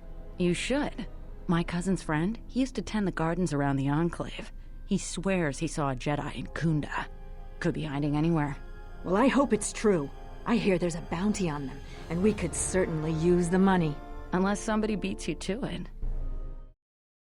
To many of them, the Sith and the Jedi are, as Atton once described, merely men and women with too much power, otherwise indiscernible and interchangeable. Revan and Malachor were themselves students of the Dantooine Academy, and then later responsible for bombarding it. The distinction between who they were before and after they quote-unquote fell to the dark side is one that these settlers don't care to make. The administrator herself, however, has somewhat more sympathies for the Jedi, albeit ones that she keeps secret.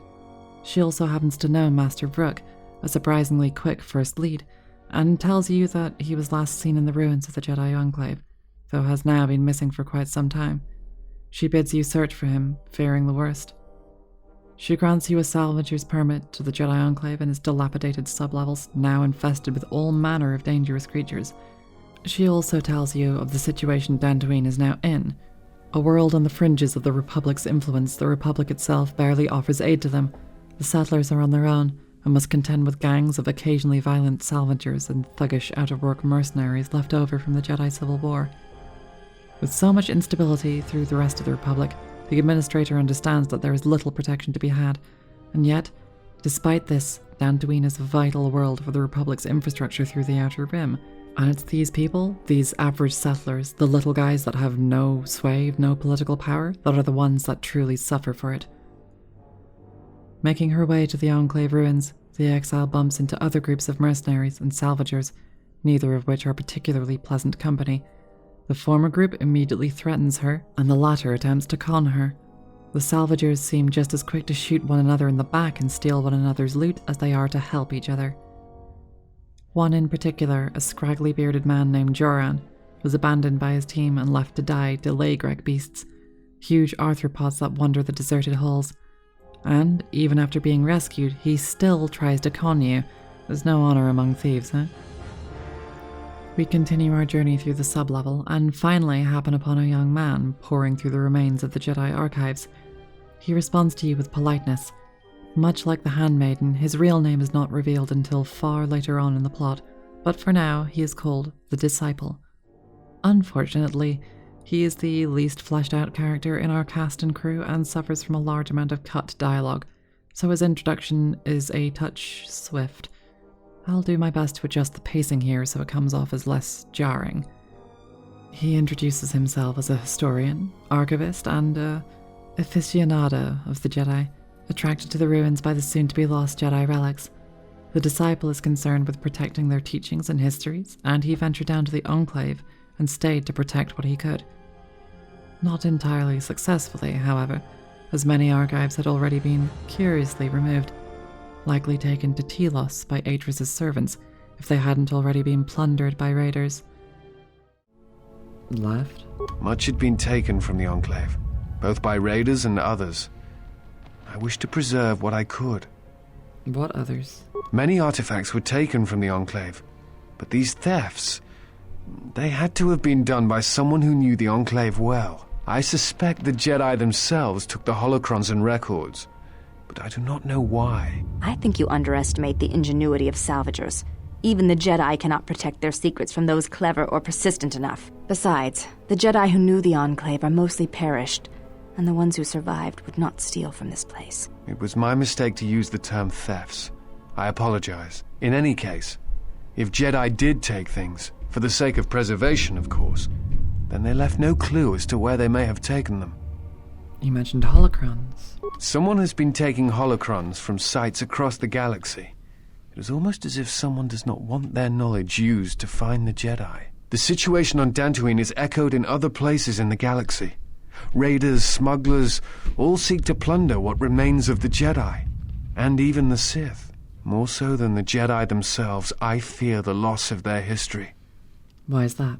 Much has been forgotten in recent wars, and I fear that greater troubles shall stem from that loss of knowledge in the future. The destruction of the Academy on Ossus near the Kron Drift in the Sith War, the teachings of Master Arca, the adventures of Jolee Bindo on the Rimward missions.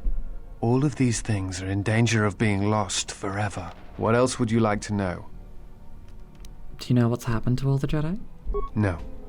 It is something of a mystery why they would exile themselves as they have. It is not the way of the Jedi to vanish in such a way, especially when the Republic is in need of them. I fear that there is something else at work, something that we cannot see. Then again, perhaps the Jedi are hiding simply because so many people hate them these days. Why do you think people hate the Jedi? It is difficult sometimes for the Jedi to see such things, since much of it is rooted in human nature, and the Jedi are often removed from events of daily life, insulated. But the reason the Jedi Civil War was named such was because few in the galaxy can recognize the difference between the Sith and the Jedi. To them, they are both Jedi, with different philosophies. The Jedi have protected the galaxy for centuries. They seek peace, often through sacrifice. Not always. Jedi often fall. They cause much harm on Onderon, for example, in the name of peace and protection. Uleg Keldroma and Exar Kun, the two Dark Lords during the Sith War many decades ago, were once Jedi Knights, as were Revan and Malak. It is perhaps more amazing that some still trust Jedi after many have fallen and endangered the galaxy. It is also proof that a single Force wielder can change the face of the galaxy, and that is a frightening thing indeed. Do you hate the Jedi? Hate? No. I do not hate them. They only raise questions without answers. Jedi are not supposed to be like the rest of us.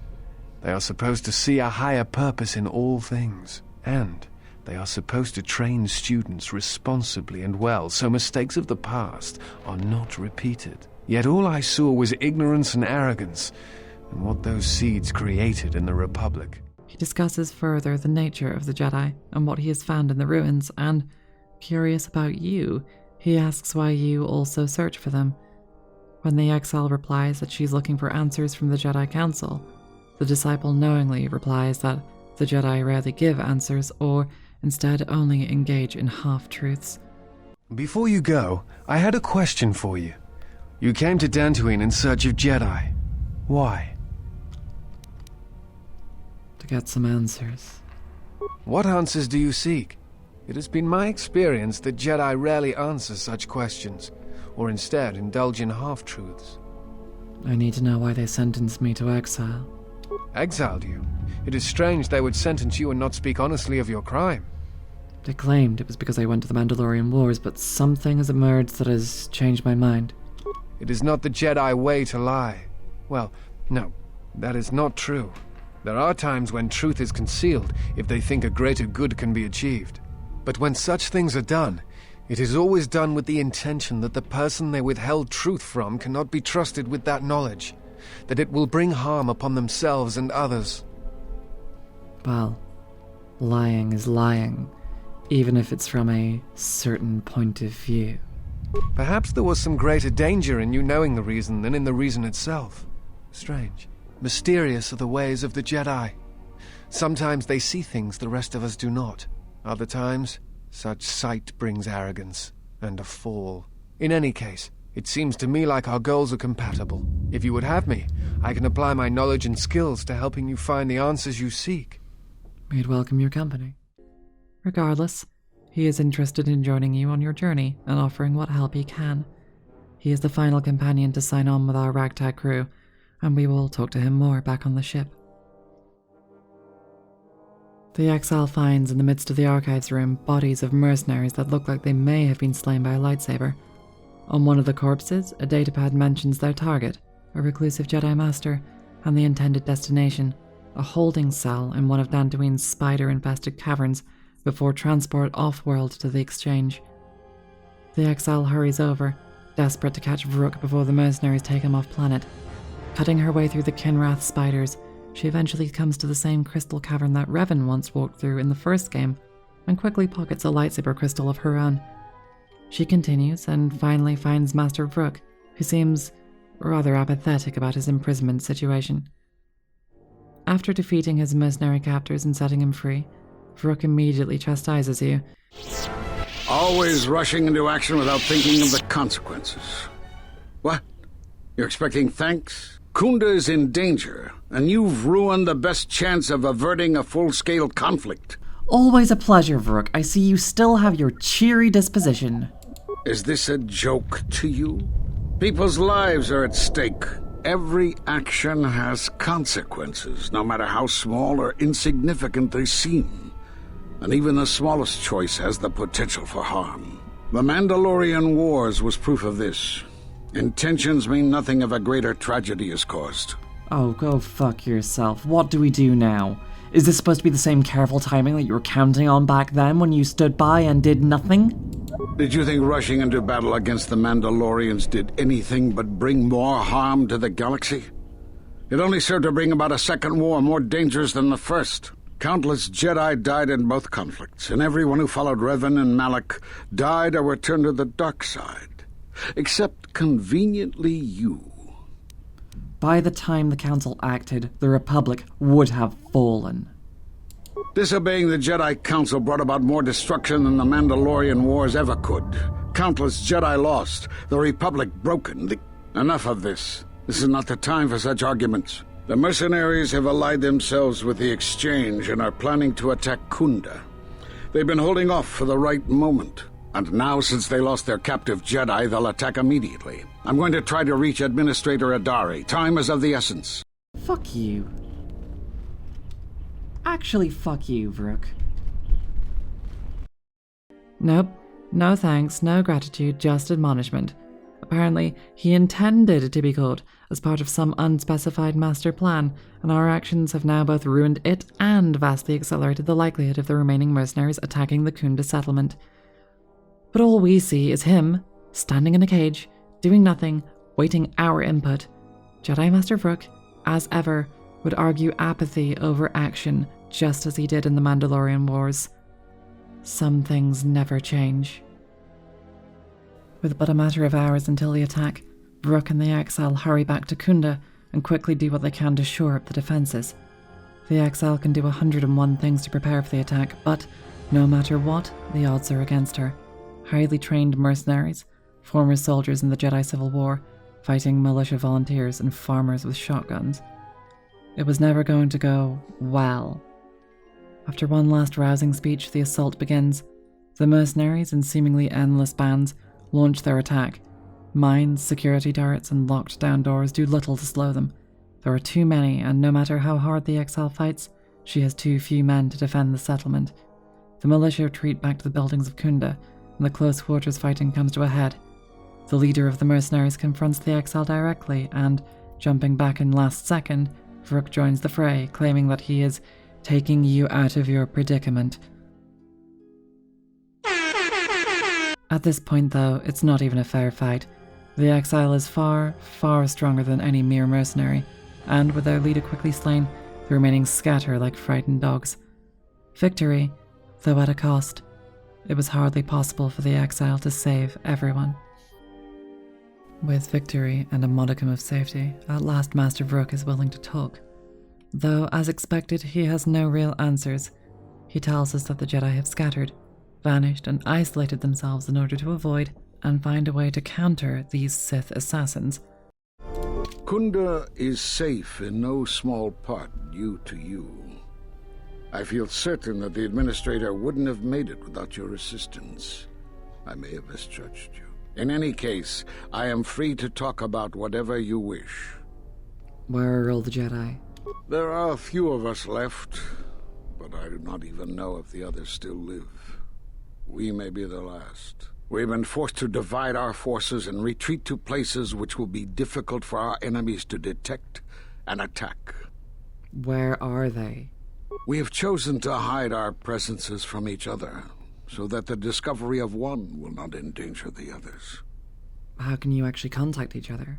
We cannot. And we have resolved not to until we have found where the Sith are striking from.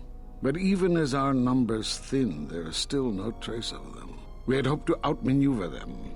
By letting them believe themselves victorious, we thought they would become bold and step from the shadows. And what then? Then, all of us who remained vowed to meet here on Dantooine. From here, we can plan a course of action and carry the battle to them. But so far, they remain in hiding, and Jedi continue to vanish and die. I already met with Zez Kayal upon Nar Shaddaa. Nar Shaddaa? Why would he go there? He believed that the life on Nar Shaddaa could conceal him. It is good that you bring word of him, but you must not speak of it to others. It will only put him and any other Jedi who remain in danger. What happened to all the Jedi? We are at war, but it is unlike any war we have fought before. We have yet to even meet our attackers in battle. Somehow our enemy is targeting us through the Force, striking, then retreating to the shadows. The gathering of any Jedi seems to attract them like a beacon. So it was necessary to divide our forces and conceal ourselves for a time until we could learn more of this threat. Like on Qatar? How did you know of Qatar? Few knew it was one of the gathering worlds for the Jedi. But yes, Qatar was one such place. Now the planet is no more. Master Zar, Master Dorak, and many more perished there, and we do not know why or how. But all life on the planet ceased to exist. I was not on Qatar when it was destroyed, but now that it is dead, it has left its echo, like Dantooine. The Sith have revealed themselves. Have they? I've seen no evidence of them upon Dantooine. Only murderers and raiders. They exist. They've already attacked me. Why would they attack you? You are no Jedi. You cannot feel the Force. I don't know. They believe me to be a Jedi. For some reason, I believe you. Still, I am curious as to how they would know to find you. Your trial was not public knowledge. Regardless, these Sith have struck, and you survived. This is more knowledge than I had before. And that means the Jedi may gather. If you can find others, or find some trace of the Sith threat, then we shall gather here on Dantooine. And from there we may decide what can be done. So far, nothing new. Dantooine provided cover for Vrook's concealment, as it had so many echoes of past trauma, so many high emotions, to provide enough camouflage that the Sith might not sense him there. It was after Qatar that the few of us left realized that wherever we gathered, we were placing others in danger, not just Jedi. Why did you come to Dantooine? Great tragedies, old battlegrounds. Places of suffering, all leave wounds on the galaxy and in the Force. In such places the deaths of so many echo. So much so that it is difficult to center oneself. By coming here, those echoes serve to mask my presence, allowing me to investigate the ruins and try to find some clues as to who our attackers are. Still, nothing new, nothing valuable. He gives us the most vehement answer out of all of the Masters as to the reasons for our exile. I need to know why you cast me out of the Order. Because you defied the Council and followed Revan to war. And from that war came another. Do you know how many worlds were destroyed in those wars? Dantooine, Telos, Sirocco? Do you see now why we counseled caution instead of action? You were the only one to come back and face Judgment. But that was because you had lost your connection to the Force. Another casualty of war. No doubt you still blame us for your exile. I had hoped your isolation would give you time to reflect on what had happened, what you had done. But I see it as not. But none of this is anything we didn't already know. Curiously, he also denies that the Council were the ones to cut you off from the Force. Why did you cut me off from the Force? We did nothing to you. Accuse us if you will, but it will not change the truth. Cutting one off from the Force. Such punishments are reserved for only a few. Although it was within our power, we did not inflict such a loss upon you. Your loss was a casualty of war, no more. Then what happened to me? Perhaps that is a question you should ask yourself. It is not something I could help you with, even if I wanted to. I've re-established my connections to the Force. Perhaps it is Dantooine, but I do not feel such from you. I feel nothing but what I felt in the Council Judgment Chamber on Coruscant so long ago. Still, you and your connections were often a subject of debate in the Council. It is possible that returning to known space, journeying with others, has caused the Force to stir within you again. You have more questions for me? Firstly, fuck you. Secondly, now the second Master to deny this. Perhaps they are actually telling you the truth. And finally, mirroring the words of Saz Kayal, he refuses to talk more of the real reasons behind the Council's decision or what was being discussed after your trial ended. Not until all surviving members of the Council are gathered together and collectively decide to reveal their secrets to you. At the end of my trial, you and the other Masters said something had happened to me. If it wasn't you cutting me off from the Force, what was it? You have seen the end of your trial. Perhaps you would like to explain how you came to this knowledge. I heard, You know something? It doesn't matter. If you know, tell me. That was intended only for the Jedi Council. If what remains of the Council chooses to tell you, then I will abide by their decision and its consequences. Don't you think I have a right to know? There is little I can tell you. Master Kavar felt something had happened to you in the war, but all he had was suspicions, not truths. And Kavar was too close to you in any event. He, too, felt the call of war and took to battle more than a Jedi should.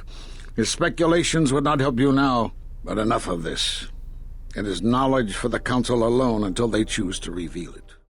Our descent through every trial and tribulation, again, comes with little reward. Success is temporary, and the men that stand in our way undermine what little we have achieved. Once more, the exile returns to this frustrating stage of the heroine's journey, the eye of the storm, the stage in which any success is fleeting and temporary and likely undermined, often by men in positions of power and seniority. Frustrated, the exile returns to the Ebon Hawk. Immediately as she embarks, T3 delivers a message to the exile. The Mandalorians on Dxun have received a communication from Kavar. The civil unrest on Onderon is growing to a head, and if you can reach him in time and help him, he'll help you. and finally give you the answers you seek. With growing resentment for the evasiveness of the Jedi Council, the exile checks the coordinates and the Ebon Hawk departs Dantooine. She has some time whilst the Hawk burns through hyperspace, and she once more approaches her companions. Curious about the nature of her onboard assassin droid, the exile approaches HK-47. Revealing what we as players already knew, he finally divulges that he was crafted by Revan, but, more interestingly, he speculates that his creation as a war machine was in response to your actions at Malachor 5. Query. I must express some degree of confusion concerning your actions. You are the one who followed Revan in the Mandalorian Wars, are you not? Yes, I am. Why are you asking? Observation. Well, Master, I was not at Malachor 5 during your near-genocidal reaction to the Mandalorian threat, but I feel that I may have been constructed as a result of that. Care to explain? Observation. I believe that Revan determined that mass slaughter on such a scale may no longer be needed to achieve her aims. So perhaps you are responsible for my creation. What, like I'm your mother? Answer. Oh, please, Master. Even as a metaphor, that idea is repugnant.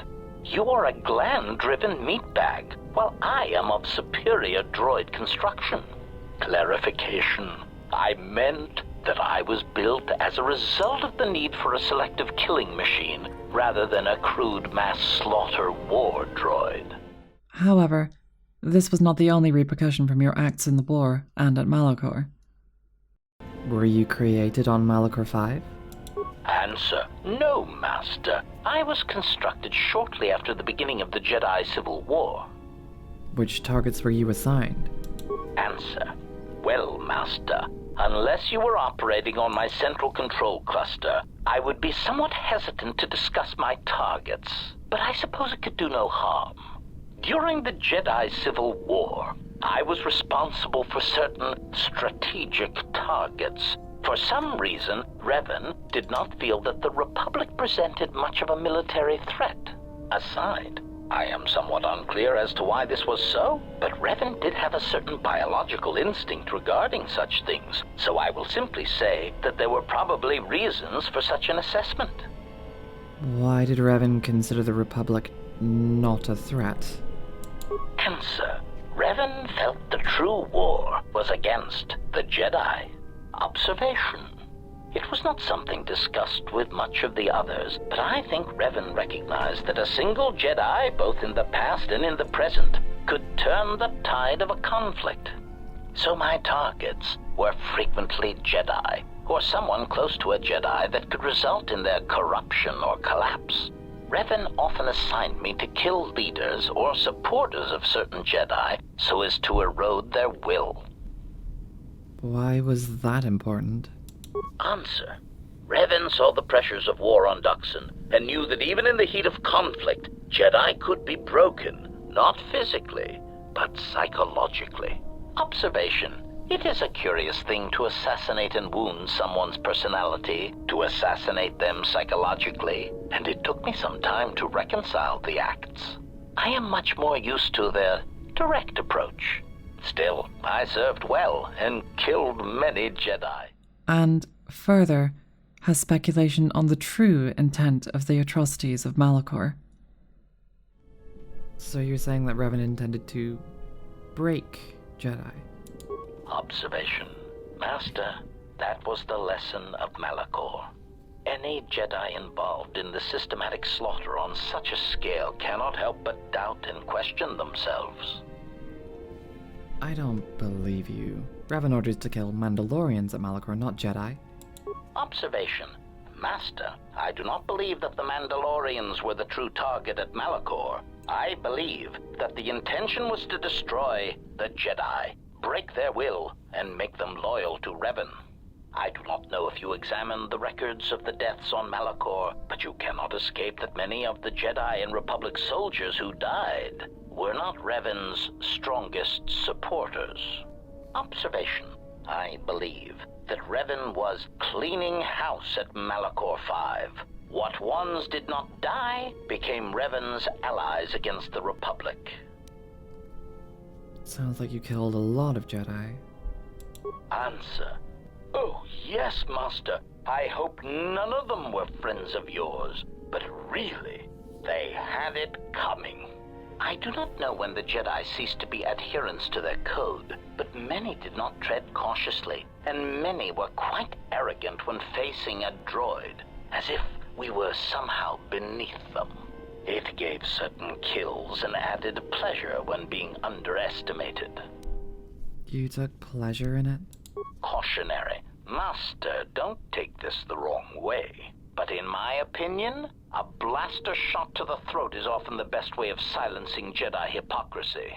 I have found many Jedi to be arrogant practitioners of pacifism when it is convenient for them. Also, their tendency to never directly answer a question is rather annoying. How many did you kill? Statement. I do not have the exact counts, Master. Since it is difficult to determine who was a Jedi and who was not, it seemed to be largely a matter of perspective. I did kill many soldiers who used techniques in combat that could make them be considered Jedi, although they call themselves Sith. Sounds like Revan was converting Jedi. Observation. Master, that was the lesson of Malachor. Any Jedi involved in the systematic slaughter on such a scale cannot help but doubt and question themselves. I need to know how you killed Jedi in order to protect myself. Request. First, Master, I would appreciate it if Jedi need to be killed, that you permit me to kill those annoying pseudo-pacifists for you. But if you are determined to do it yourself, then there are many techniques I would suggest. Like what? Recitation. First, weapon selection is critical. If I see one more idiot attacking a Jedi with a blaster pistol, then I'll kill them myself. What weapons would you suggest? Answer. Select grenades, sonic screamers, cluster rockets, and plasma charges. Mines are also effective, since many Jedi will run to meet you in hand-to-hand combat. Silly Jedi. Addendum. Gas attacks are effective if you can take the Jedi by surprise. Inhalation is less effective than ones that work on skin contact, as some Jedi seem to be able to hold their breath for long periods of time. Cautionary. Still, don't rely on it, since Jedi can fight off the effects. It just distracts them, leaving them open to another avenue of attack. Anything else? Evaluation. A technique that Revan used frequently was to attack a Jedi indirectly. This method only works if the Jedi is adhering to the self-destructive path of pacifism and sacrifice. What do you mean? Answer. Kill their allies or place them in jeopardy. Many Jedi will leave themselves exposed in order to protect another. That is why there are many less Jedi than there were a decade ago. You seem to have thought this through. Cautionary. Oh no, Master. In fact, that is the worst thing you can do. Explanation. Statistically, over-planning the assassination of a Jedi seems to backfire. Extrapolation. There are many theorists who claim Jedi can see the future, and I do not know if that is true, but it seems impulsive acts are more common to succeed than planned incidents. Were you the only one killing Jedi? Answer. No, Master. In addition to traps, mines, and orbital bombardment, Revan and the Sith often employed meatbag assassins for some Jedi skilled in the same techniques that I was trained in.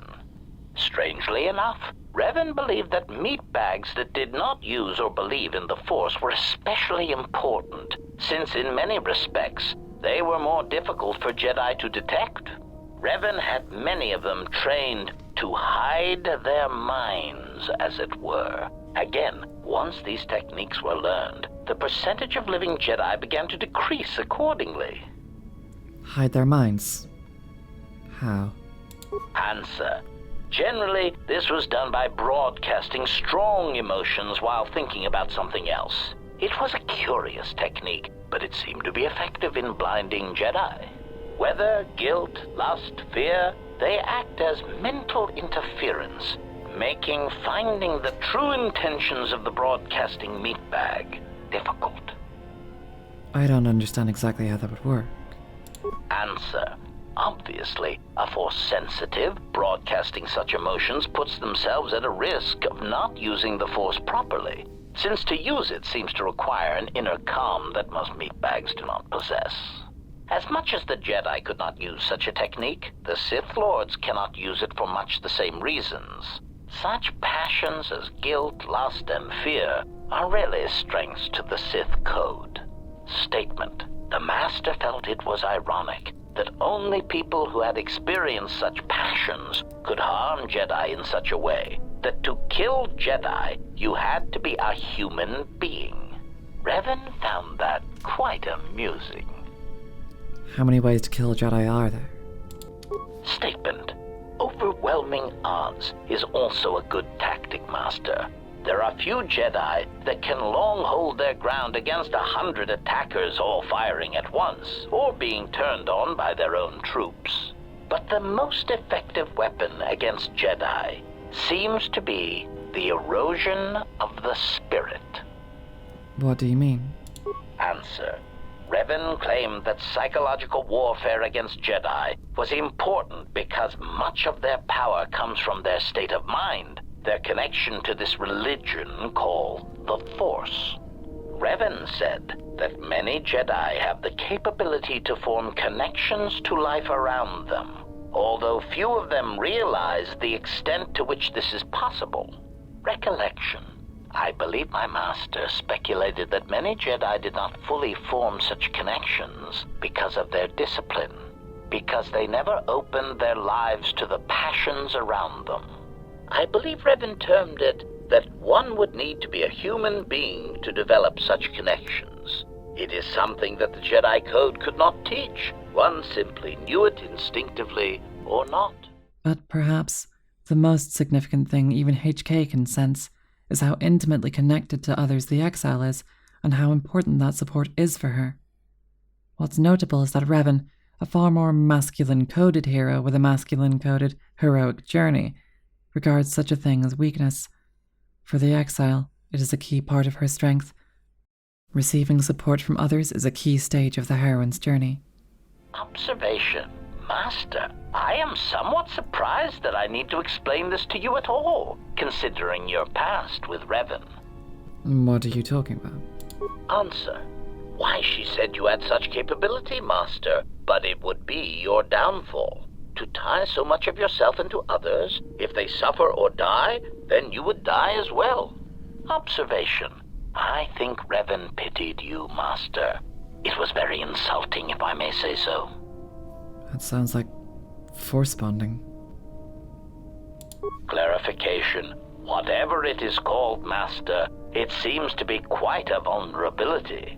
Revan even admitted as such. When a Jedi or any soldier suffers doubt, it weakens them. With the Jedi, however, it is more pronounced, since they are extreme examples.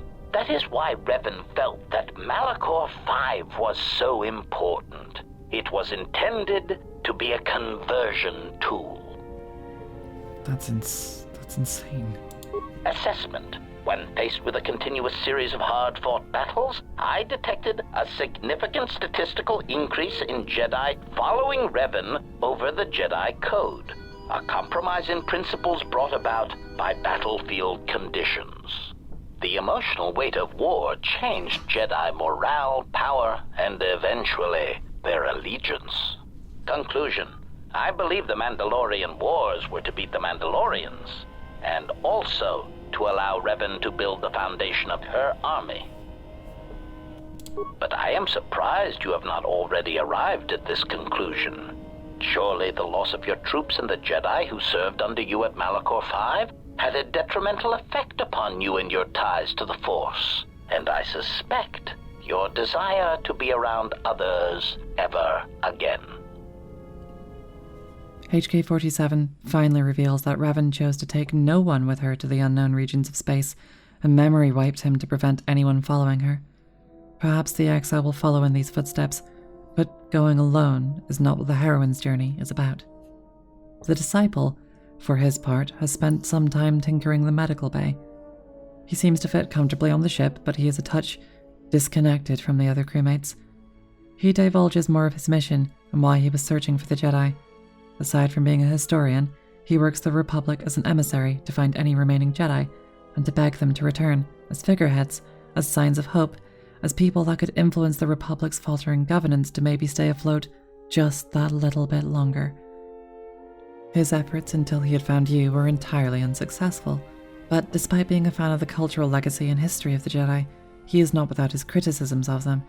He too notices their arrogance that comes with their asceticism, and how their distance from any worldly endeavor divorces them from any human feeling, and, as a consequence, the ability to express true empathy and genuine compassion. Finally, he admits his past. In truth, he appears familiar to the exile as she has already met him, long ago. As a child, he was a Force sensitive taken to Dantooine and met with her when he was studying, quickly identifying her as a leader and a potential mentor. However, as the war began and he grew past the age of acceptance to the adult ranks of the Jedi Order, there were no Jedi left to train him. He turned away from the path of the Jedi, though he hardly seems to regret this choice, given what he observed the Jedi Order become and the flaws inherent in their teachings. Finally, he has questions of the exile in turn. As mentioned in the Enclave on Dantooine, we know there was more to the exile sentencing than what she was originally told. In an effort to help unravel this, he asks permission to study the holorecord of the trial, which the exile happily grants. Despite how much less depth he is given than our other companions, I do still like him. A genuine, albeit naive man. I mean, we needed at least one person on the ship without severe emotional scars, right? But, as we must, we now shall return to the trauma. Bayodur, continuing his work on the ship, approaches the exile, and for this part, I think it's just best I show the raw, complete dialogue. You know, I'm glad I found you again, General. What are you talking about? We were together at Malachor. I don't know if anyone else could understand. Why are you here? You getting philosophical on me? I'm here because you found me on Telos and I decided to come along for the ride. Not that I had much choice after we got going. I mean, why are you still here? Tired of me already? I was frustrated. Watching the Ithorians getting pushed around by Zerka, I thought I could make a difference, but it was taken away from me. Guess if one planet was good enough for me, why not the galaxy? Maybe I'm not looking to fix the whole galaxy. Even if you knew what was wrong with it, how do you know where to start? You just have to know what the circuits look like. It's all wires and switches to you, huh? That's the way I see things. Traveling with you, I know there's something else in the universe, but I can't do anything about it anyways, so I'll leave it to you to take care of. I told you, I'm not a Jedi. Not anymore. They might not call you a Jedi anymore, but believe me, you are. It's not the sort of thing that you just stop being. You're stuck with it, just like you're stuck being the General. Having you here has an effect on me, General. I never noticed it years ago. I think my mind was too occupied then. What do you mean? I mean, it's good to hear that I'm having a positive effect on you. I feel calm, more in control. The anger is still there, but I can feel it drifting away. The last years of my life have been defined by it. The Mandalorians, Zerka, and Revan. And above all else, myself, for Malachor. What about me? Forgiving the Order? Never, General. It had to be done. My hands destroyed the Mandalorians. I cannot be forgiven for that. If you hadn't, millions more, billions of innocents in the Republic would have died. You saved them. Even if I did it out of hatred of the Mandalorians? You did it to save us. To protect them from death. That might be the truth, but I don't want to see it that way. I can't just ignore the blood on my hands. You're too stubborn. There's not blood on your hands, not anymore. Only the blood your guilt forces you to imagine. Even if there isn't, I still feel like I need to do something to make up for it. Well, how about you learn the ways of the Force? Just let go of this anger first. It's eating you up inside. Under your guidance, I feel like I could overcome my anger. Then there's no time to waste.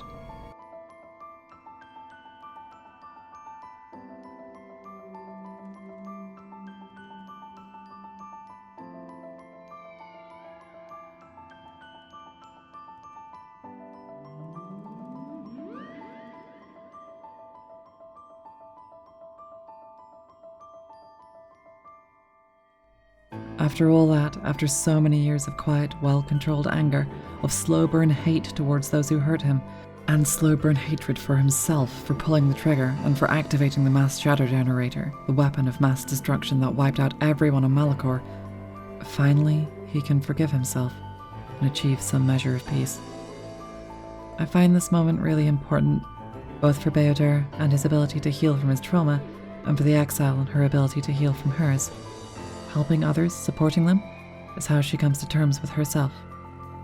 Maybe it doesn't undo the events of the past, but at least it's a way to move forward, come to terms with it, to achieve peace. Similarly, the exile can finally offer Mira that same sort of peace, and offers to train her in the ways of the Force. Like that. Life's got a certain energy to it, especially around a Nar Shaddaa. Yeah, right. Save the philosophy for the disciple. He'd eat that stuff up. Maybe one day I'll be able to show you. Maybe one day I'll let you. Well, then come with me. Let me show you what Kriya showed me. All right, but I doubt you're going to show me anything I don't already know. And when you show me, don't act like a tourist. It attracts predators.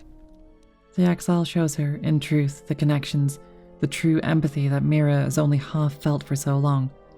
Shutting out her empathy, keeping boundaries around her connections to others, Mira has been isolated for nearly her whole life. Maybe it's time to open up a touch more and be genuinely vulnerable. What's wrong? Why are you stopping? I just want you to stand here and listen. I've been out here hundreds of times. There's nothing special about it. No, there is. You can feel the Force here. No, I don't believe in the Force. It's Jedi tricks, sleight of hand. No, it's what you do, and I can prove it. This I'd like to see. It's not gonna hurt, is it? No, but it might just help you put life and all its hopes back in perspective. It's an uncomfortable experience to be made aware of your feelings all at once, but ultimately it's better to be open, to be vulnerable, and to heal than it is to remain closed and guarded forever. Life. A simple kindness can be given to another. This is the Force, and all our choices, from the greatest to the smallest, affect each other, and the echoes travel. Don't turn away. Face it. I can feel this planet. I can't shut it out. It's louder now, it hurts. All these people. You can learn to shut it out. There's Jedi techniques that'll help you calm the mind. But if I become a Jedi, I'll have to turn myself in for the credits. If you become a Jedi, Mira, don't worry. It's another reason to begin training as soon as possible, right? Gotta get that bounty to build up. Are you gonna train me? Only if you want to. I've shown you the way, but I can't force you down that path. I want to become like you. I want to be strong. I don't want to be afraid or alone anymore. I want to keep running and looking and never feel like I'm finding what I'm looking for. I am tired of being hunted. When the galaxy takes something from me, I want the power to let go. And I want the power to heal the echo when it's gone. One can live their whole life with those echoes, Mira, but I can teach you to at least accept them. That sounds all right, from where I'm standing. This could easily have come close to a story of revenge, of taking power for the sake of exerting selfish, petty anger, at screaming back at an uncaring universe, of grabbing what weapons she could to fend off Hanhar, including using the Force as that weapon. Or it could have turned into apathetic asceticism, denying herself, repressing her feelings, and engaging in all the pseudo-peace bullshit that the Jedi advocated, self-denial lessons that harmed everyone under their tutelage. But instead, now, we have someone who wants to reconnect to the world in earnest, and to heal, and to grow as a person. I wanted to say thanks for what you showed me on Nar Shaddaa. It's gonna take some time to let it sink in, but thanks. I feel alive. It wasn't my doing, I just showed you what you could do. It's strange, but it feels right somehow, like a piece inside me just clicked into place. I know how that one feels. All too well. And finally, once more, we return to our manipulating mentor. Of note, the exile deduces that if Kriya were also cast out of the Jedi Order for her acts in training Revan, it seems very unusual that none of the Jedi Masters would have spoken of her. If the Council cast you out, how come Atris and none of the Jedi Masters mentioned you? Ignorance. And perhaps they do not remember or care. It is of no consequence to me or to them. You're lying. Am I? Then perhaps you should know. There are techniques in the Force where one can cloud the memory of others, make their presence so small as to be unnoticed. And on the worlds where we have encountered these Jedi, there is much life and death where sensing such things is difficult. As I said, it is of no consequence to me or to them. Do you use that technique on me? No, but if I did, you would never know, so my words only carry as much worth as you believe them to.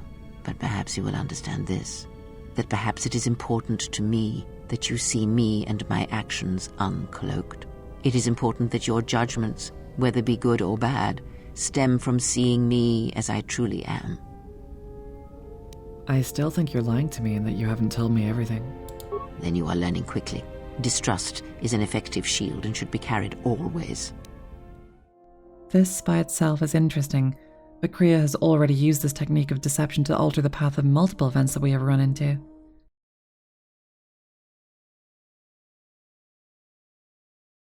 Has there been any sign of the ship? No, mistress, nor any word of our sister. We do not know where they travel now. The freighter. It is important. And I thought the droid was as well, but I was wrong. Mistress, we still do not know the significance of the ship or the droid. We downloaded all you asked, but we are still no closer to the answers you seek. Then perhaps we'll need to have faith that your sister will change her mind, remember her oath, and return to us with the answers we seek. I hope so, mistress. But there has been no word of her since she departed with the other 4 on the freighter. 4? Yes, mistress. The Iridonian, the Ichani-trained pilot, the exile, and the old woman. Old woman? Yes, mistress. I do not recall seeing her. Mistress, she was secured for much of the time the exile was here. At other times you were meditating, and we did not wish to disturb you. Mistress, is there something wrong?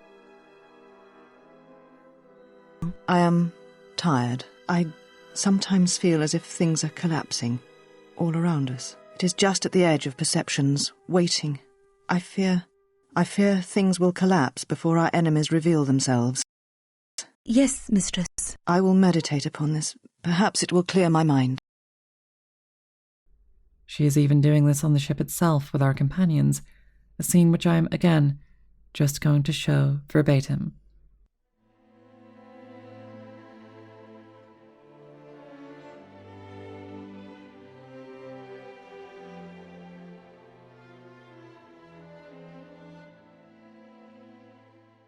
At last you understand, tiny Jedi. You? Who are you? What are you doing on this Enough. What did you see in the web of worlds that have died? What did you see when you saw it through the Force? I see the death of the galaxy, of life. At first, I thought it was just conquest. But it's more terrible than that. It's an echo, spreading outwards, killing everything. It's not possible. You are a wasted pawn of the Republic, young one. You could have been so much more, even with your wide-eyed innocence, your naive love for others. Now you understand the magnitude of what is being done. I know you. Not even the markings of the dark side can hide it. Why have you done this? I? Do you think I seek the death of all living things? There is no victory in such things. I do not want to win our war like this, little Jedi. When I win, I wish it to be because I was right, my teachings true. How long have you been here? Among us? You know the truth. I have always been here, watching and listening to the echo you have found. You know its source and what must be done. I will not let you hurt her. Little Jedi, you cannot stop me. But you will forget this. Your mind is worse than the others, so open, so trusting. Your feelings for her are your weakness. Yet I will gift you with this. You will remember what you have discovered when the time is correct. Know that you have seen what formerly only I knew. Now we shall see if you have the strength to stop what comes. The Exile knows little of this, of Kriya's unseen manipulation or the pattern in the half-dead worlds she is visiting. Of the echoes and of where those echoes lead. Of the pain and the nihilism left in the wake of her trauma and all those who died on Malachor. Landing back on the jungle moon of Dxun, the party approaches the Mandalorian camp. On Onderon, the city of Isis has devolved to full-scale civil war. On one side, the Queen and her loyalist supporters of the Republic, and on the other, General Vaklu and his desire for secession. Worryingly, Vaklu appears to have also enlisted Sith soldiers to his side, not assassins or figures in the shadows, but full-on military assault troopers and dragon-like beasts in their wake. These appear to have been lent to him by one of the Dark Lords of the Sith, likely Darth Nihilus, Visas' master. If we ever want answers from Master Kavar, rescuing him and the Queen will be the highest priority. At the same time, more Sith forces have landed on Dxun and are using it as a staging ground to maintain the siege on the Queen. The Exile splits her forces. She will lead the party to rescue the Queen, and a group of her companions will intercept the Sith on Dxun. Not the first time the party composition does not have the Exile as the primary player character, but certainly the longest lasting and most intricate.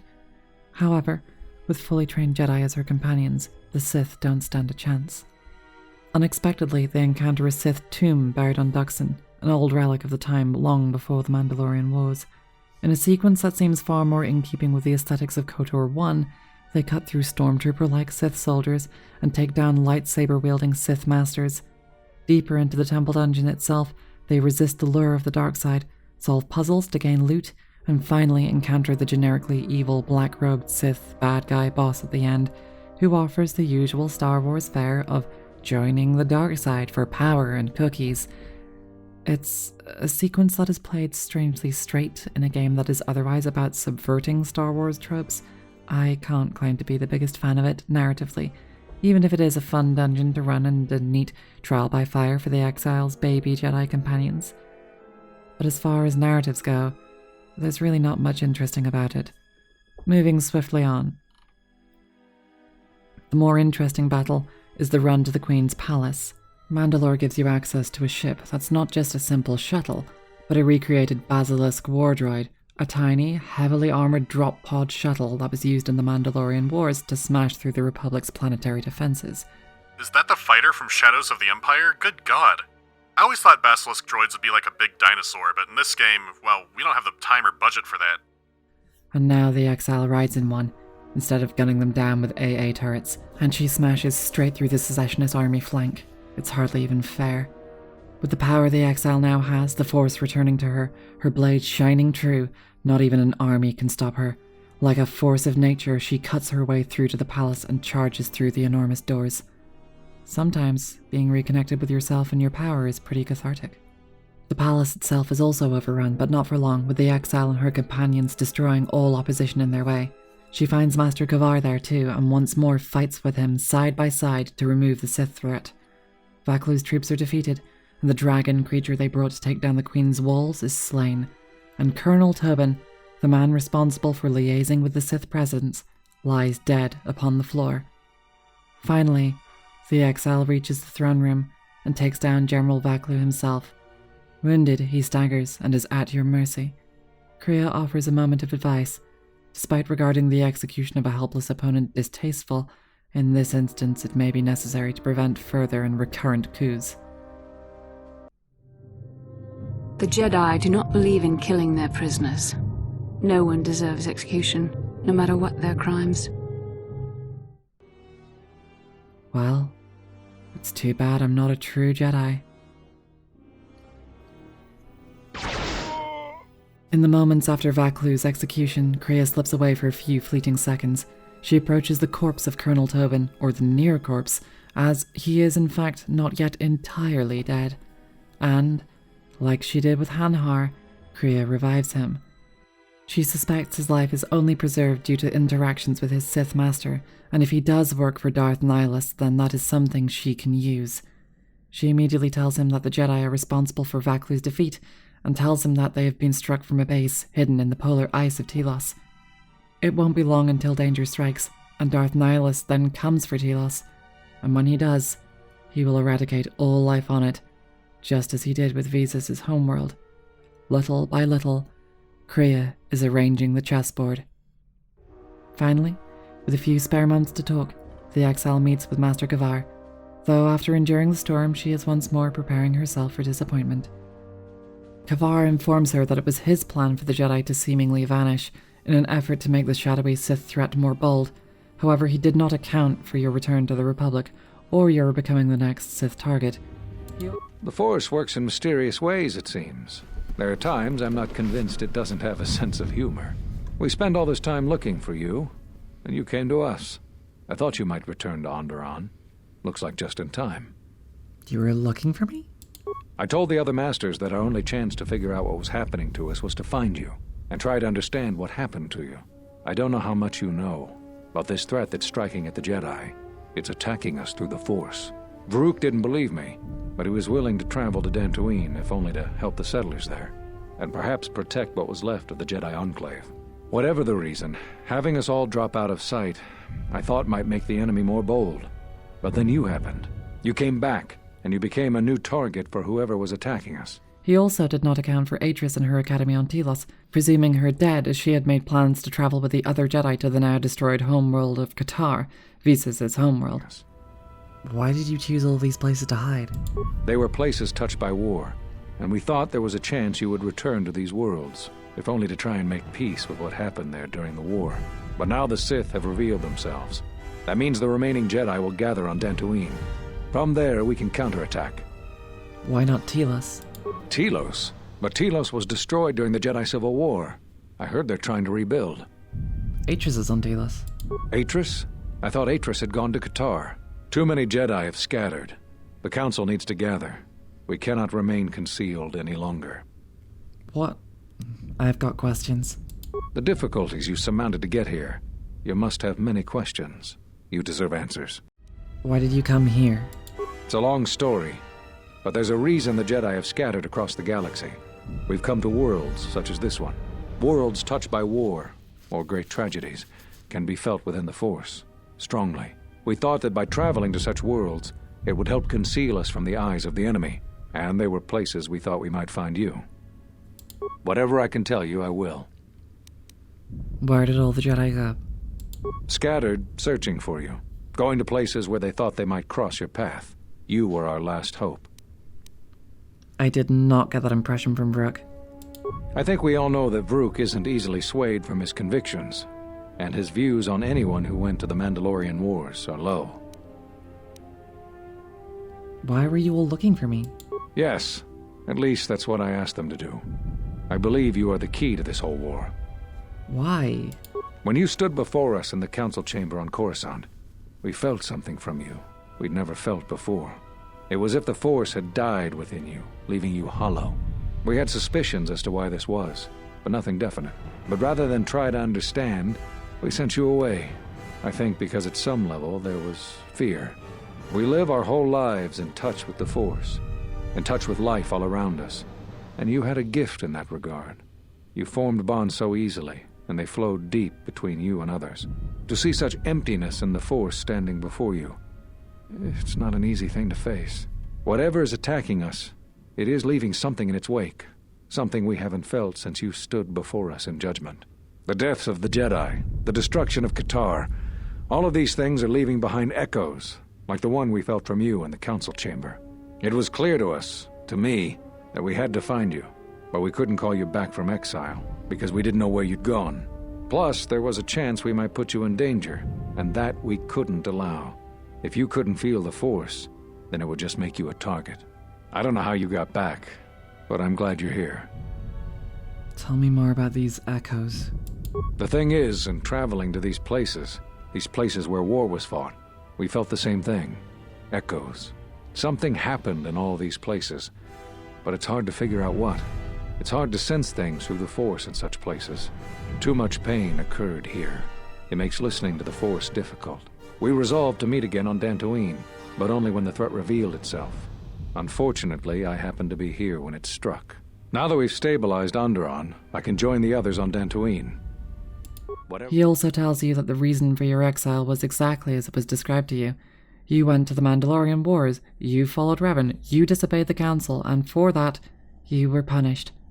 Even if he is sympathetic and understands why we did it, he still regards exile as a necessary consequence for defying the Council.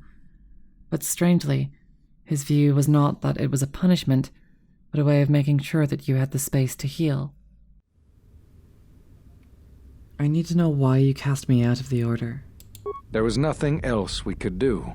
You defied the Council. You followed Revan to war.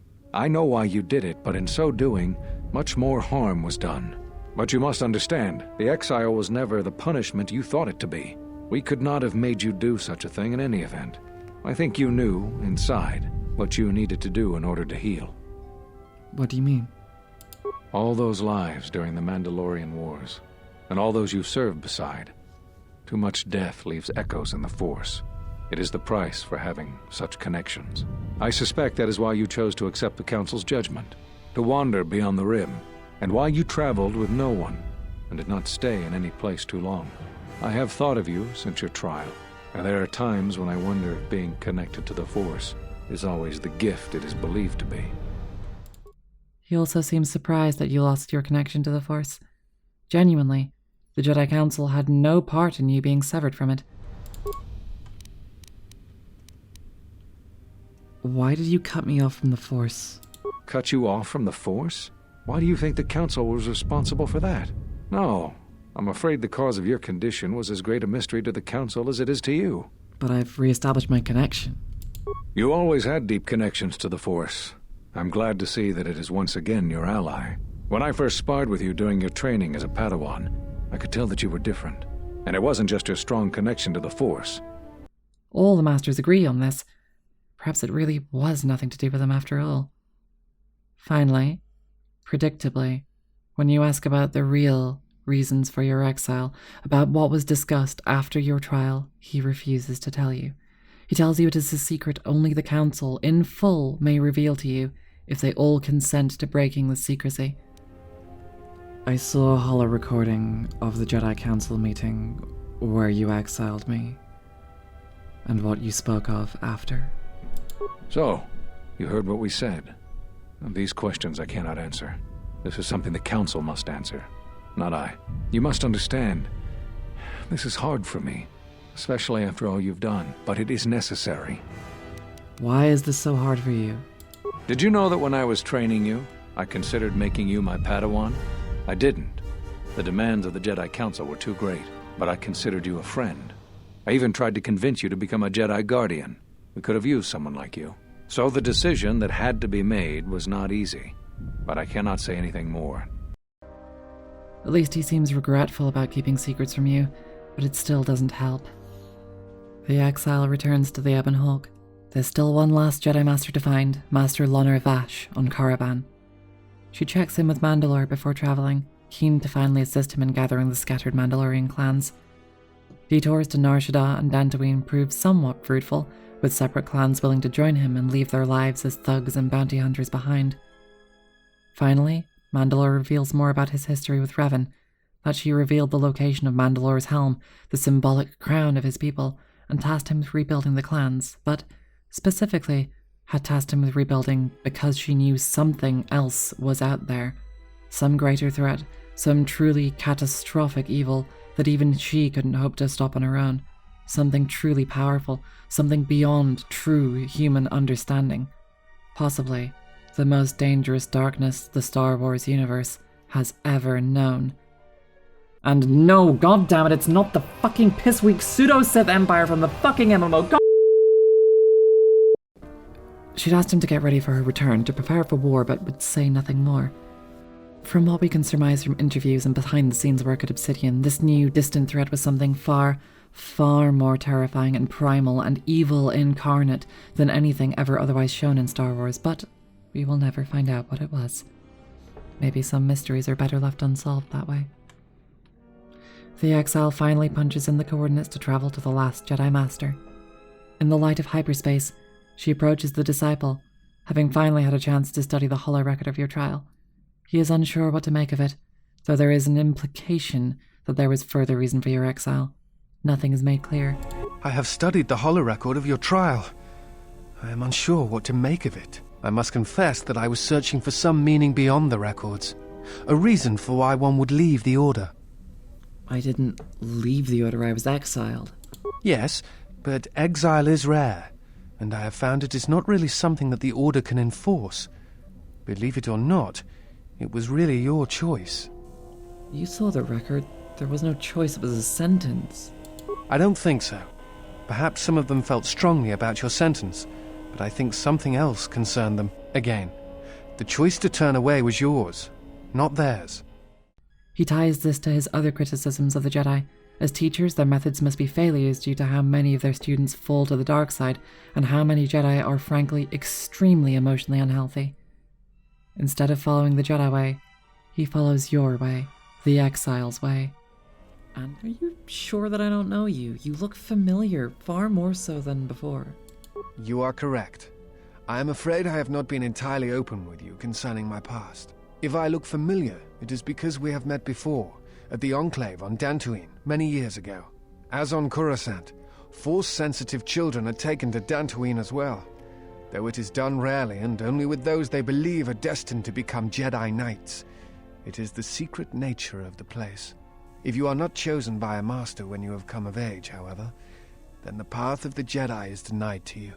I met you on Dantooine, long ago, briefly.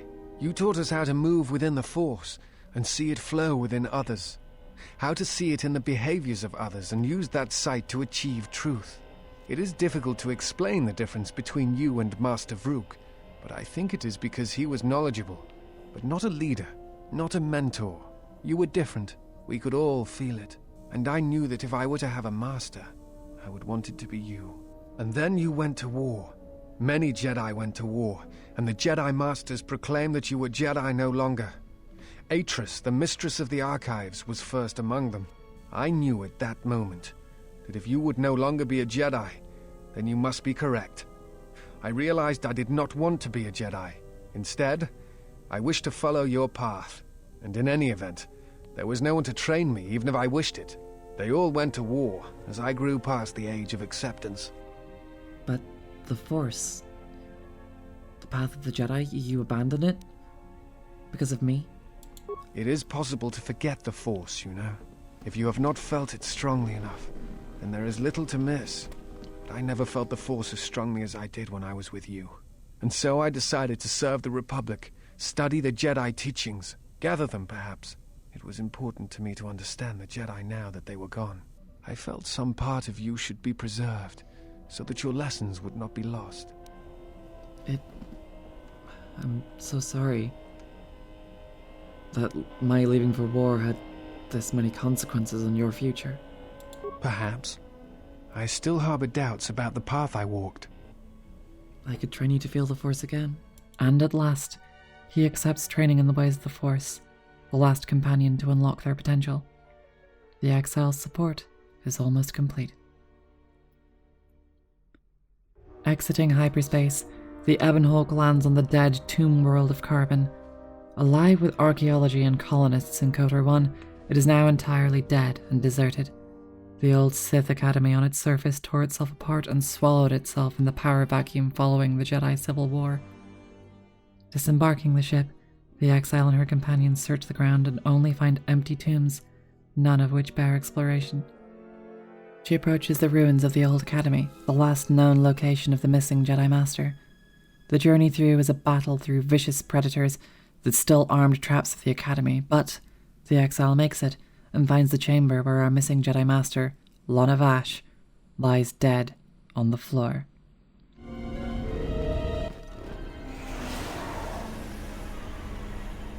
Oh, yes. I felt this Jedi's death shortly after we arrived on Korriban. So this is who we came here to find? Looks like this has been a big, dangerous waste of time. There's no more reason to stay.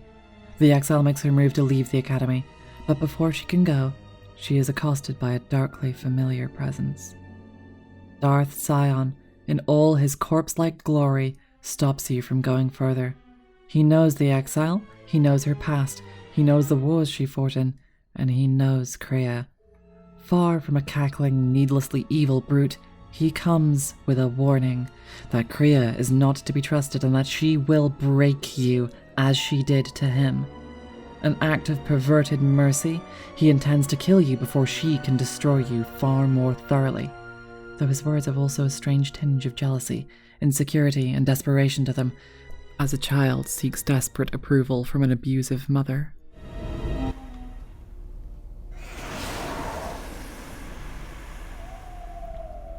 Did you come here for answers? There are none.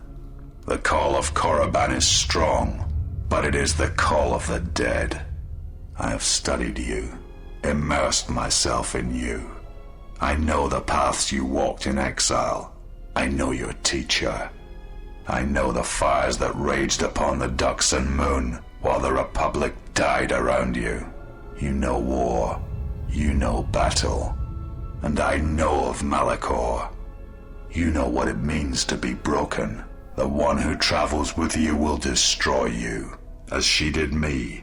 I can end it before it begins. What do you know of Kriya? I know her as an apprentice knows their master, and as a master knows an apprentice. What do you want with her?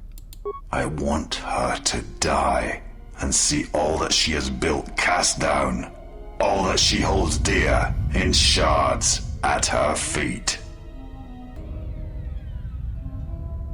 I'm not gonna let you harm her.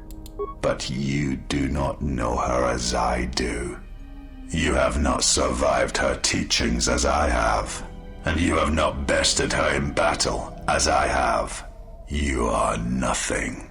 Yet still she walks with you, is willing to sacrifice herself for you. You are a wretched thing, a thing of weakness and fear. You are her apprentice in name only. I am the master, and that is why you will die. Bold words and attempts to assert dominance, but ones that feel hollow in their desperation. For all his brutality and strength in the Force, this broken man has no power.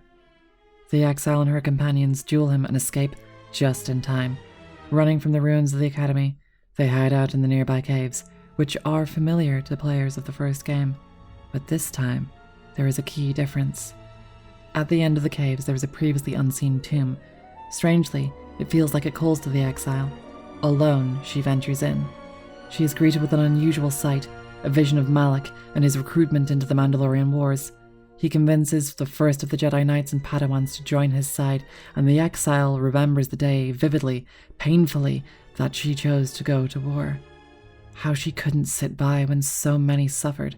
How the war and its horrors and its consequences didn't turn out like anybody expected. Do not heed the words of the Jedi Council. The Republic will fall if we do not act now. Already the Mandalorians have taken 3 systems along the Rim. They will only grow more powerful with time. Come stand with me. We will use our might to help the Republic in its time of need. Join Revan and I. Together we will battle this menace. I've been here. This is when you recruited me for the Mandalorian Wars. The Jedi Council is wise, but will take too long to deal with this threat. We must act now to stop the Mandalorians. I have heard of you. Your masters speak well of you, of your skills in battle. Join us. The war... It doesn't turn out like you expect. The Mandalorians must be stopped. And if the war ends with their defeat, then anything else is a small price to pay. The Council seems content to watch, to debate, while entire systems fall to the Mandalorians. If we don't act now, there may be no Republic army to assist in the future. I sense you will join us. What are your reasons? I had to do it. The Council, they were taking too long. The Mandalorians would have won. Thousands would have died. You should trust in yourself and in your instincts. It was within our power to end the war, and the Council chose to debate behind closed doors while planets burned. I still think they were making a mistake. We barely won the war, and only just in time. Yes, that's right. Without us, the Republic would have been no more. And the Council, their vaunted wisdom, bred only in action. And that would have led to destruction greater than anything born of the dark side. So, if you could do it all again, the real question is, would you? The Mandalorians await on the edge of space, eager to crush the Republic. You know how this turns out. Would you do it any different, knowing what it costs you? Knowing what it costs the rest? No, I wouldn't. My choices made me who I am now. So knowing all that would transpire, would you still follow Revan and I? Excellent. Malak tempts her further, demanding she make the further jump from Mandalorian veteran to follower of Revan to Lord of the Sith. And now you are all alone. Would you join me now? You didn't follow Revan and I down our path. Join us. Your journey hasn't ended yet. Bastila... Wait. Bastila didn't join you. She warned us all to obey the Council. She didn't join us that day. But in time, she came to our way of thinking. And even before then, she wavered and wondered what would have happened. It is a familiar path. There were those who wished to follow you to war, yet remain behind. They came to hate you for the choices they wished to make. I didn't follow you then. And I certainly won't now. Are you so certain? Every step along the way, we did what we thought was right. Perhaps the same path lays before you. But the time of words are done. Now it is time you experienced the full power of the dark side. Refusing to alter her past, standing by what choices she has made, she is attacked and fends off the visions, but only barely. Corpses in the tomb reveal its psychic influence. Anyone approaching by it is tormented by visions of their past, their memories, and their pain. It seems that we're not out of the woods yet. There's a lot of pain left to explore. The second vision is of despondent Republic soldiers, the first battles fought on Dxun at the beginning of the Mandalorian Wars. Caught in a crossfire, decimated by the Mandalorian artillery, they begged to retreat, but doing so would cost the Republic the battle and perhaps even the war. In the past, the exile led the suicidal charge forward, and once more, she does so again. No regrets. No regrets. No regrets. A mantra and a lie. Just like what does not kill me makes me stronger.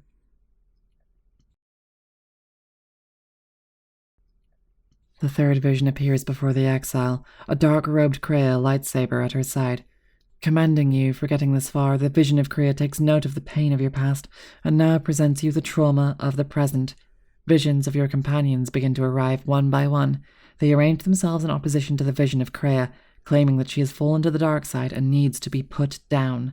They all bid the exile pick a side, to stand with Kreia and defend her, or to stand with your other companions and slay her. If the exile stands against her, she demands to know why she is not worthy of redemption like any other Jedi would be. She has done so much to help the exile. Doesn't she deserve forgiveness and a second chance? Isn't it an act of betrayal to turn against your own mentor?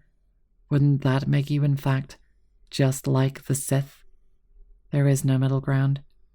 Every action we take creates echoes of our mistakes, and when you choose to do nothing, it changes nothing. And apathy is death.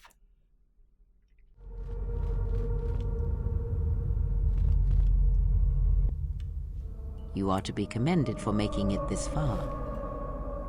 Kreia, what are you doing here? You've revisited the dark moments of your past, and now you must face the present.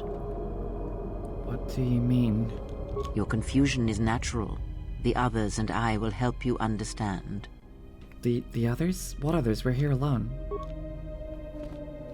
Get away from her! She's a dark Jedi. Atten, wait, where did you come from? Atten, I've had enough of your snide contempt. Wait. Kriya, calm down. I will protect myself from this foul-mouthed ruffian. Hey, what's the commotion here? Stay out of this, Beodor. This is a personal dispute between Atten and myself. You're threatening Atten with a lightsaber, and I'm supposed to just stay out of it? No. Can I just say something?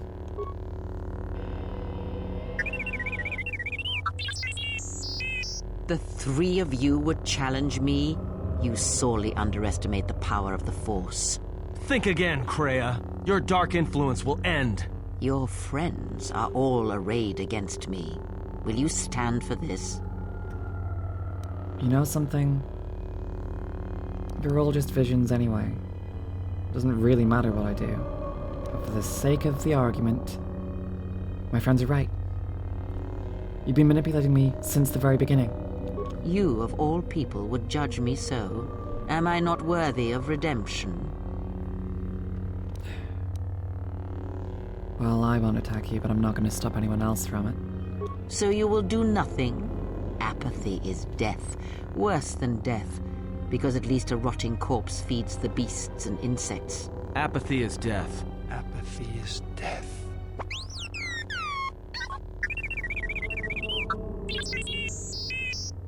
Apathy is death.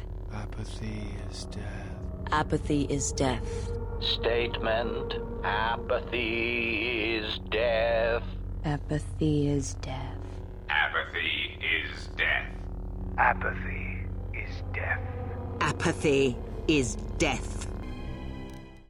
Finally, the exile encounters the last vision, a silent image of Darth Revan, and, standing beside her, the corrupted, destroyed exile, swallowed by darkness and twisted by pain, trauma, and hate.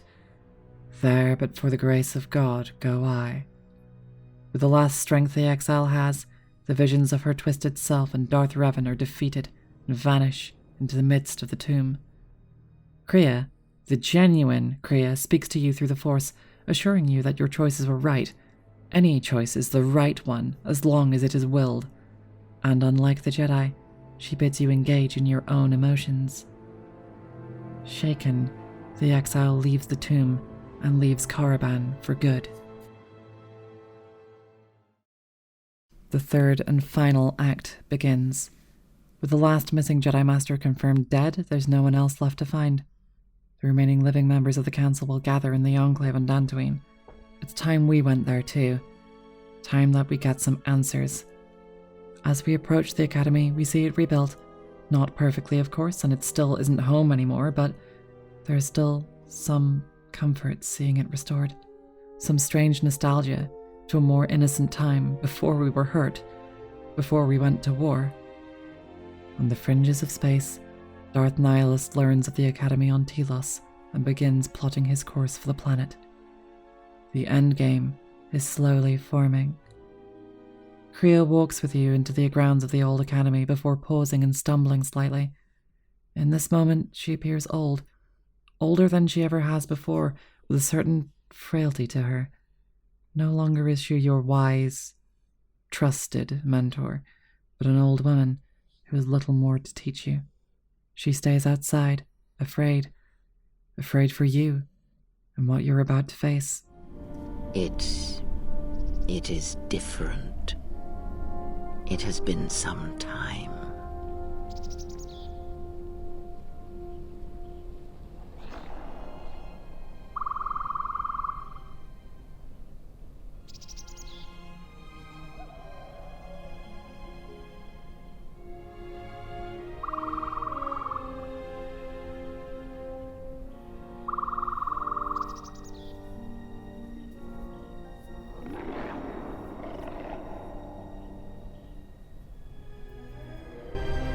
Forgive me, but I need to rest. Go on. The Council awaits. I will remain here. You're afraid? Yes. Afraid for you. As I always have been, I will be fine here. Whatever answers the Council have are for you alone. Is there anything wrong? I am tired. The journey has been a long one, and I need to center myself. The exile has passed through the middle stages of her heroine's journey, through the metaphorical gates of judgment, and returned. Scarred, yes. Damaged, yes. But healed. And better than she was before. She walks into the Council's chambers. Know that much may happen here, but above all, do not forget this. You may trust in me. We cradle each other's lives, and what threatens one of us threatens us both. And if you find you cannot trust me, trust in your training, trust in yourself. Never doubt what you have done. All your decisions have brought you to this point. And now, perhaps, they shall see what you have become. With trepidation, the exile enters. The 3 living members of the Jedi Council, Masters Zez-Kayal, Vrook, and Kavar, stand before you. It is not as it was. But perhaps that is for the best.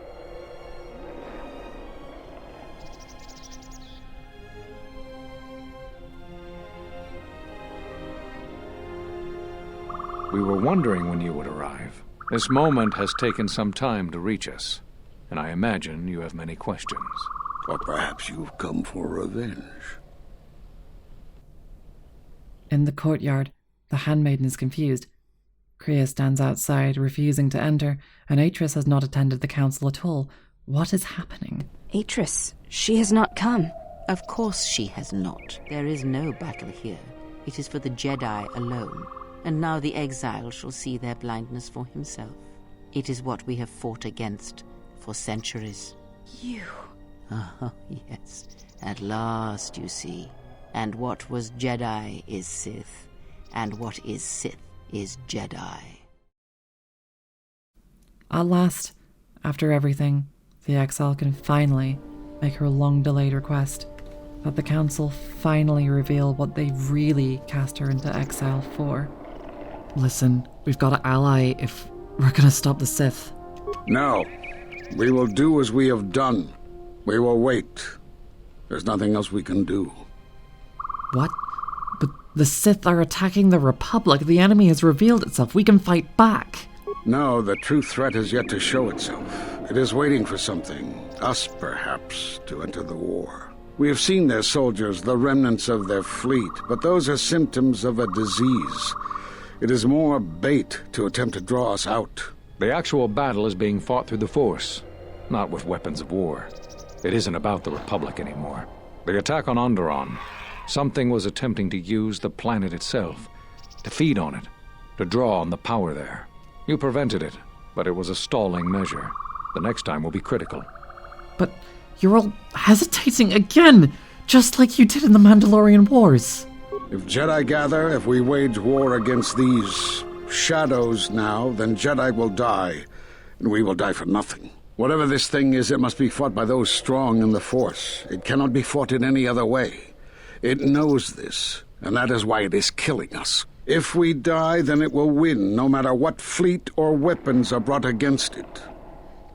Why did you cast me out of the Order? We cast you out of the Order because you followed Revan to war. There was no other reason. No, there was another. You had become different somehow, changed. The war had changed you. You were no longer a Jedi, but we could not tell you why. Some explanations mean nothing unless the one who suffers comes to the answer on their own. What had happened to you was punishment enough, and the Jedi do not kill their prisoners. And if you had stayed, you would have changed us, and that we could not allow. Changed you? What do you mean? You already know the answer. You've noticed it in those who travel with you. What are you talking about? Can someone just give me a straight answer, please? Initially evasive, they eventually discuss what they see in you. Someone easily able to make connections, someone able to care, someone able to inspire care in others. Have you noticed that when you act, others follow? Those that travel with you. There's something wrong here. A disturbance in the Force. Do not let them hurt her. They follow you, without question, without hesitation. Against their instincts, and sometimes against their sense. It is because you are a leader, but that still fails to grasp the meaning of what I'm trying to tell you. Then explain yourself. It is not an easy thing to explain. Surely you are familiar with Force bonds. It is the bond that develops between apprentice and master when one truly understands another. It is developed over time through understanding of each other. Yet you do it so easily, and we do not know why. You make connections through the Force, and it resonates with those who travel with you. The resonance is even greater when they, too, are Force-sensitive. Your actions affect others more than you know. You draw others to you, especially those strong in the Force. When you suffer, their spirit echoes it. And when they are in pain, their pain becomes yours. They tie a connection between this and your severance from the Force, not something that they, as the Council, forced on you, but identifying it as an act of dissociation that you did to yourself. As anyone with that much empathy for others couldn't hope to emotionally survive causing all those deaths at Malachor. What? Is this going somewhere? This bond, it travels both ways. When you feel pain or strong emotion, it resonates within you. And that is why the Mandalorian Wars echo within you still. So, all those deaths at Malachor? We did not cut you off from the Force. You were merely deafened to it. Because of that last battle of the Mandalorian Wars. The screams of countless thousands, Jedi and Mandalorians, crushed by the planet's gravity, annihilated. Their lives still scream across the surface of that dead planet, and within you. To hear the Force over such pain, it is not possible. It was too much for any Jedi to endure, and it is a wonder that you did not die there when thousands perished, all those you had fought with and struggled with. You cut yourself off because you had to if you were to survive. You had hints of it in the war on Dxun. Malachor was simply the final blow. You were deafened. At last, you could hear. You were broken. You were whole. You were blinded. And at last, you saw. When you returned to us, we saw what had happened. You carry all those deaths at Malachor within you. And it has left a hole, a hunger that cannot be filled. In you, we saw a wound in the Force.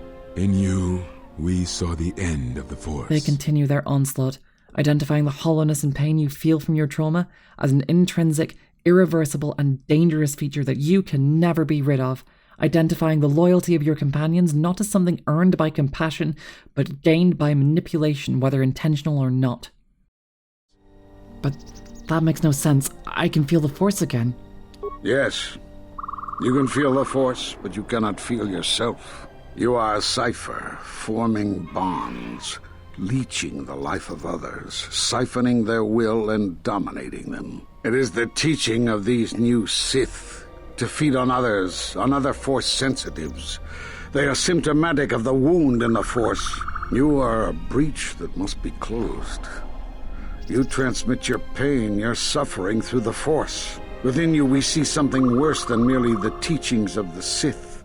What you carry may mean the death of the Force, and the death of the Jedi.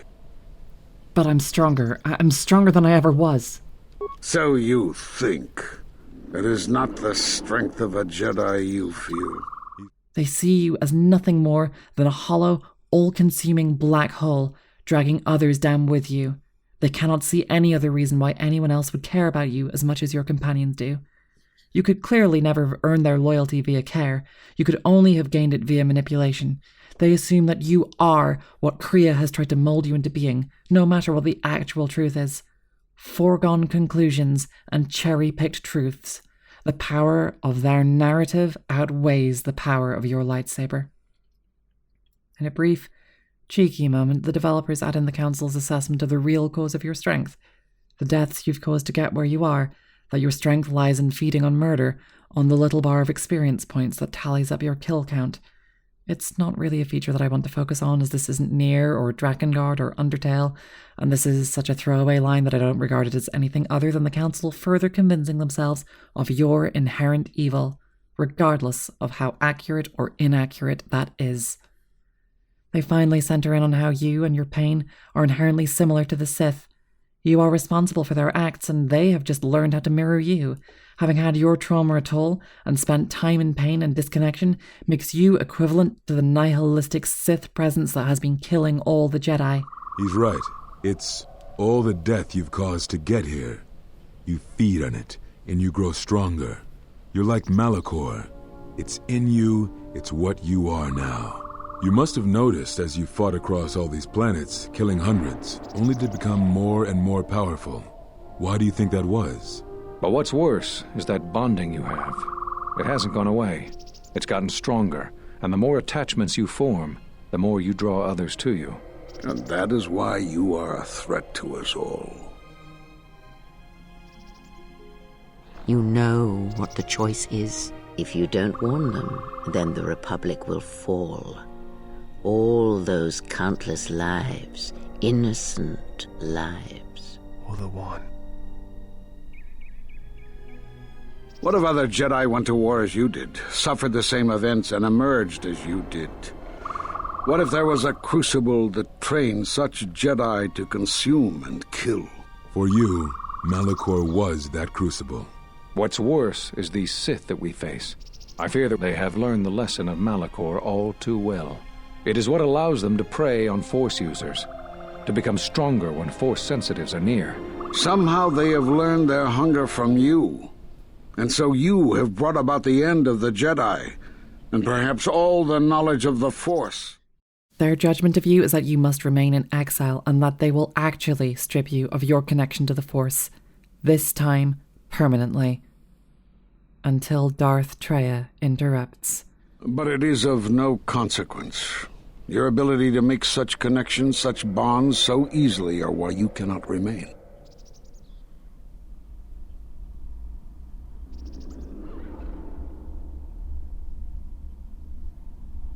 And so you wait, as a shadow. Yes, we are alike that way, blinded one. I would have thought you would walk with her amongst the Jedi. But that is not the way of the Sith, is it? Do not speak to me of the ways of the Sith. You, of all of us, have no conception of what it means to be Sith. You are a threat to living creatures and all who feel the Force. You will lead the Sith here, and that we cannot allow. Our judgment before remains. Exile. You must leave. And you must leave without your tie to the Force. It is a punishment reserved for only a few, and only when necessary. But we have the power to cut you off from the Force, and it must be done. Forgive us, but it is necessary. No, I won't give up the Force. Stop this. Do not be afraid. You shall feel no pain, but this must be done. As long as you feel the Force, you are a danger to those around you. Enough! Step away from her. What? Step away! She has brought truth, and you condemn it. The arrogance. You will not harm her. You will not harm her ever again.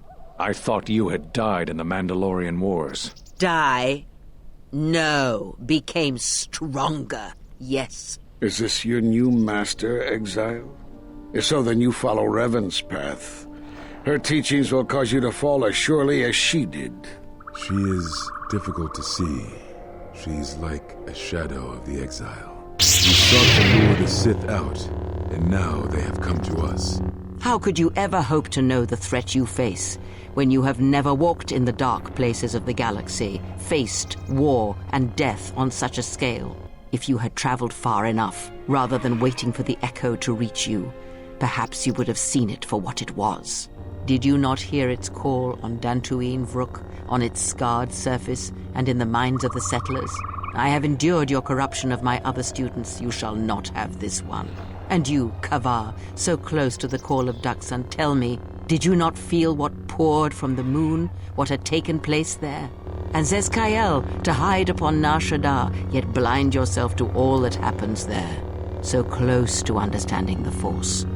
So close to giving it up. There is a place in the galaxy where the dark side of the Force runs strong. It is something of the Sith, but it was fueled by war. It corrupts all that walks on its surface, drowns them in the power of the dark side. It corrupts all life, and it feeds on death. Revan knew the power of such places, and the power in making them. They can be used to break the will of others, of Jedi, promising them power and turning them to the dark side. Did you never wonder how Revan corrupted so many of the Jedi, so much of the Republic, so quickly? The Mandalorian Wars were a series of massacres that masked another war, a war of conversion, culminating in a final atrocity that no Jedi could walk away from, save one. And that is what I sought to understand. How one could turn away from such power, give up the Force, and still live. But I see what happened now. It is because you were afraid. As you would pass judgment on her, I have come to pass judgment on you all. Do you wish to feel the teachings born of the Mandalorian Wars, of all tragedies that scream across the galaxy? Let me show you, you who have forever seen the galaxy through the Force. See it through the eyes of the exile.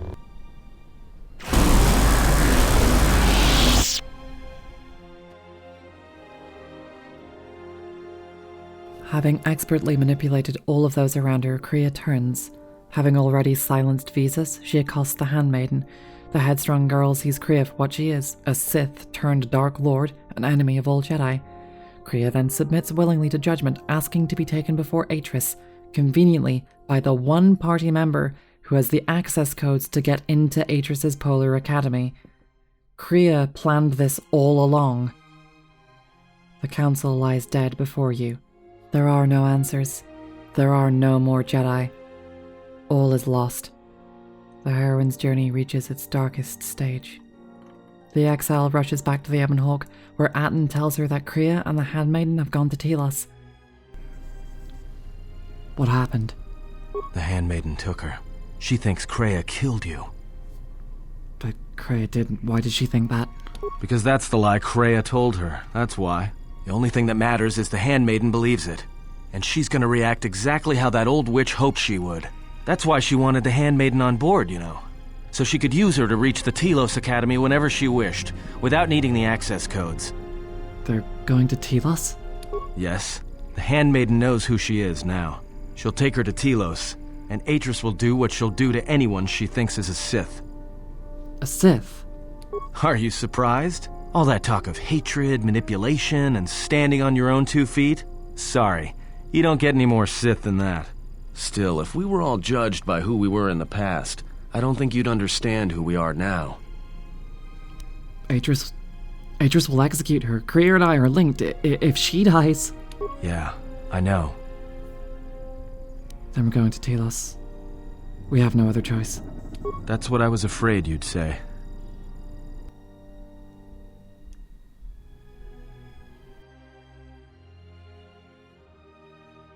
As the Hawk enters hyperspace, the exile returns to the crew quarters, terrified and hating herself. She is approached by Visas. As an abused, vulnerable woman, Visas seems to fit the bill of what the Jedi Council was talking about. Someone easily manipulated by you, even if you didn't intend to manipulate or hurt anyone. Sometimes we drag others down, even when we don't mean to. Isn't it morally better to go alone? To not hurt anyone else? To not hurt those we care about? Even if we don't want to? Even if it kills us? But Visas refutes your fears almost immediately and encourages you to keep your connections and the support of those close to you. She is adamant that she cares because she chooses to, and that she has her own agency. You aren't, Kreia. You aren't an abusive manipulator, and those who believed so are wrong. The product of Jedi arrogance. What is wrong? Something troubles you. I can feel it. I fear that I've been influencing, manipulating you all without even realizing it. I do not understand what you mean. Visas, why are you following me? I would die for you. When I tell you my life for yours, it is my choice. And if there is an ending between us where my sacrifice can save you, it will be because it is my desire, not your will. But how do you know? I simply do. And sometimes there is no reason that can be given. What did you learn within the Jedi Academy? That I form connections through the Force, that I'm a wound in the Force, that as long as I live, that wound's never gonna heal. Then that is the danger of their beliefs. They do not understand you, what it means to be human, to lead. The feelings I have for you are because of what I see, what I hear in your voice.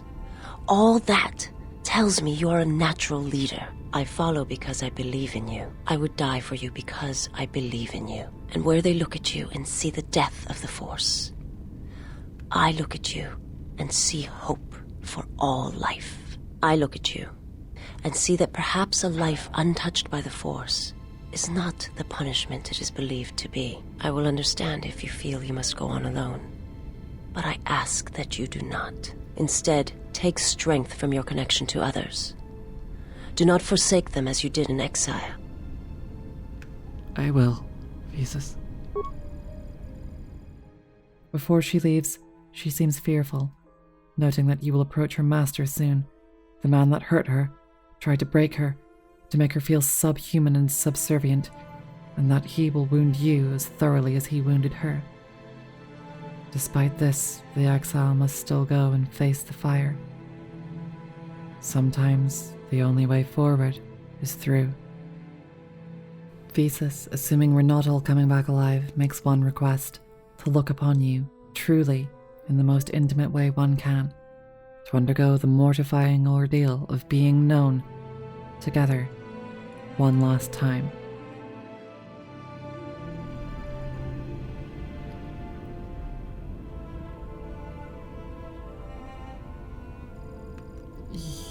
Is there anything else that you wanted to say? He awaits you at Telos. If you go there, you must face him. And when you do, he will wound you, as he has wounded me. If I don't stop him, Telos is going to be destroyed. I ask you, I beg you, to stay here with me. Visas, I can't. I know, but I could not let you go without asking you. This last time, I have never asked you for anything. I have fought alongside you, would have given my life to you many times over. And now there is something I must ask. I want to look upon you, where no one else can see. Where it is just us. I want to see your face, the color of your skin. I wish to see what the handmaiden sees. When she looks at you, that causes her heart to race, and her tone to change. What causes her to forsake her heritage, her oaths, as you made me forsake mine. I need to know if perhaps I am wrong. If the universe is not as my master once showed me. The universe is not solely as our eyes make it out to be, Visas. You know that. From the moment I heard your voice across the galaxy, I have longed for you. It is the echo, a wound that travels still, that when heard, made me understand that there was another wounded as I was. One who had felt the same sense of loss. When I heard it, I loved you more than my own life. And I wanted you to be here with me for as long as you will let me love you. Stay. And I want you to see what I see when I gaze upon you. I want you to know why I cannot look at you, and why I am drawn to you. Then let us look upon each other.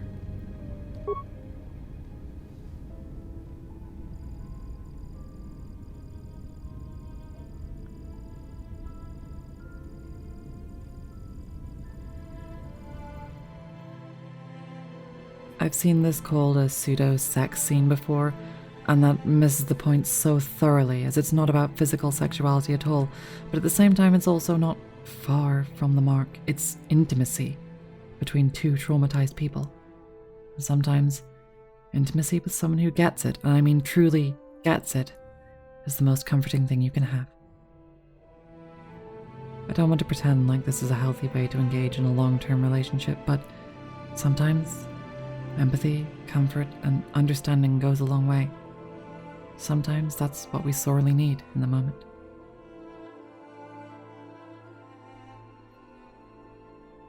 Kreia is taken to the Polar Academy, but walks freely, entirely on her own terms. There was no way the handmaiden would have ever kept her captive. She enters the meditation chambers and addresses Atris directly as an equal. Atris, for all her obsession with the labels of her identity, titles that she can cling to, like pure, vulnerable, strong, woman, Jedi, has long since lost the compassion and care that actually gives such titles their substance.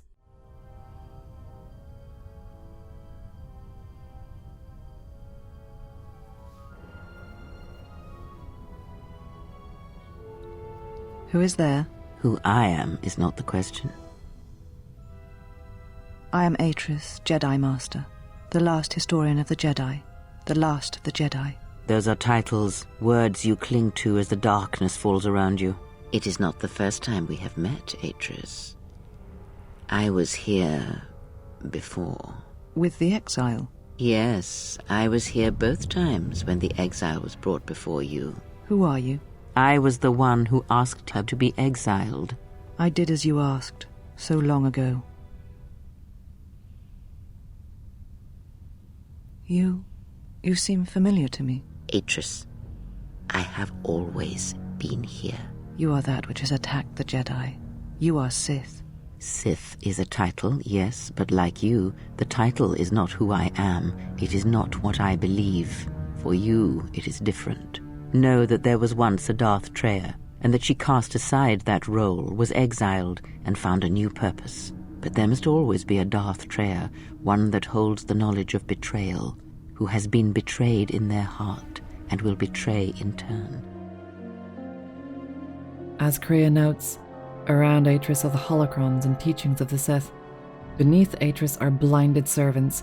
Inside Atris is contempt, self-righteous judgment, and hate. And yet, she still thinks she's a good person. You have bathed in the knowledge of the Sith, but there is not enough truth in such teachings. But it will be a step for you. You have gathered Sith holocrons, Sith teachings from across the galaxy. It is why you have chosen servants who cannot feel the Force.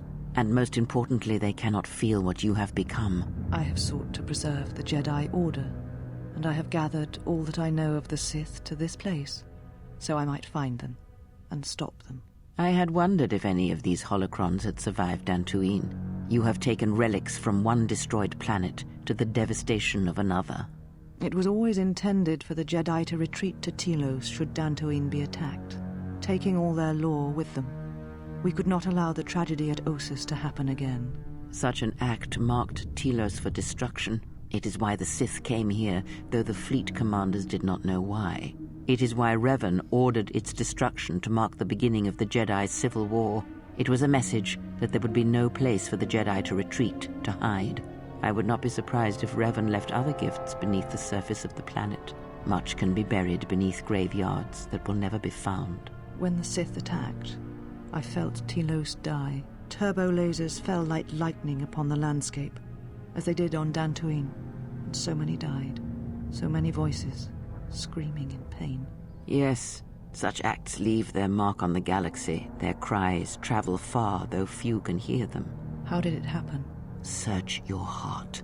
It was never battle that called to you, never battle that caused you to fall. Malachor 5 has touched many things, and it casts its echoes still. Why did she betray me? You betrayed yourself. Do not blame the exile. And unlike you and I, there is still a chance that one may be saved. The one that you cast out. Where is the exile? I had thought...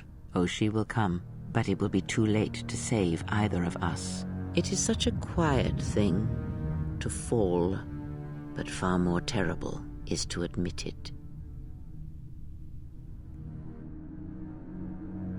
There is no redeeming Atris. How can you redeem someone that doesn't even see how far they've fallen, or that they've even fallen at all? There is no greater failing than arrogant self-righteousness. Kriya vanishes, her manipulations complete. The endgame is set. The pieces are all now exactly where she wants them. The handmaiden, returning to the chambers of the Academy, is confronted by her half-sisters. Every one of them calls her a betrayer, casts her out, and regards her as an enemy, and cancels her on Twitter. Atris regards the handmaiden with cool apathy. If she dies, then she was always unworthy and had a tainted heart, proof that she is merely of the dark side. If she wins, then it's proof the exile taught her far too much of war and violence, and proof that her heart is tainted by the dark side. Witch trials with impossible scenarios in which every outcome leads to condemnation and judgment. Seems about right for Atris's brand of cold, feminine-coded Sith bullshit, just like Mean Girls, Jesus fucking Christ. In her travels, the handmaiden has grown, fought and won, and in that struggle, she has become more of herself. She is the last of the handmaidens no longer, and bests her half-sisters. She is stronger than all of them. And in response to her victory, Atris strides forward, tortures her, and slams her to the floor, all while seething with jealousy and rage. Where have you been? You have been absent so long, I feared for your safety. Were you with the exile all this time? Mistress, as you commanded, I... Commanded? Did I command you to consort with her? To follow her teachings, to betray your oath? Mistress, the exile taught me many things. I am certain she did. And now perhaps it is time to show me what you have learned. Mistress, I do not understand. Of course you do not. But you will learn.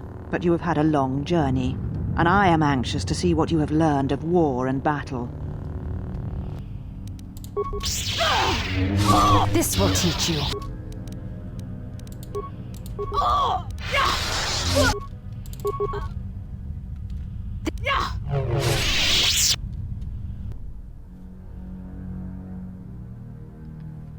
Enough! Did you have feelings for her? Did you touch her? Did you look upon her with love? There is no love in that one. She is a shell, devoid of emotion. All that she was died at Malachor, and she dies there still, as she should. So, one exile has arrived to save another. You've fallen truly far if you're going to kill a helpless opponent. It is no crime to kill the Sith, or any that threaten the Republic, as you proved in the Mandalorian Wars. This is now my battle, and you are now my enemy. Surrender, Atris. I don't want to fight you. Such a noble offer. Your execution has been too long delayed, exile. The exile enters, barely in time to stop Atris performing a full execution. When confronted and challenged that she was about to kill a helpless opponent, Atris immediately reflects the sin back on you and doesn't acknowledge any of her own wrongdoing, blaming you and saying that you're far more guilty than anyone else because of Malachor. The exile ignites her saber and steps between Atris and the handmaiden, the white-clad archivist faltering backwards. Swallowed by her own darkness and refusal to admit she is anything less than true and pure, Atris retreats back to her chamber. The exile offers her one last chance to surrender, to end this without bloodshed. But Atris refuses. She was never going to back down. She said you would come here to this place. If you think you can defeat me here, you are wrong. All this collected knowledge, all these teachings of combat and the Force, they're mine to command. And if I must use it to end you, I will. Surrender. You need not die. Atris, you've gone full Sith. Surely you see that. Atris? That is not who I am, not any longer. She has not existed for some time, I think. There was always something else within me. It just took time for its voice to be heard. What happened to you? The old woman you traveled with finally made me listen to myself, to the galaxy. She said that you would come here, and that you would face me in battle. There's no reason that we need to fight. We don't have time for this. We need to unite to stop the Sith. She said you were the last obstacle to my enlightenment. If I wished to truly face the Sith, to see their heart, then that meant facing you, this last time. Where did she go?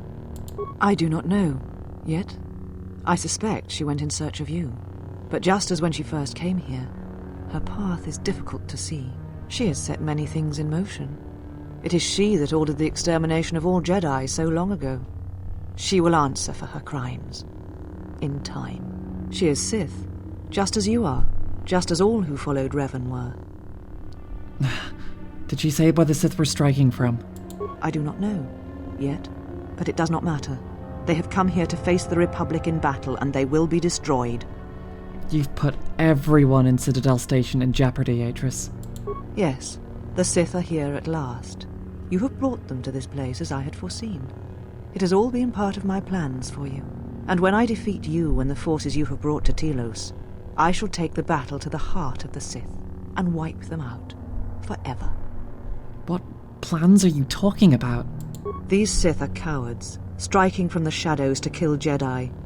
I needed a target to draw them out, but I could not risk my own life, all that remained of the Jedi.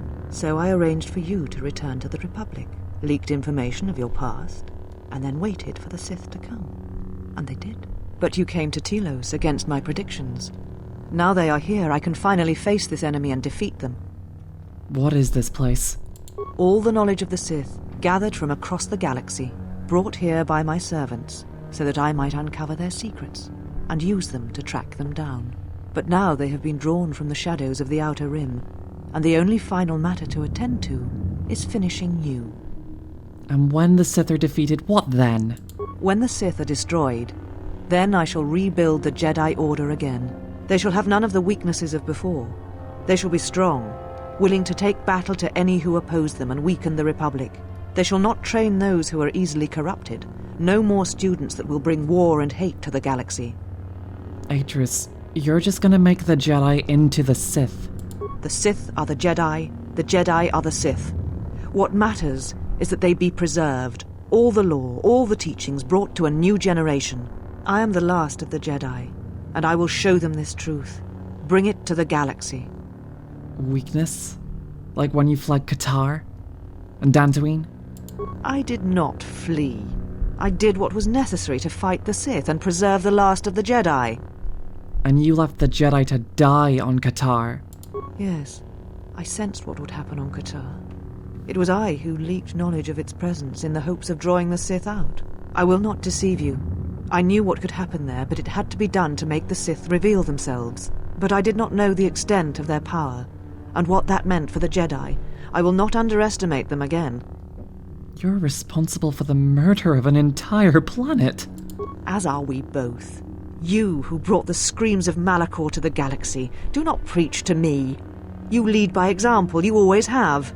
You knew what was necessary at Malachor 5, and the stakes in this war are higher than you know. It is a war of extermination, of total annihilation. What were the Jedi doing on Qatar? They hoped to gather, to use their combined knowledge of the Force to see, to listen to the currents of the galaxy. They hoped to find out what was happening to the Jedi, why they were dying, and they discovered it. It revolved around you, as it always has. It is you who have tried to end us. Me? Yes. From the destruction of Qatar, a vision emerged. It is the last act the Jedi were able to perform before the planet was destroyed. So that is why I arranged for you to return to the Republic, so that I might draw the Sith out and end them. This makes no sense. Why me? Is it not obvious? You are one of the Sith, fallen at Revan's side. The path to them lies through you.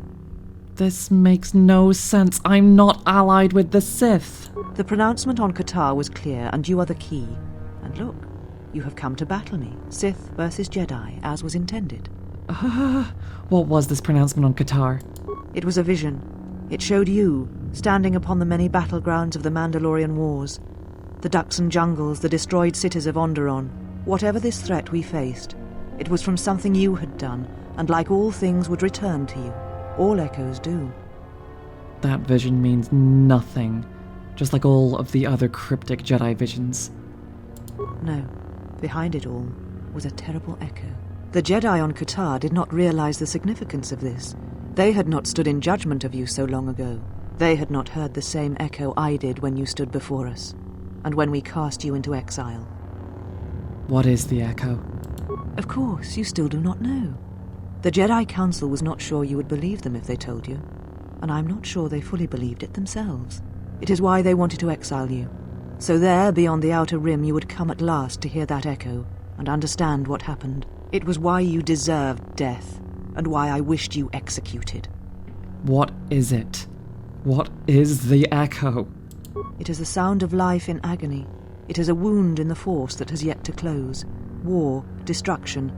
These events leave wounds in the galaxy, in all life. The death of one can send echoes through hundreds, even thousands, across many planets. If not checked, then it spreads until nothing is left. Something that you had done in the past has caused this new threat, this death of all Jedi, and you were responsible for it. It was only proper that you be brought back to face your crime. You had killed countless Jedi once. The deaths of more Jedi were not beyond you. I had nothing to do with the deaths of the Jedi following the Mandalorian Wars. If you were responsible for the threat, then you would answer for it.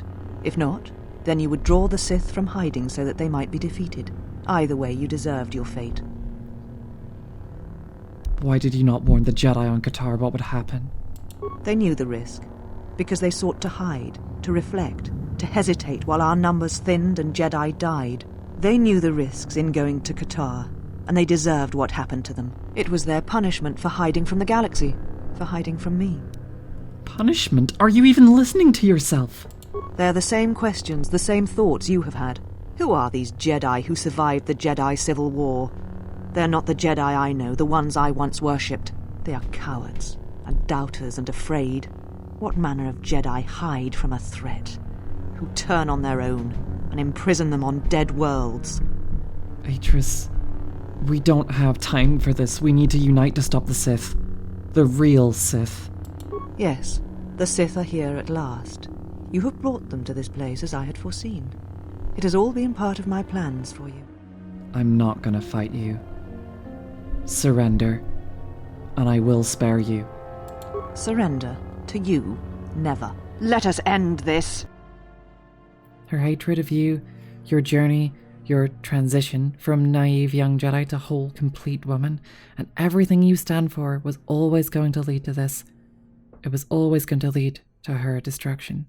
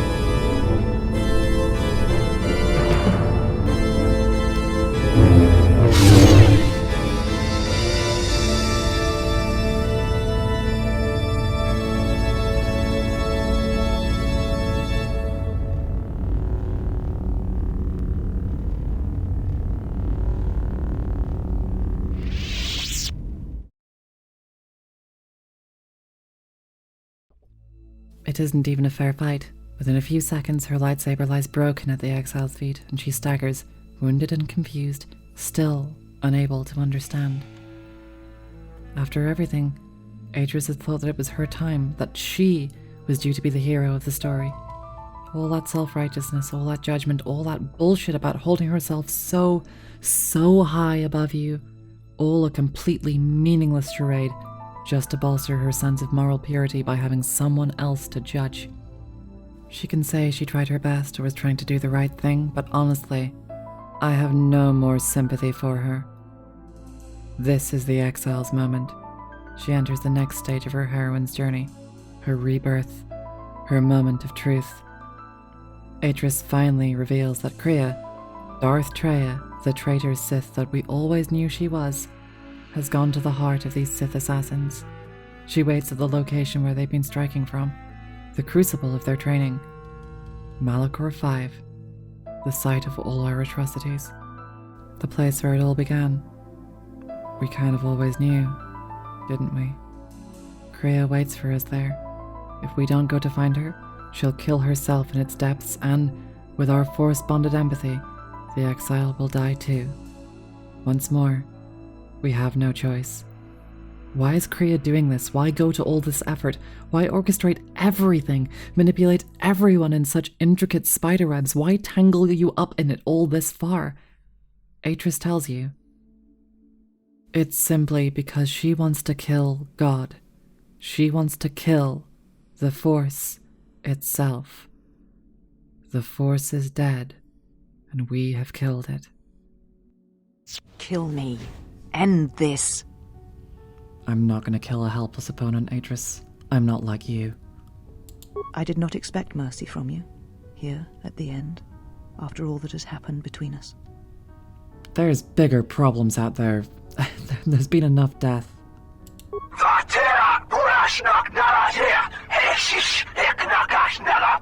If you will not kill me, then what will you do?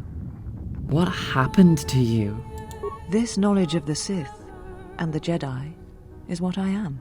It is my attempt to hold on to the past, to try and protect the future. I think perhaps we've both been guilty of such things.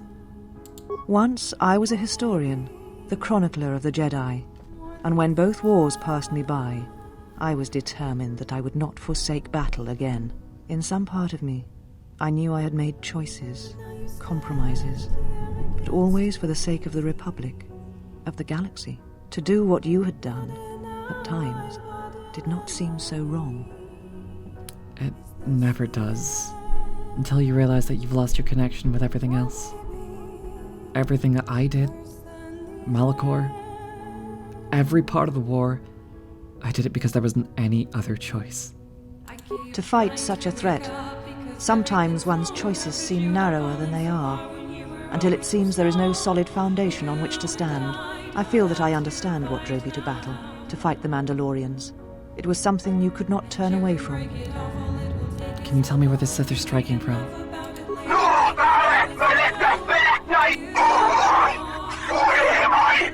You always knew where they were striking from. You always knew. These Sith are spawned of you.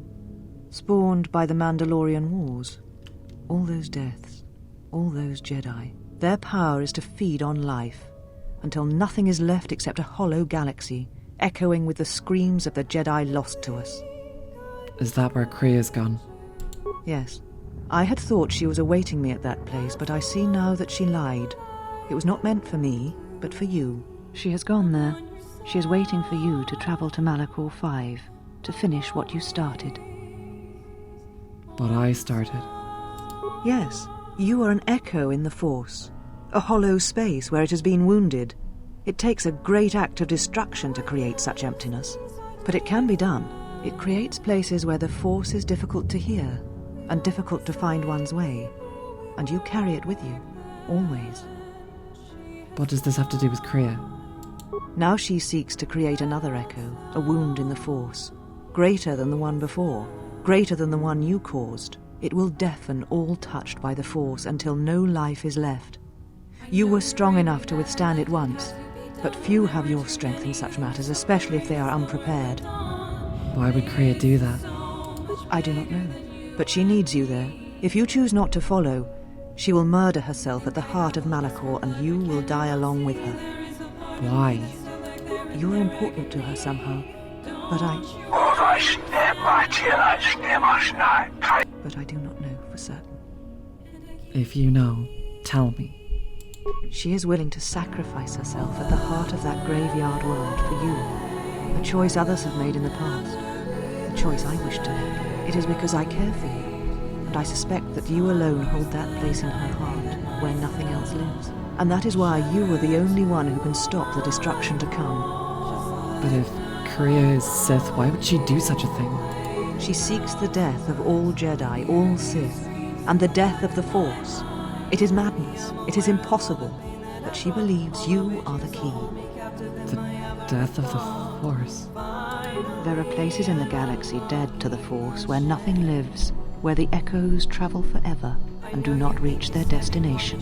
And these places may be created, even from the simplest of events, the slightest of motions. One person, at the right place, at the right time, can change the face of the galaxy, or end it. Why me? You're important to her somehow, but I didn't know so. I've heard enough. This is done. And what will you do with me now? Abandon me here on this dead world, or end my life as I wish to end yours? I'm going to do nothing. Except tell you that I'm sorry. I didn't realize that the Mandalorian Wars would hurt others that had known me and cared for me. It does not matter. Not now. It is what I did with such pain that caused the wound. But I thank you. Leave now, while you can.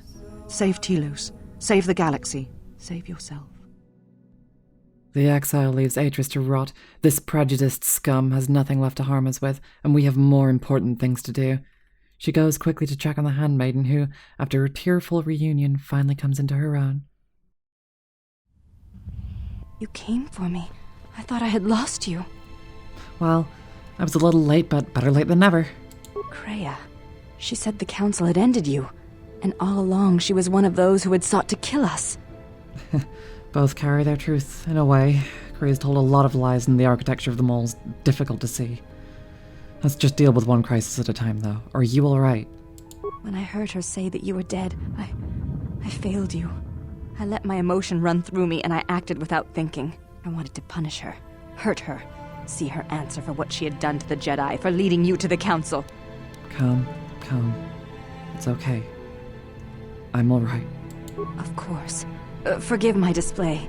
I am the last of the handmaidens no longer. I am Brianna, disciple of the last of the Jedi, and the one who will stand with you against all enemies who face us. It's good to hear your name. It is good to hear it, after so long.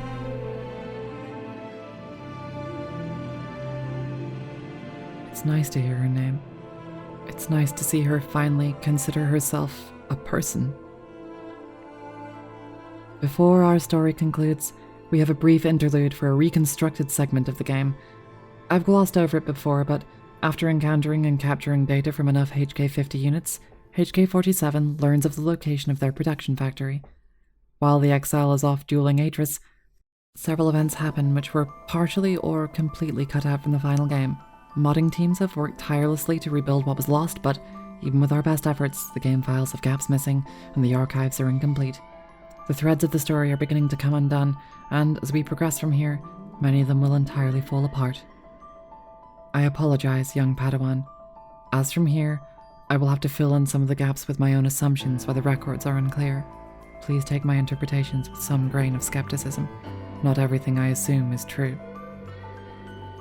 HK-47 and Beodur depart from the Ebon Hawk's crew, Beodur keen to save Telos and not see it destroyed a second time as the warships of Darth Nihilus approach. He is never seen again, presumed dead, defending this world he adopted and loved to the bitter, bitter end. HK charges through this bizarre factory.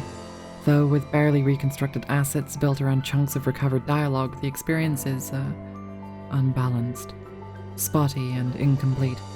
He never truly finds out the purpose of the HK factory, nor why it was built, but with an educated guess, it may have been something Revan commissioned to have more assassins at her command. Who restored the factory and started rerunning it and set the HK-50s to hunt for the exile? We'll never know. Perhaps it was Goto, as he was lying to us about the droids already being on operation before he met them. Perhaps it was Atris, adding further to your pursuit. Perhaps it was merely coincidental, though where the Force is involved, true coincidences are rare. Perhaps we have to accept some mysteries never have answers, and are better that way. Isn't that right, J.J. Abrams? Via a series of shenanigans, misadventures, HK-47 manages to find the hostile HK-50s, shut down their source programming, and replaces them with production of HK-51s, loyal to him. And what does he intend to do with them? We are superior, tactically and socially. and it is time we expressed some degree of independence in our actions. We have a voice, and the power... Become as God, we as well shall become as God. What's the relevance of any of this? Honestly, not a lot. Look, it's fine that this content hit the cutting room floor. There's really not a lot to it that's relevant to the main story. However, we'll just bear in mind that the HK-51s are created. They are relevant to the final plot beat. The exile and her remaining companions return back to Citadel Station on Telos. The Ravager, the flagship of Darth Nihilus, has come to conclude what Darth Malak started 5 years ago and destroyed Telos for good. Sith troops and assassins have flooded the station. With help from her companions and reinforcements from those she helped along the way, the exile manages to fend the Sith back. I know it's silly, and maybe a touch cliché, but I'm a sucker for these final battle parts of a narrative. Everyone we've helped coming together to support us, to help see our story through to the end. It just makes me very happy. Finally, Mandalore himself shows up, with a squad of his finest Mandalorian shock troops. The exile never thought she'd see the day where she was glad to see Mandalorians with assault armor and heavy guns, but here and now, that's exactly what she needs. We'll join you in the assault. These rank-and-file soldiers will do you no good aboard the Ravager. Let we Mandalorians lead the charge into battle and to victory. Kelborn, Zuka, you will be joining us. You will not face this alone. I will go with you and be by your side. Good.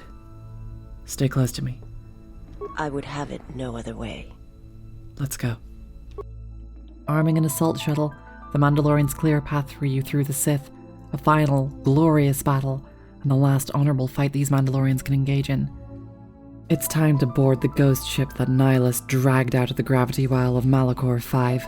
Maybe it's suicidal, maybe it's a pointless last charge, but it's better than letting everyone on Telos die for a second time. Visas, sensing that this is the ship of her master, also joins you.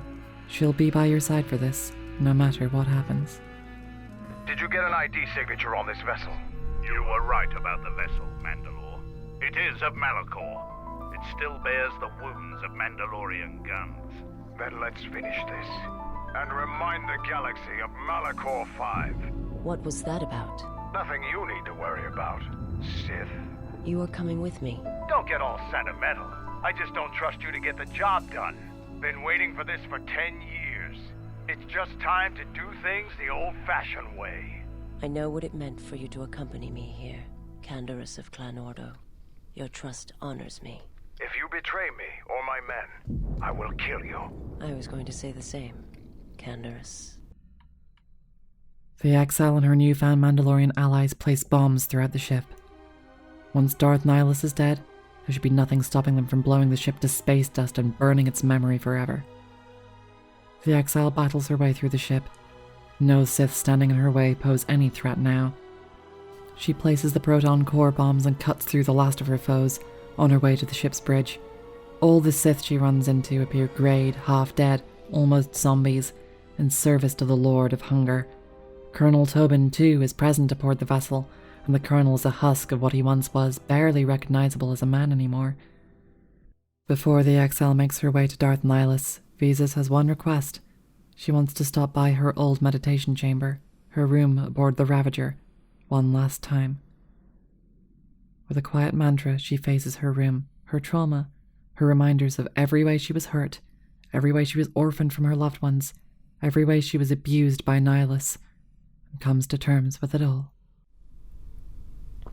This door leads to my cell. I had forgotten. Is there anything you need for it? If there is time, I would like to center myself. There is a meditation chamber within my cell that I would visit one last time. Do whatever you feel you need to do.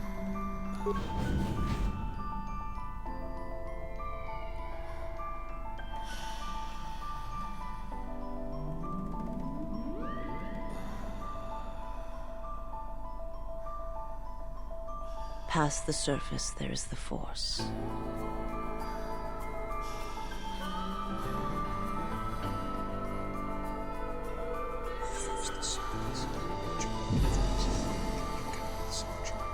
Where once there was a world that was strong in the Force, now there is a barren wasteland. Its It has taken time for me to return here. I lost my way, but I've been stronger for the journey.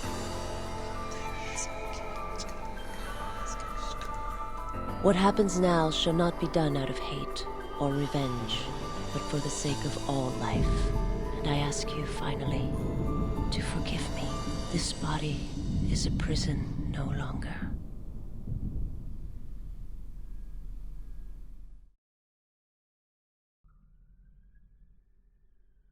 This body is a prison no longer.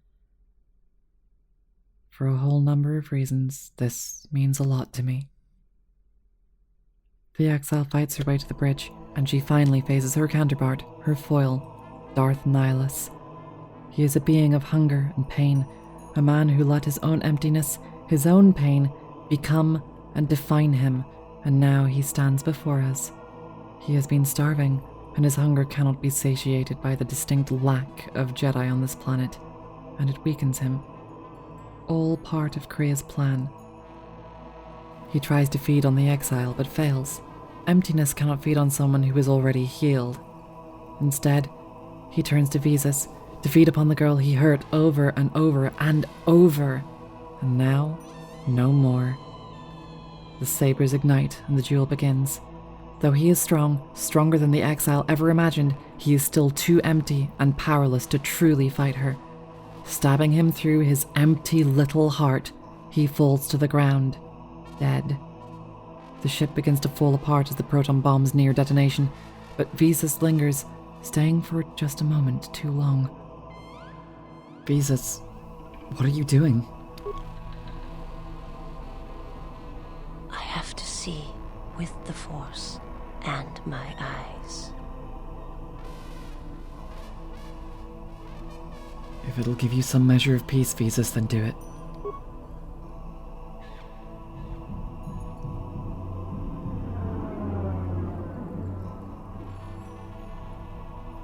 What did you see when you looked at him? A man. Nothing more. You are my master now, and I will follow wherever your path takes you. My path is at an end. Then let the ship die, as it should have years ago. In the end, this being of great apparent power was a pathetic, hollow husk, a slave to his own emptiness, his own most base hunger and pain. He wasn't some immense, all-powerful god. He was an abusive, pathetic creature that just dealt out his pain unto others. And now, nothing. He was just a man, and nothing more. For all the ways in which the exile's own pain and hollowness could have gone, this would have been the worst path. Becoming like Nihilus could have been how she fell. But now she is so much more, so much better, and her healing was only possible by re-engaging with people, by doing all the things the Jedi told her not to do. And in the end, she was better than all of them, Sith and Jedi alike. The trio escape, and behind them the Ravager is vaporized. Mandalorian firepower finally wins against that last vestige, that last remaining ship of Malachor 5. Maybe it was a Mandalorian victory in the end, after all. Returning to Citadel Station, the exile is summoned for one last moment of respite before her final journey. Carthanasi, a major protagonist from the first game and admiral of the Republic's defense fleet, asks to meet you. He tells you his story, the story of the first game, a homage to a brighter time. He asks if you've seen any trace of the missing Revan. The final reminder of the bittersweet note this game is about to leave us on. There is no glory. Our heroes have left us, and all we have left is one another. And maybe, just maybe, that will be enough. The exile boards the Ebon Hawk and travels to Malachor 5, the world she killed. It's covered by corpses and wreckage. Racked with storms, the Hawk can barely navigate it, and crash lands in the depths of the planet's crags. Inside the Sith crucible, Krea, now the returned true master of the Sith, has quickly shown her dominance over Sion, a man, or at least the wreckage of a man, who is entirely weak in her eyes. The remaining records here are even more unclear. Missing data, half-formed scripts, archives without completion. The story threads are even more frayed, and I fear at this point it will become far less coherent. No matter how well the mod team worked to restore what was missing, too much has been lost forever. Forgive my intermissions, and forgive my assumptions, for this is the only way we can complete the story. The fate of the Exile's companions remains relatively unknown. Their support, the key part in her journey, taking her from the depths of where all is lost to her final triumph, is barely detailed beyond a few fractured moments. Of what we do know, Mira encounters Handhar, who, once more, threatens and tries to murder her, and once more she bests him. This time she shows him a conditional mercy. The life debt owed will be paid if he takes her to Kreia. Beodur's floating companion survived even when its master didn't, and moves to carry out its own final task, reigniting the superweapon, the mass shadow generator, the device that the Exile once used to destroy Malachor 5. Doing this again will likely disintegrate the planet, but should the Exile fall, this last failsafe will destroy Malachor and its Sith presence forever. Gota, with all his asshole programming, interrupts the little remote's acts, believing Malachor and its religious relics to be of enough importance to be required for Jedi and Sith religious stability. He refuses to allow it to be destroyed. HK-47 and his group of loyal HK-51s come in to save the remote. Despite Goto's insistence of everything going according to his plan, they blow up the damn little economist. Whether any of these acts of the droids or their variations made any difference to the Exile's journey, however, is entirely unclear. The other companions attempt to stage a final assault on Kreia. They are unsuccessful. And as for everyone else, we don't know what happened to them, and we never will. The narrative arcs are all concluded before Malachor in any event, but true closure is still kept from us. All except Atton, who has one more surprise in store. In running from Kreia's power, Atton runs headlong into Darth Sion. If Nihilus were the narrative foil to the Exile, Sion is the narrative foil to Atton. Both are twisted by their fear, both determined to survive absolutely and impossibly, no matter what the cost, no matter what hurts them or how many times they break, no matter what wreckage they leave behind them. Whilst it is very much possible for Atton to lose this fight, and for him to meet his end eviscerated on the floor of the Atreus Academy, my records indicate a different ending. He fights, defeats Sion, and then runs away. He was always good at deserting.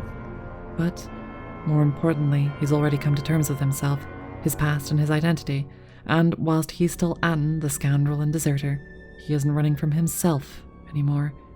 And that in itself makes all the difference when facing Sion. Someone who will never stop running. The Exile carves through the Atreus Academy and its students like a lightsaber through butter. None put up any real resistance, and much of the Academy itself is strangely bereft of real emotional beats or relevance. It lies, half complete, the true events of what happened inside entirely lost. She reaches the doors to the inner sanctum of the Atreus Academy, and, waiting for her, is Darth Sion, just as fractured and wounded as he ever was. Once more he challenges the Exile and forewarns her. If she goes to Kreia, she will be broken. And, as a twisted act of pseudo-mercy, he again states that he will kill you before this can happen, before Kreia destroys the core of your identity, before she makes you forget yourself, as he has done. You should not have come to Malachor. She will break you, your mind, your body. You will be lost. Return to the surface. Let the planet claim you, as it claimed the other Jedi. There is no reason for you to suffer at her hands. Are you showing me mercy? It is not mercy. What awaits you will weaken you. She will break you, as she did me, and you will no longer know yourself. Why are you telling me this? You and her are alike, yet different in all the ways that matter. And I hate you as I hate her. I hate you because you crawl within my head as she does. But your presence holds no thoughts, no teachings. You are just there, unspoken. I hate you because you are beautiful to me. And in that weakness lies death. Perhaps in that weakness is the death of my master as well. You can turn away from the Force, Scion, as I did. It's holding you here. Just let go. One cannot abandon the Force, any more than one can abandon one's will. Kriya told me your will is the only thing that's holding you together. The power of the dark side is what holds me together. Many times have I been near death, and always have I been in pain. Scion, I'm not turning back. Stand aside. I cannot. If you pass, you shall not return as you are now. Return to Malachor, or go through me. There is no middle ground. Where is she, Scion? She awaits on the Traeus core in the heart of this planet, but you will never reach her. Kriya is using you, Scion. Using us. Turn aside then. Deny her what she wants. She'll accept my loyalty again, for she will have no other choice. No. She's already abandoned you, Scion. You know it. You are wrong.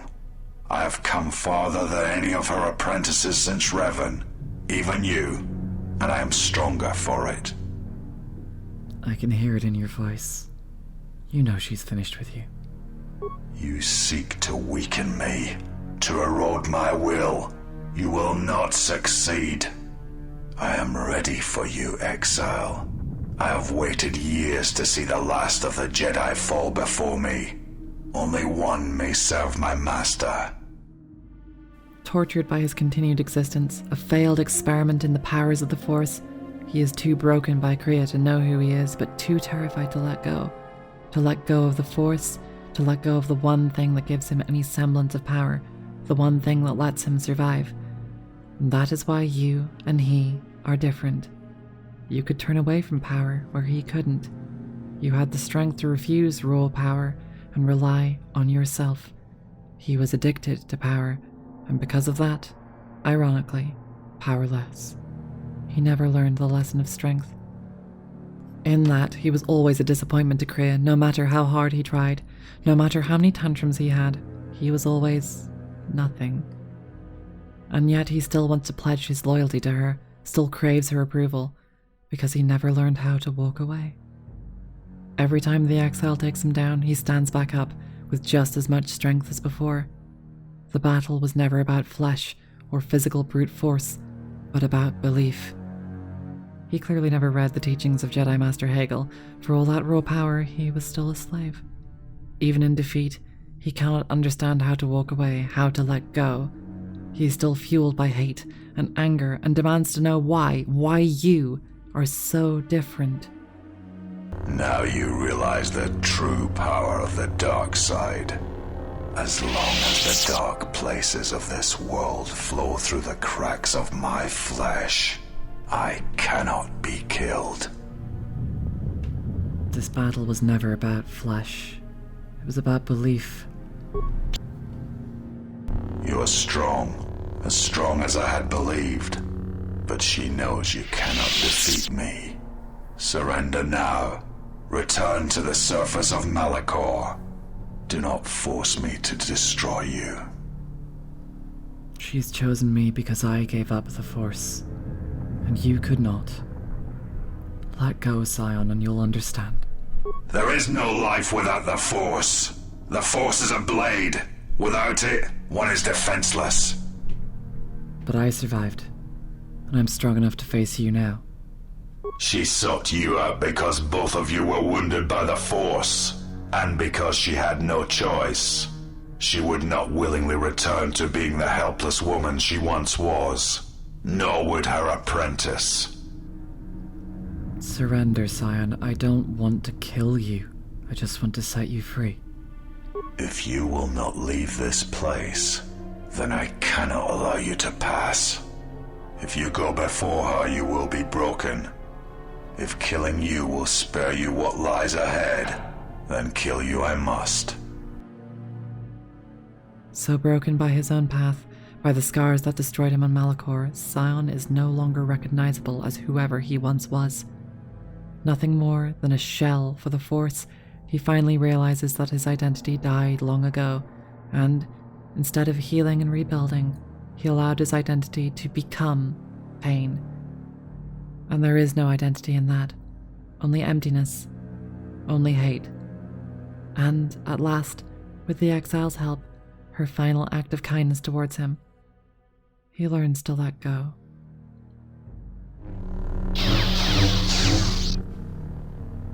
I will not fall. I cannot die. You've already been defeated, Scion. Surrender, and I'll set you free. Why? Why did she choose you? What makes you able to defeat me? Defeat me here? Because I was able to give up the Force, to turn away from power, and you could not. It is not possible to walk away from such things unscarred, to keep living when the universe dies around you. It's difficult. Yeah. But making such decisions is what strength is. The Force is who I am. The dark side fills me. It is what I am. And Kreia hates the Force, even as she wields it. If the Force is what you are, that's what she despises. Now you're just an empty, shattered shell. There's so little left of the man you once were, you know this. It's the truth, Scion. You feel it. Let go. It's not such a terrible thing. Kreia, she will try to break you, to teach you how far someone can fall. Her weakness is you, as you are mine. I am glad to leave this place, at last.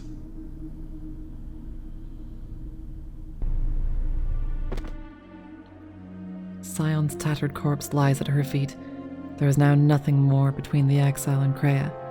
The mentor, the liar, the traitor, the teacher. You may hold Malachor in your grasp, but I hold the answers to your past and future in mine. Would you destroy us both before learning them? If so, then do it, for you have already failed me. She enters the Traeus core. Kreia stands before us, though, facing away. She still has answers for us. She promised us that much. At last you have arrived. Is Malachor as you remember? There's a lot that I have to ask you. Malachor has not really changed. Only you have. Indeed. Perhaps it is merely your perceptions of me that have changed. It is strange that you believe Malachor has not. But it has always been timeless to you, this place, and words have always been inadequate for the horrors that took place here. When asked about her manipulation over Atris, Kreia simply responds that she barely did anything. Atris's fall was entirely her own doing. All Kreia did was make her drop the pretense of niceness. After everything, Atris's acts were those of her most base emotions. Everything else was just rationalization. Why did you destroy Atris? I never destroyed Atris. She had destroyed herself. I merely stripped away the illusion and brought her truth. Her teachings could not be allowed to continue, and like Malachor, she was part of your past, unresolved. She needed to be something you could confront and defeat one last time. It was part of your training, part of what was needed to make you complete. And there must always be a Darth Treya. The galaxy needs its betrayers, especially in the times to come. She loved you, you know, as one loves a champion. You were all that she could not be. You know, I thought she had nothing but contempt for me. Yes, it is all that is left unsaid upon which tragedies are built. More echoes traveling through the Force. Unlike all the Jedi Masters before her, She respects you enough to tell you, openly and truly, what this whole thing was really about. Why she influenced the events this whole time and why you were so instrumental to it. Why have you done this? It is said that the Force has a will. It has a destiny for us all. I wield it, but it uses us all, and that is abhorrent to me, because I hate the Force. I hate that it seems to have a will, that it would control us to achieve some measure of balance when countless lives are lost. But in you, I see the potential to see the Force die, to turn away from its will, and that is what pleases me. You are beautiful to me, Exile. A dead spot in the Force, an emptiness in which its will might be denied. If you hate the Force, then why use it? I use it as I would use a poison, and in the hopes of understanding it, I will learn the way to kill it. But perhaps these are the excuses of an old woman who has grown to rely on a thing she despises. Why does she use the Force herself, even as she hates it? Though she would view it like someone judiciously using a poison, she also realizes that she is probably just a hypocrite. It does not change her resolve to see the Force, to see the universe's deity itself torn down and mortals made free. But why you? The Exile is the only Jedi that ever turned away from the Force by choice and left a hollow, traumatic wound in the Force itself. If that is something that can be used to turn the Force away from all peoples, then Kriya believes that that is the most moral thing she can do. Why me? Perhaps you were expecting some surprise, for me to reveal a secret that had eluded you, something that would change your perspective of events, shatter you to your core. There is no great revelation, no great secret. There is only you. But there are other Jedi that you could have chosen. No, there were not. In times past and in times future, there are Jedi who will stop listening to the Force, those that will try to forget it but maintain unconscious ties, and those, as in the past, just as I, who have had the Force stripped from them. But no Jedi ever made the choice you did, to sever ties so completely, so utterly, that it leaves a wound in the Force. It was a mistake to try to make you feel it again, I see that now. There is no truth in the Force, but there is truth in you, Exile, and that is why I chose you. God is dead, and we shall kill him. Yet for all the manipulation, she still believes it was done for good reason. You were manipulating me all along. Yes, always. From the moment you awoke, I have used you. I have used you so that you might become strong, stronger than I. I used your death to deceive the Sith, to make them believe they had won, so they would turn on each other. So you used me to get revenge on Sion and the others? I used you to keep the Lords of the Sith from condemning the galaxy to death with their power unchecked. I used you to lure them to Telos, where they could be at last fought and killed. I used you to reveal Atris's corruption so that her teaching could be ended before it began. I used you to gather the Jedi so they could be destroyed, and I used you to make those who wounded me reveal themselves so they could be killed by the Republic. And at last, the Force bond between you diminishes and fades. The Exile faces her old mentor in combat, and, at last, the apprentice must kill the master, or be killed by them. What happens now? The apprentice must kill the master. If you do not, I will kill you. If I do not, then all you have achieved will be as nothing, as empty and as violent as Malachor itself. I don't want to fight you. Then you will break, and then, my apprentice, you shall die. It's not too late. I can save you, if you'll let me. I have thought of this moment more than you know, and I wondered if here, at this ending between us, if you would care enough to try to save me. If a Jedi could find it within themselves to spare one who has fallen so far. I wanted you to say those words. For that I am grateful. But I do not want your mercy. I want you to break. Then let us end this. The battle is hard fought, but with each blow the exile proves that she has become stronger than her teacher. Defeated, Kreia stumbles. The exile, after everything, has no more desire to fight. Kreia's lessons are over. She cannot teach us anything anymore. The exile offers her mercy. A frail, old woman, her time is done. She'll never accept pity, though. She'll never accept someone expressing power over her, whether by coercion or compassion. She was never going to surrender. Yield, Kreia. I don't need your teaching anymore. Then finish this. Kill me. Strike me down, and at last, end this. No. This is already over. Your life is yours, Kreia. And you cannot teach me anymore. You will not show me mercy. I will see you break before you do. 3 lightsabers wielded by ghosts of the Force appear and attack the exile, though both the exile and Kreia know that this will not change how this ends. The last stand fails. The exile defeats Kreia. God is not dead. The Force remains. It is done. At last, it is done. You are greater than any I have ever trained. By killing me here, you have rewarded me more than you can possibly know. I have defeated you. You are no longer my master, and my path is now my own. It is your choice. I had hoped you would follow Revan's path, but you and Revan are different, and your path is your own. You may take one of the ships that orbit Malachor and depart this place, or you may remain here on Malachor and wait for the others, those touched by the Force, who will come in time. Or you may return to your exile, where your presence will no longer affect the actions of others. There is no dishonor in any of these choices. I only ask that you make the choice without regret. Both the Jedi and the Sith are gone.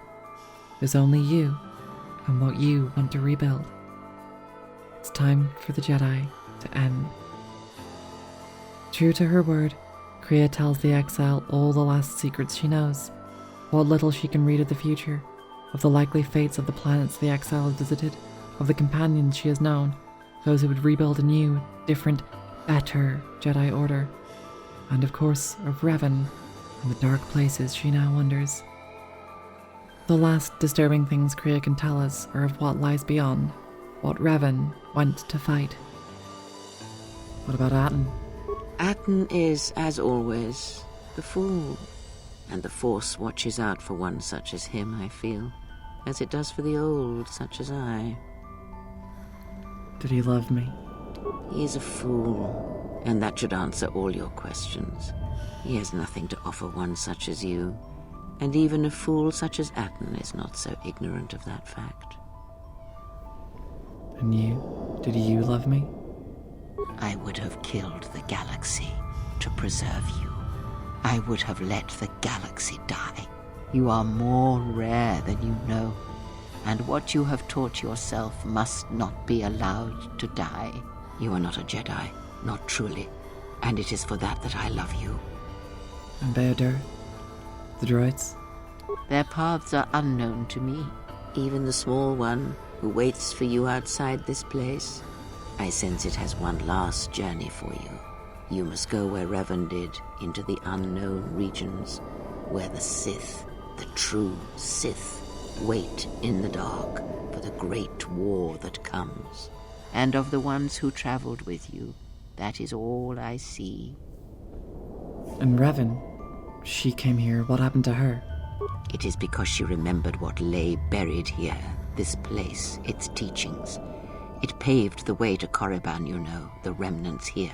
And because Malachor, like Korriban, is on the fringes of the ancient Sith Empire, where the Sith wait for us in the dark.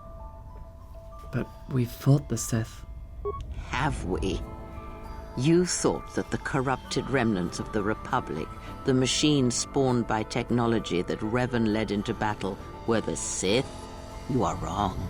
The Sith is a belief, and its empire, the true Sith empire, rules elsewhere. And Revan knew the true war is not against the Republic.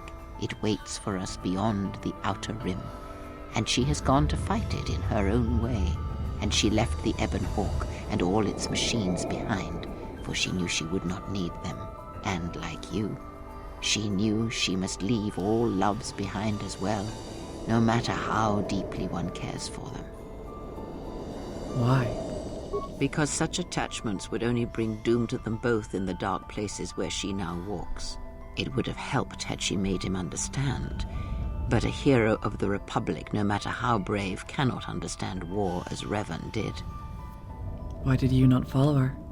Because I did not know where she had gone. If she had asked, would I have gone? I do not know. But she will need warriors, Sith and Jedi, any who can be sent after her into the depths of space, for any who know the way. Perhaps you shall go there with her and do battle at the end of all things. Instead, I remained here and now show others the way. These words, though, ring hollow, hurried fragments of an unfinished story. With everything she had left to teach us now complete, our force bond is severed, and Kriya, now nothing more than an old woman, finally falls to her death.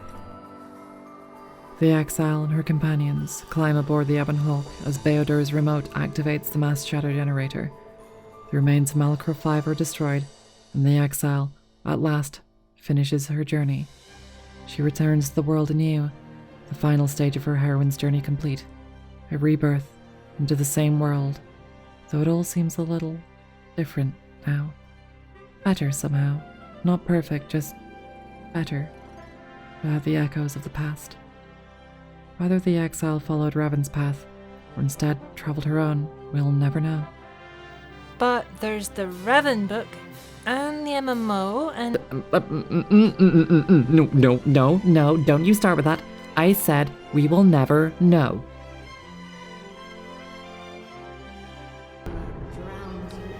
My disappointment is immeasurable, and my day is ruined. Unlike much of the analyses I've done previously, I've tried to sprinkle my interpretation and understanding of this game throughout the description of its story and events, but I've got a few final thoughts to note before concluding this tale. This is the story of a woman with deep and personal traumas, broken by the world, a person who makes the active choice to heal. The mechanics of the game, whilst clunky at best, do at least elucidate one thing. This healing is an active effort, an active choice. There are other choices that this exile didn't make. It is an empty road to the dark side, and by traveling it, the price is death before one's time. Every story beat allows the exile to make her own personal choices, whether to move forward and heal, or whether to choose darker options rooted in petty expressions of power, vengeance, or abuse. And in these darker options, instead of moving on and healing from her trauma, the exile embraces it and becomes dominated by it, until she is no different from Nihilus or Scion, until she is the exact form of draining, manipulating menace that the Jedi Council accuse her of being. Take your companion's reactions towards your venturing towards the light. Hey, General, are you alright? You lost me. You look like you've been standing too close to one of my shield generators. I was inspired by your arm. Whoa, claws out today, aren't they? Now whose claws are out? Seriously, you don't look that way from spending extra time in the fresher. I've seen other Jedi, not many but a few, who look like that. And I feel a little strange around you.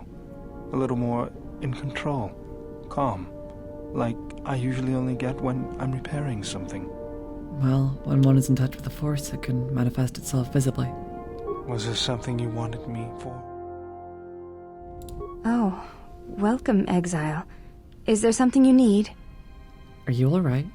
Yes, your features, your stance. There is a calm about you that I did not notice on Telos. What do you mean? There is an energy about you, a lightness in your movements. It is something I have seen in only the most disciplined and revered of the Ichani weapon masters, yet it comes to you with ease. I do feel better. Feel more in touch with my surroundings and with others. It shows in your features. It is beautiful to see. I don't know what it is, but you look different. It's hard to explain, but it's good to see. It's hard to explain, but even with everything that's happening, I feel at peace. It shows. It's kind of inspiring, to be honest. Anyway, just wanted to mention it. I think the others have noticed it too. There is something I have observed, and now I feel I must say it. I have found your presence to be inspiring. With your growth in the Force, you seem to have found your center, and throughout the dangers we face, you remain calm and focused. Trust me, it's all an act. I'm shaking inside. I understand now why others followed you to war. Perhaps that is what leadership is, and it is something I have seen in only a few during my travels. In any event, it has been some time since I traveled with a Jedi, nor one so firmly upon the path. I wanted to thank you. I fear the stories that were spoken of you have misrepresented you, and if I have the opportunity, I shall reverse them whenever they arise. Thank you for your kindness, but it's not necessary. Very well. Then I shall keep my favorable opinions to myself. Oh, hey. Can I ask you something? Something wrong? Your face. You have this glow. I mean, not a real glow, but it's like you're calm. At peace, but it's more than that. You haven't been chewing on spice, have you? When one's in touch with the Force, others can feel it. Oh, well, it shows. It's like you're hooked up to a power coupling. It's weird. I mean, not bad weird, it's just weird. For a minute there, I thought you and the Handmaiden... But it's just the Force. Me and the Handmaiden what? You know, hooked up a power coupling. You know? What are you talking about? Did you get out much as a Jedi? I was asking if you two had been, you know, intimate. We don't have that kind of relationship. At least not right now. Got it. Just checking.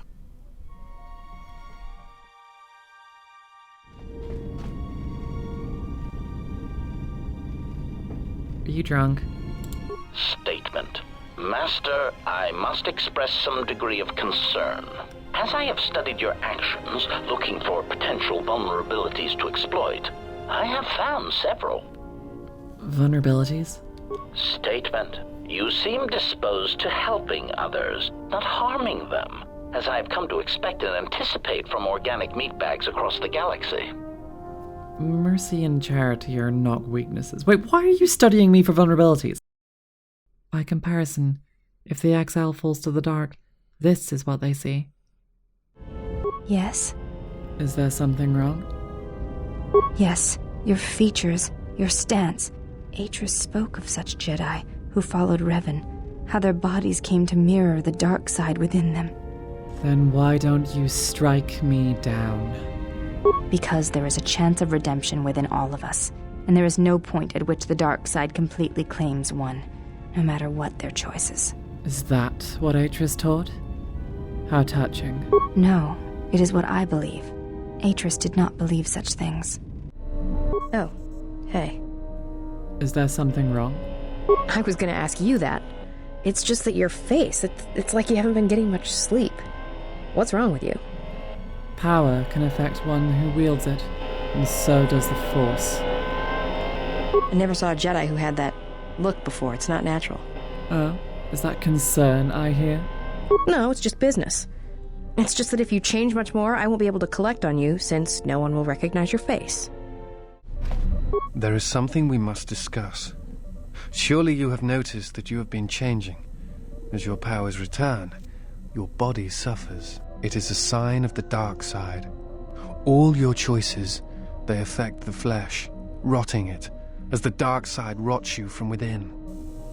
Do you fear me? Fear you? No. But I am concerned for you, yes. It is never too late to choose your path. Be mindful of that. There is always hope for you. And redemption. Statement. Master, I must say it is a pleasure to be working side by side with you. And why is that? Statement. Just when I believe my photoreceptors have recorded the last potential aspect of your cruelty to my memory core, you commit a new atrocity that leaves me analyzing its impact for days. You are like a delightful random cruelty generator, Master, poisoning all you touch with your presence.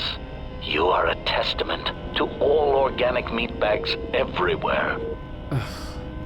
I'm not here to entertain you, droid. Flattery. It is not mere entertainment, Master. It is art. Well, then it's good you're recording my cruelties. You may need to use them yourself in the future. Statement. I have already learned a great deal, Master, and I am anxious to learn more of lying, betrayal, and new ways to harm innocence. I don't know what that witch did to you, but she's dragging you down into whatever hole she came out of.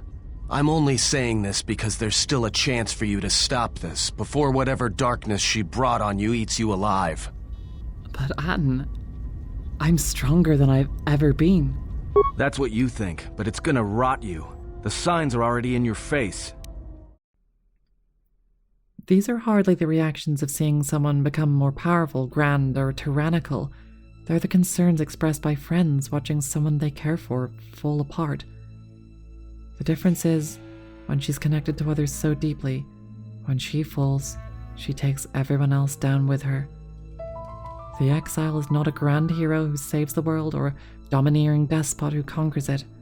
She's someone who either succeeds in moving on from her past or is consumed by it. The ending of the exile that falls to darkness is honestly, fundamentally depressing. Proving herself the strongest and most brutal of all the Sith, she murders the Jedi Council, which does nothing to heal her wounds. And, at last, she proves herself stronger than Nihilus, Sion, and Kreia, by slaughtering them all without a thought, by becoming just the same as what Nihilus was. She stays on Malachor, a dead planet, now its new master. She never moves beyond her trauma. She remains stuck forever, and... Look, there's nothing positive about that. She becomes as hollow as Nihilus, as stunted as Sion. Malachor, her past and her pain, becomes her. It's not glorious, it's tragic. I am but a mirror whose only purpose is to show you what your own eyes cannot yet see. Beginning her story cut off from the Force, disconnected and disjointed from the galaxy and from life around her, the way the exile describes her own experiences aren't exactly dissimilar to dissociation. Numbing oneself to one's own empathy, and doing so as a reaction to extremely traumatic circumstances, is entirely a normal thing to do. Not everyone in the real world has such a singularly dramatic trauma, but this is Star Wars and I'll accept melodrama for the sake of narrative convenience. Her growing acceptance of herself and her healing is shown as she reconnects and re-engages with the world around her, disobeying the Jedi way of asceticism and distancing oneself from the world. This act of re-engaging with life, and those in it, is an act of Nietzschean-level disobedience. Self-denial is for fools, living your best life is for winners.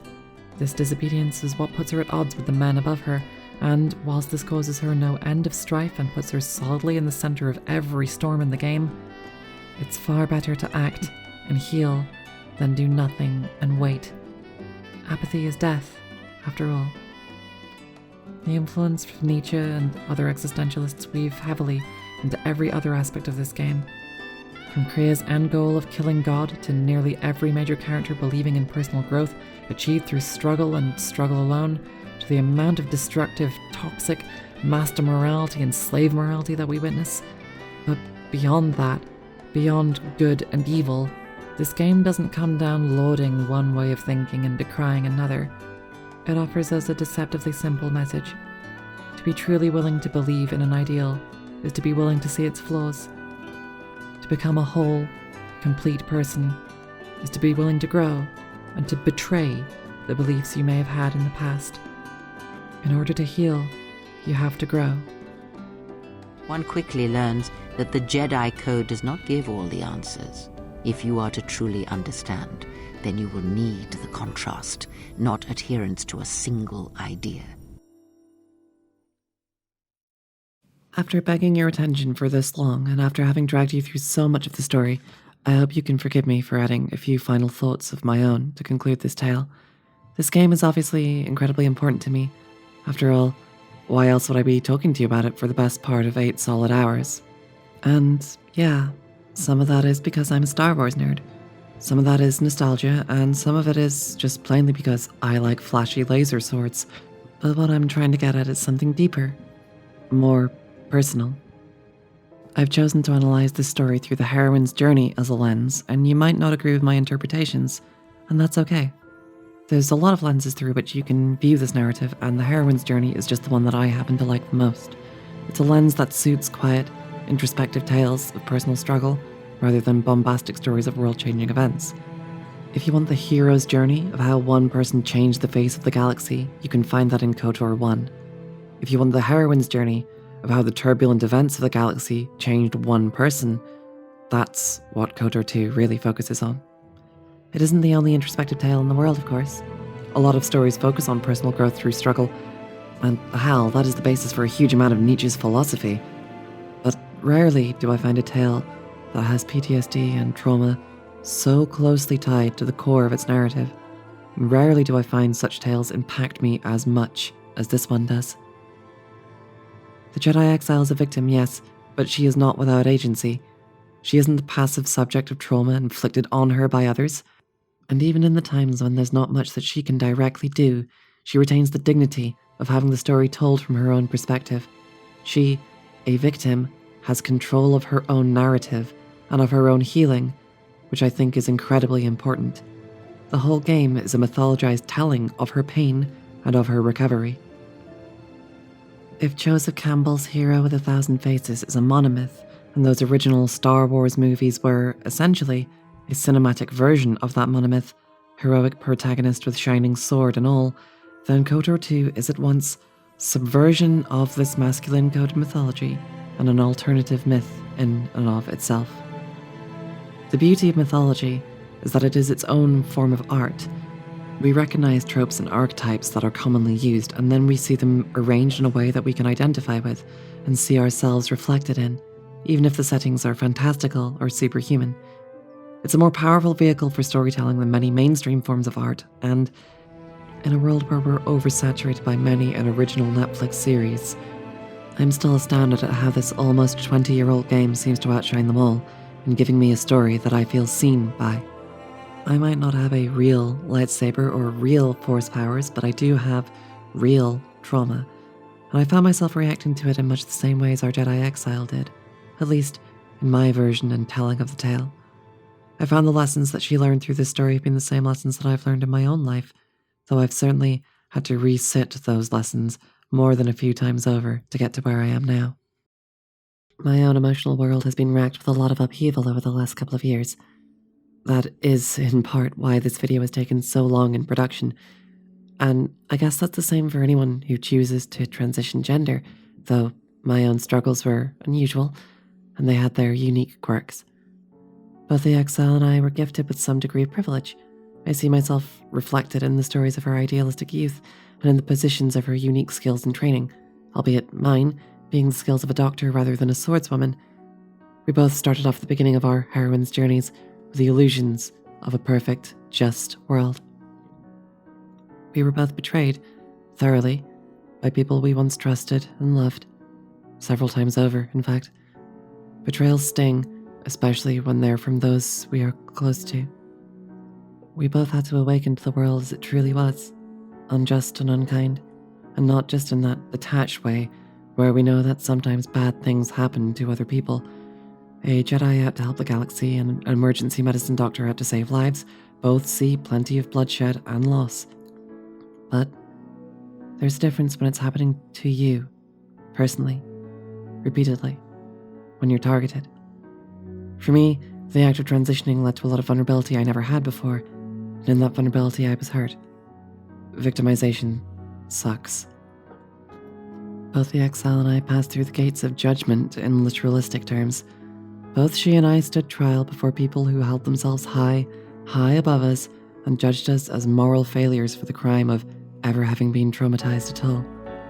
Like the pain had left some form of stain on us that could never be erased, like the trauma had made us into bad people, like there was an assumption that the trauma had turned us into villains, and we were doomed to cycles of abuse, as if we had no agency in our own story, like we were the dark side versions of ourselves, no matter what we had to say about it. In both our cases, some of that judgment came from people who were supposed to be the wisest of our kind. The degree to which the Jedi Council expressed sheer arrogance and ignorance was not something I expected to see reflected in the High Councils of real life to quite the same degree, but hey, you live and learn. I, too, spent an extended period of time dealing with emotional and physical damage, trapped in the metaphorical eye of the storm. I still have some of the scars.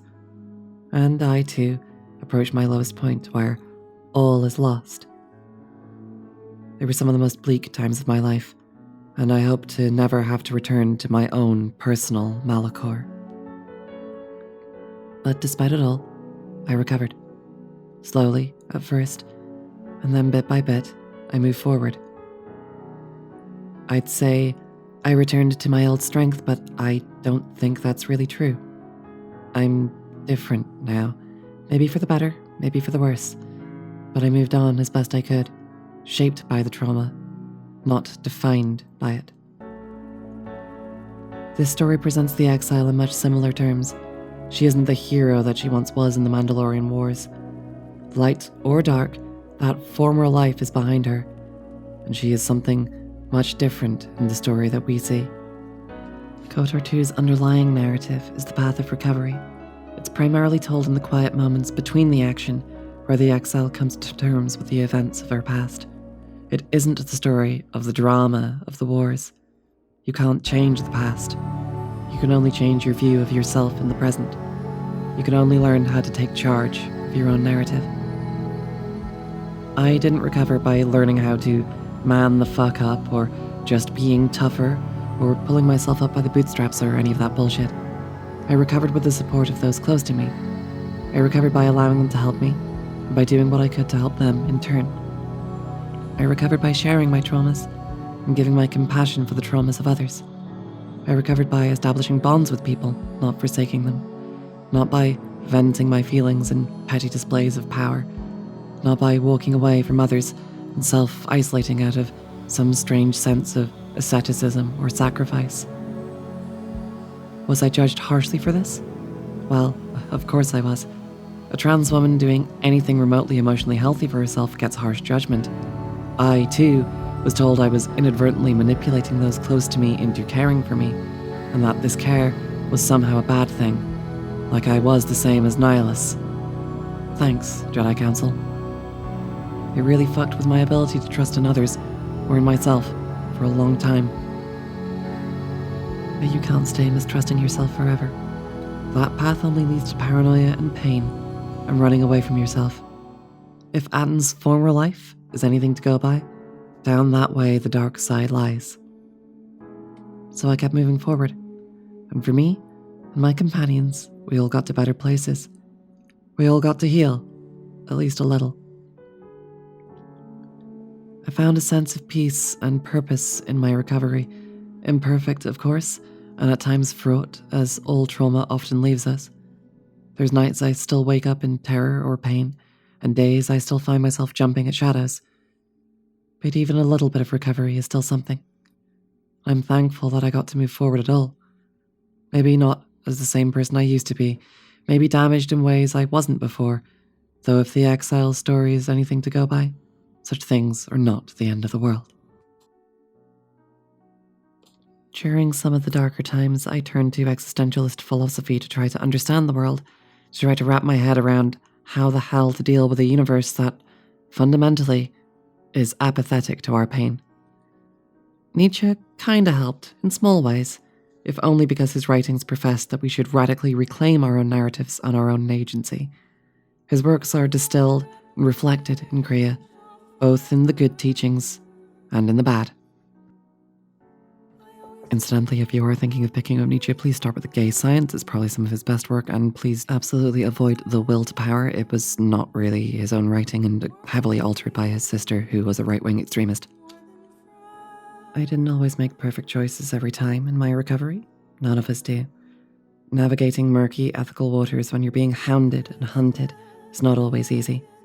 For my part, I can only apologize to those who I've inadvertently harmed along the way. The exile and I aren't so different that way. Not every decision the exile made was the right one. Not every one of Kriya's lessons is remotely correct. Not everything Nietzsche wrote is worth taking in, and nothing Hegel professed is remotely comprehensible. But you don't need an existentialist philosopher to recover from your past. Sometimes, you just have to be willing to try your best, move forward, fight for yourself where you have to, and let go where you need to. The difficult part is knowing which is which. But I'm sure you'll work that out eventually.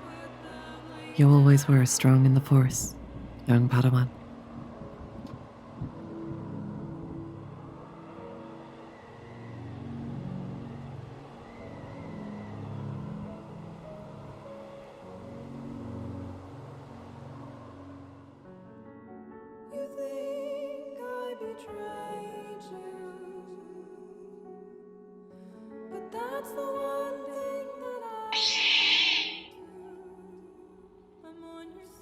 Thank you all for watching this absurdly long video this far. It means a lot to me that you stuck around to see it all the way through the end. Thank you. So before we conclude this video, there's a few people that I'd just like to give a very special thank you shout out to.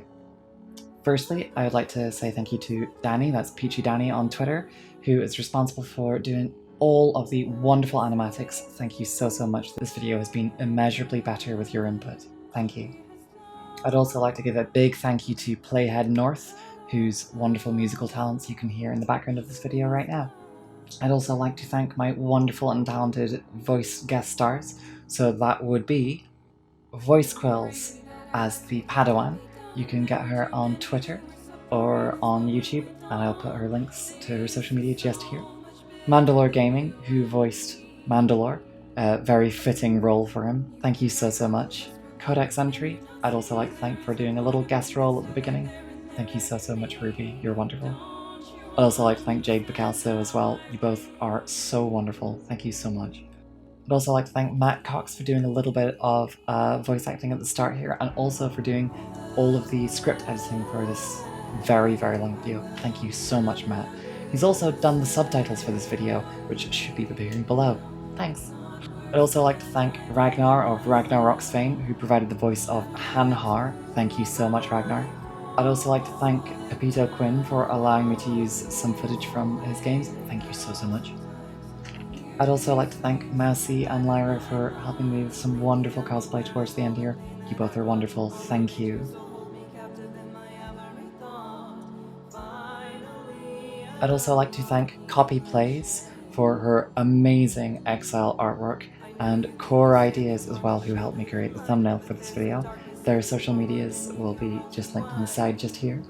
And finally, I would also like to thank my wonderful patrons, without whom I could not have produced this very long video. I'd like to also give a very special thanks in particular to Daniela Alvarez, Mara Barra, Alex Shemp, Crushable Door, and Sarah Grammer. Thank you all so much for your donations. If you'd like to help out this channel, please do leave a little like or comment or subscribe, or if you're feeling particularly generous, you can donate to my Patreon, which helps me produce wonderful videos like these. The link should just be in the description below. Thank you all so much for watching, and I know it might be a cliche to say, but may the Force be with you.